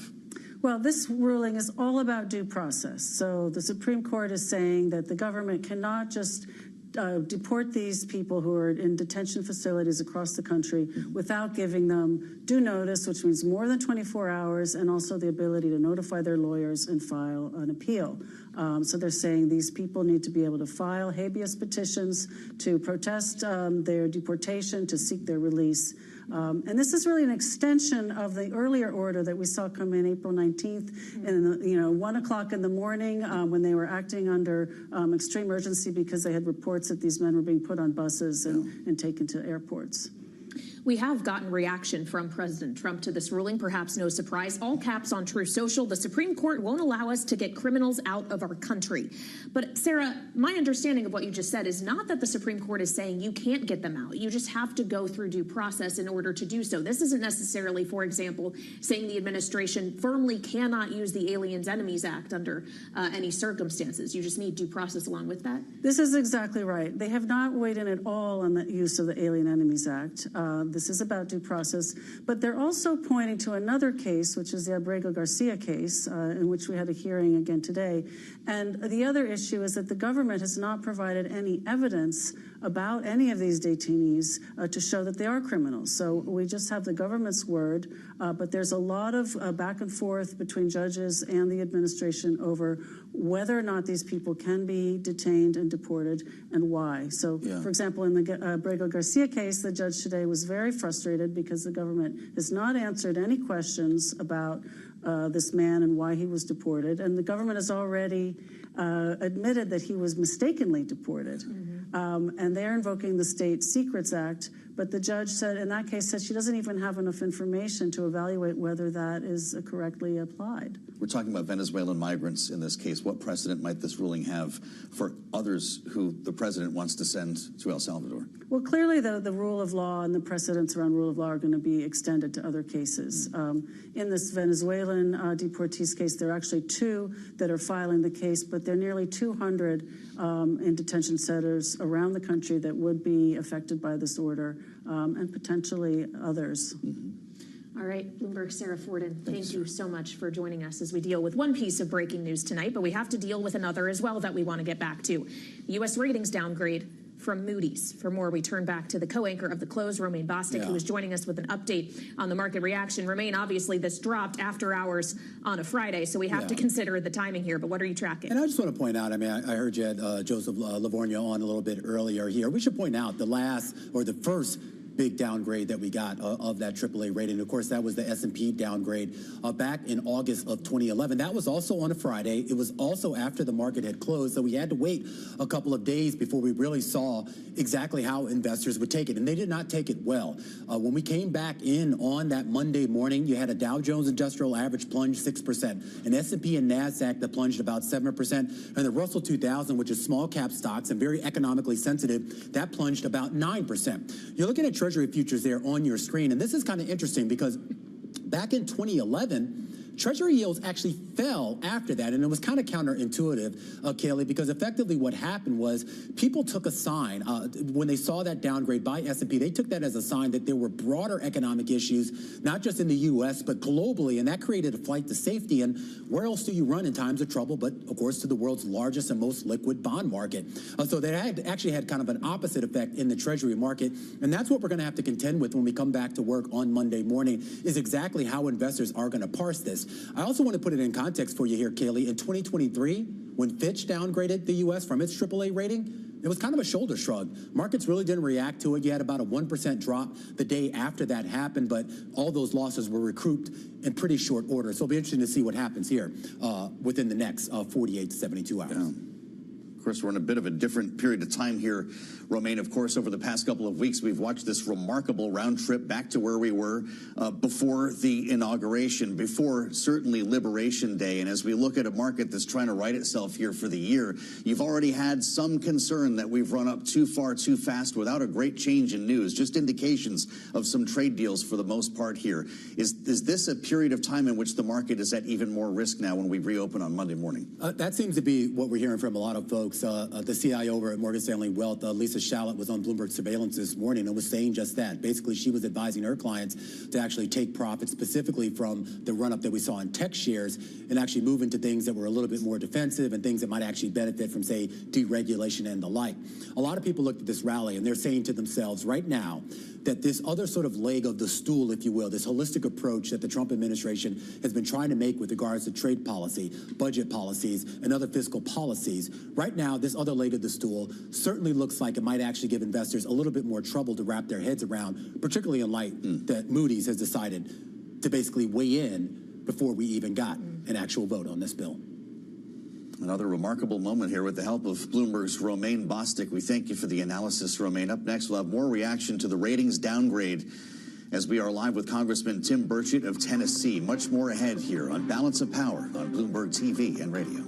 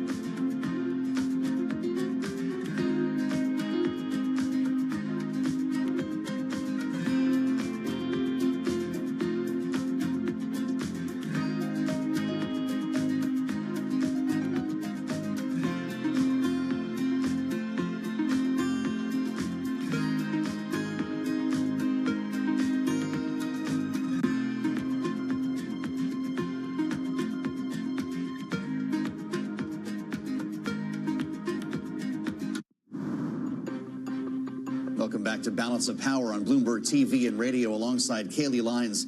I'm Joe Matthew in Washington, where tonight we're coming to you with breaking news after Moody's downgraded the U.S. credit rating, the agency delivering this hard line for U.S. legislators.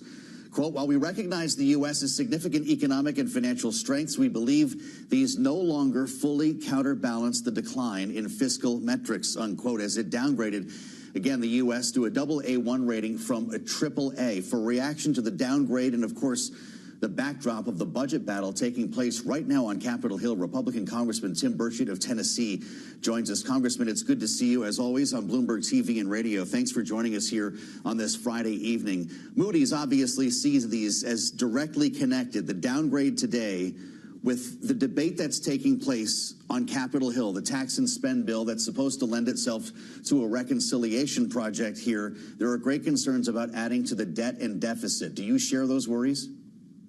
I do 100%. I come from Tennessee. We have zero debt. We're A triple plus. All the rating agencies give us that because we don't borrow money. We pay down everything, and we don't have a state income tax. And the federal government just prints more money. There's a lack of maturity in both parties, frankly, and people are just looking to get through the next election. Well, so if you do agree, Congressman, do your colleagues Chip Roy, Ralph Norman, those who shot this big package down in the Budget Committee today have a point that this bill, as written, as it stands right now, the various parts of it, should not pass? Well, that's what Moody's has said, and everyone agrees with it. The problem is folks back home aren't grasping the seriousness of $36 trillion in debt and runaway inflation. In 7 years, the largest single item we'll pay will just be interest on our loan. And the Chinese are going to stop playing ball with us, and we're going to collapse if we're not careful. I tweeted today, I said, I'm worried about losing our majority, but I'm worried more about losing our dadgum country, because what we know today, the economic freedoms we enjoy, will not be enjoyed much longer if we continue down this path. Well, of course, President Trump would say that then if we don't pass this bill, it'll result in the biggest tax hike in recent history, 65% higher for some folks. What's worse for the fiscal health of our country, a tax hike or more deficit spending?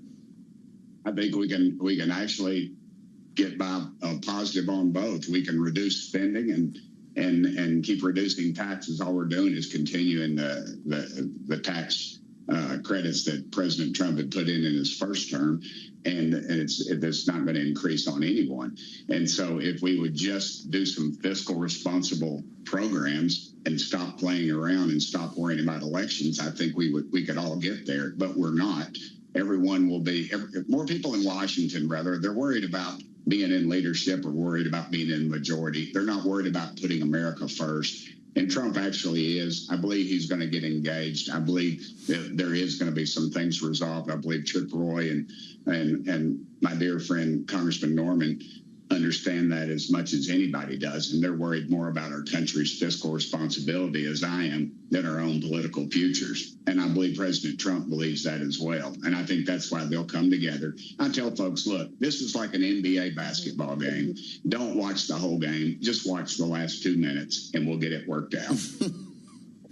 Well, so does this mean, as we consider President Trump, who you think shares some of these beliefs, that he is asking for too much that would add to this burden, Congressman? Should he not be getting everything he wants when it comes to no tax on tips or overtime, for example?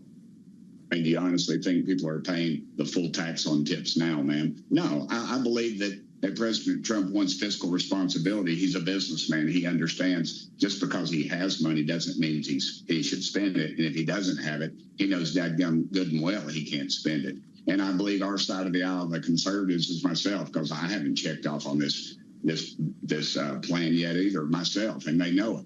But they're the ones that'll be voting on it in the committee. So, yeah, I think there's room for both. I think we can reduce taxes. Why don't we just reduce the size of government? If we could just go back to under pre-COVID spending levels, ma'am, we could work this out. You can't name me one program that's been, and I'm not pointing you out, but I'm saying America can't name one dadgum program that's been added since COVID that you can't live without. But yet, if we went back under that, we could balance and work this thing out. But we don't have the maturity to do that. We are addicted to our grandchildren's money, and that has got to change, both parties. Well, with that said, what's your message to Republicans, many of them from the Northeast, who are looking for a higher SALT cap, Congressman? Can you afford it? No, I don't think it's fiscally responsible. I think we can probably afford something. It's state and local taxes. All they're asking, New York, New Jersey, California, these Democrat-controlled states, all they're asking the Republican-controlled states that are acting responsible is to supplant their lack of tax dollars. They're going to put another radical program in that costs them money. They're going to tax businesses, drive businesses off, and they're going to ask the responsible Republican-controlled states to bail them out. And that's all the SALT tax does. They should be forced to fix their own dadgum problem within their states and keep their hands off of Tennessee's money. But I suspect there'll be a compromise. We used to say in the Tennessee legislature, everybody's going to be a little unhappy, but at the end, it's going to be okay. And look, we get 95% of what you want. I'd call that a victory, and I think we're on that right path. I think President Trump is engaged with this, and as he usually does, he waits to the end, he sees what everybody wants, and then he tries to figure something out. That is the art of the deal, and that's why he's successful. It does raise the question, though, Congressman, finally, of timing, knowing that the Treasury has warned Congress needs to pass a debt ceiling increase by mid-July, or we risk running up against the X date, which could create a whole host of potential problems with the rating agencies beyond what they're already warning about. Does that potentially, this ratings downgrade, though, add fuel to those who don't want to see the debt limit increase by much in the name of fiscal responsibility? What does that do to this entire argument? It makes it an argument that we need to be more fiscally responsible, which I doubt we, in the long run, we won't. See, a lot of these plans, these tax plans that we had in place were 5, 6 years, some were even almost 10 years down the road before they would be implemented, and that's how they were balancing the budget. And you know good and well that Donald Trump is not going to be the president in 5 or 10 years. And possibly, unfortunately, we might have a Democrat in there, and they're going to do away with everything that we've tried to put in. That's why it's important to make these things permanent and quit with all the double talk. Ma'am, we just cannot spend more money than we take in. That's the bottom line. If we could just get back to some fiscal responsibility, we could do that. And the bonding agencies and all the rating agencies would love that. America would sure love it because their dollars would go farther and they could be able to save up for that American dream. Congressman, bring us behind the scenes for a moment. What are you hearing from your colleagues about this budget committee hearing that's set for Sunday night? Will this actually pass? Can we get to rules next week? I think if we get some agreement, like I said, hold your nose on the salt thing and get the Medicaid stuff worked out, the waste, abuse, and fraud, and quit listening to I'm glad you all haven't joined in this, but when you're cutting waste, abuse, and fraud and things like Medicaid, that just provides more money for the least amongst us. They ought to be for that, but in fact, they're not, because it pays for all their bogus programs on the left, and they know it, and it pays all those people to come to the polls that aren't going to work. And America's sick of it. Look, if you got kids or if you're disabled, you can't work, the program's for you. But if you're not, if you're able-bodied and sitting on the couch and watching watching The View all day, dadgum, you ought to be out getting a job, and you at least ought to qualify for some job training. That's all we're trying to do with this. We're taking the illegals off of this stuff. We can do that, and then agree to hold our nose on something on salt. I think we can get to that table. We'll see what The View has to say about that. Congressman, thank you. We'll keep talking about this, I hope. Tim Burchett of Tennessee with us live on Bloomberg. Thank you for the insights. We'll have a lot more coming up as we play all this to our political panel next on Balance of Power on Bloomberg TV and radio.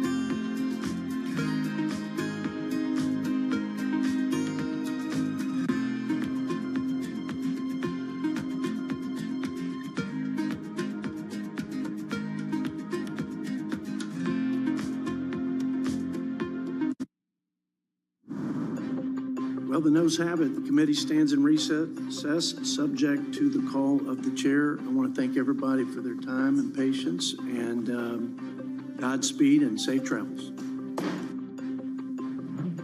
That was Congressman Jody Arrington, chair of the House Budget Committee, seemingly defeated earlier today after his committee failed to move the Republican tax bill forward. Fast forward to this evening and a downgrade from Moody's, and this bill might be in even more trouble than it already was. And joining us now for more reaction to this here on Bloomberg TV and radio is this evening's political panel. Republican strategist Maura Gillespie, founder of Blue Stack Strategies, alongside Democratic strategist Jim Kessler, executive vice president for policy at Third Way. Welcome to you both. Maura, of course, you've spent plenty of time in the House, including working for a speaker. I can't imagine that Mike Johnson is feeling very good about what Moody's is saying here, as it specifically talks about fiscal policy proposals under consideration. Did he just lose any chance of being able to negotiate his way to this bill passing this weekend?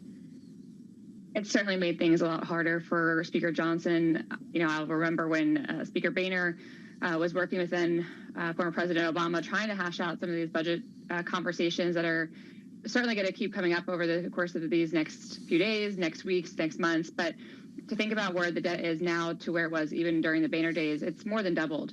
And Moody's putting this out there certainly does not help Speaker Johnson or the Budget Committee on Sunday as they try to move this bill forward. And I do think that it just adds fuel to the fire for those strongholds who felt very, passionately about not enough cuts being made. And so this is only going to bolster their position, I think, in keeping them from fully supporting it as it currently is written.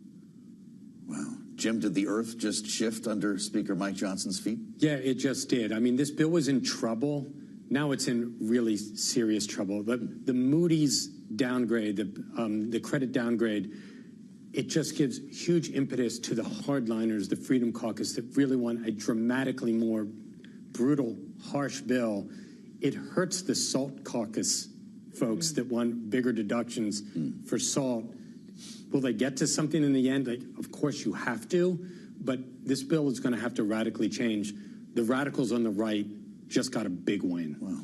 Well, those radicals on the right, though, at least some of them, have a history of changing their votes when the president calls. Do you think that will be the case this time, Jim? I also think that since April 2nd, Liberation Day, and April 9th, the withdrawal of Liberation Day, we've seen a very diminished president where people are much more willing, both abroad and at home in his GOP caucus, to stand up to the president. And I just don't think he has the power that he did 6 weeks ago. Wow. Maura, what are the speaker's options right now? As a veteran of another Republican speaker's office, what are the menu of options for Mike Johnson? There are still 11 spending bills out there, right? They could be combined in many different forms over the course of the next couple of weeks. Absolutely. And one of the things that has not really been explored, at least to my knowledge, in this speakership, is the fact that we know that the bill is going to change no matter what happens, right? It goes to the Senate side, and the Senate has already, many of the members there have talked about that this bill, as it was currently drafted, is dead on arrival when it comes to the Senate. So perhaps then Mike Johnson wants to go ahead and reach out to John Thune and say, what are some of those changes that are going to be made? Because if you're going to ask the president to come in and strong-arm those members to pass his agenda, because that's what this bill is. This one big, beautiful bill is Trump's agenda. This is what the president wants. It's in there. And so Speaker Johnson may want to go and talk to Thune and say, how do we get this across the finish line for the president? What are some things that we need to be doing? And I think until this point, maybe those conversations haven't happened because the House really felt strongly about taking this on their own. But now I do think it's time that they make those outreach efforts. I also think, with the president's talking about different things that are going to be so costly, again, with the Alcatraz, maybe that's not the best idea, spending millions to create Alcatraz. Maybe you don't accept a foreign gift of a plane that's going to have to be taken apart piece by piece and then reconstructed, costing another millions and millions of dollars. So there are some conversations that need to be had in the Republican flank to streamline the messaging on cost savings, not cost adds. Well, I have been checking Twitter since this downgrade hit, waiting for those Republicans who shot down this bill in the Budget Committee today to chime in to make the point that Moody's is helping them make their argument. And the first one just hit from Congressman Ralph Norman, saying on X, Moody's just stripped America of its last AAA credit rating. This is Exhibit A for why we need budget hawks in Congress, runaway deficits, reckless spending, and no serious plan to fix it. Stay tuned to see if Chip Roy and others follow this one. But to the point that Maura was just making about how this could change in the Senate, where you have obviously vast experience, Jim, Does this actually, though, make it less likely that the Senate is going to try to roll back dramatically cuts to Medicaid or the rollback of subsidies in the Inflation Reduction Act because they need to make sure the price tag is not too high? Does Moody's also make this harder for the Senate?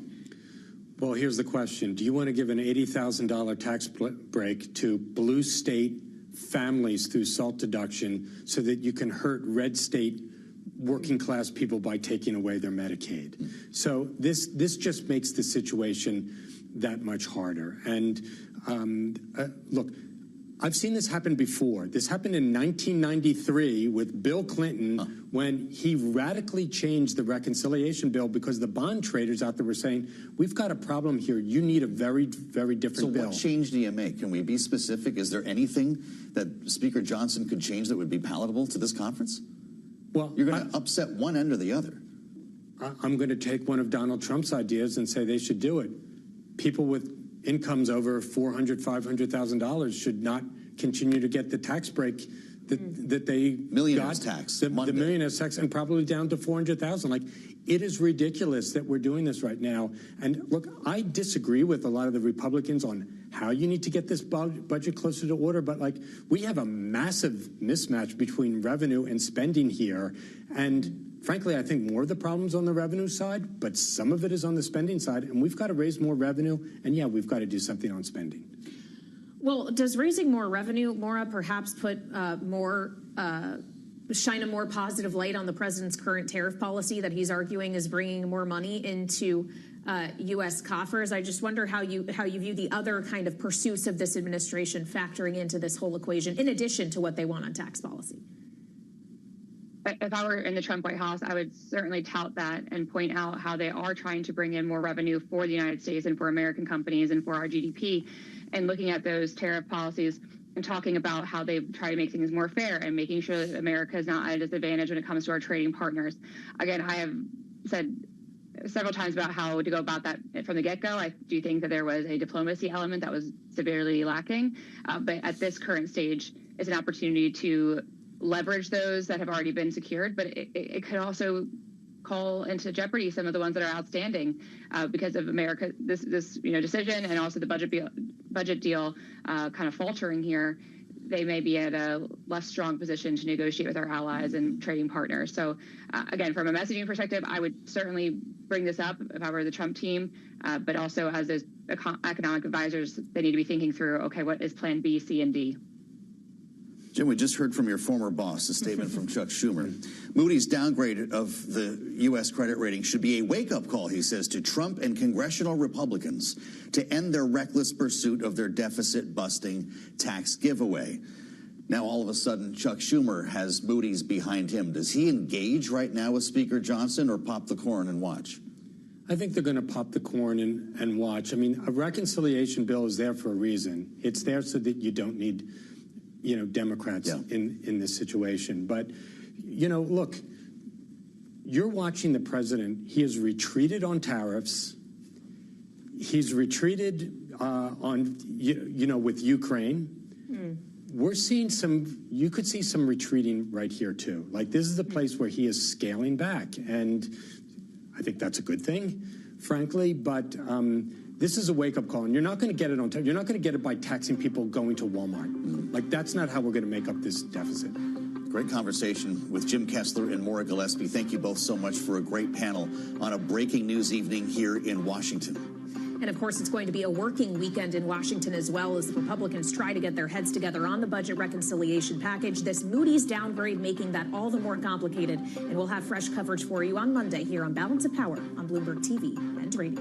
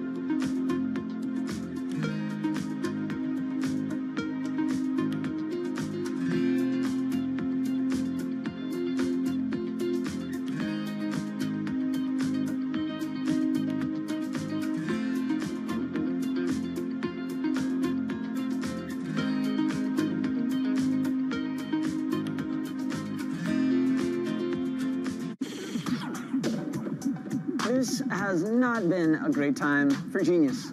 The people who claim to have it do not seem to qualify for it. The people who diagnose it and others seem to have a very, very narrow definition in mind. And the people we can all agree are stone-cold geniuses always seem to have a dark side. I read in Bloomberg Businessweek about the biggest crypto genius of them all, Sam Bankman-Fried. At his peak, he was worth like $26 billion. And that was before he was accused of running one of the biggest frauds in American history. His defense is that he is not a criminal, essentially, just inept. What does it mean to have genius in work, in the marketplace, in life? And who is even to say? To make anything simple takes actual genius, and we're going to try to live up to that name together tonight. It's the Business Week Show.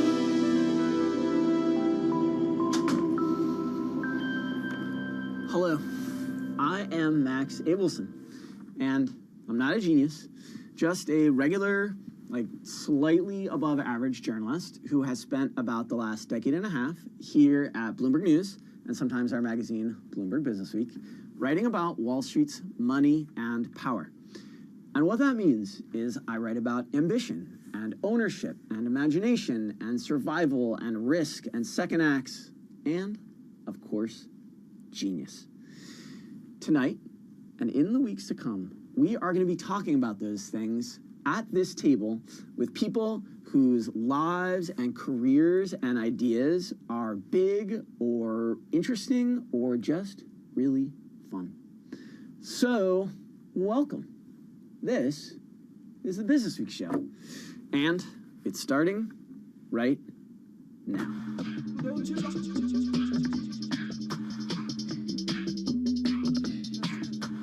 If you consider yourself a master of Wall Street, a connoisseur of investing, a soothsaying financial genius, a brilliant portfolio manager, our guest has very bad news for you.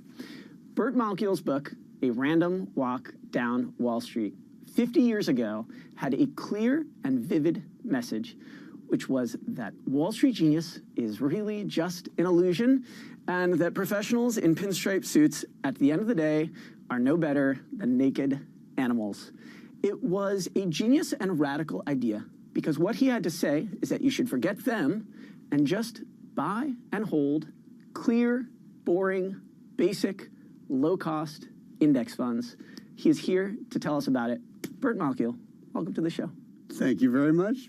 Glad to be here. Your book is actually, it's pretty funny. It's a little saucy sometimes, your book. I mean, you say no one in finance can really forecast the future, or at least they can't do it successfully, consistently.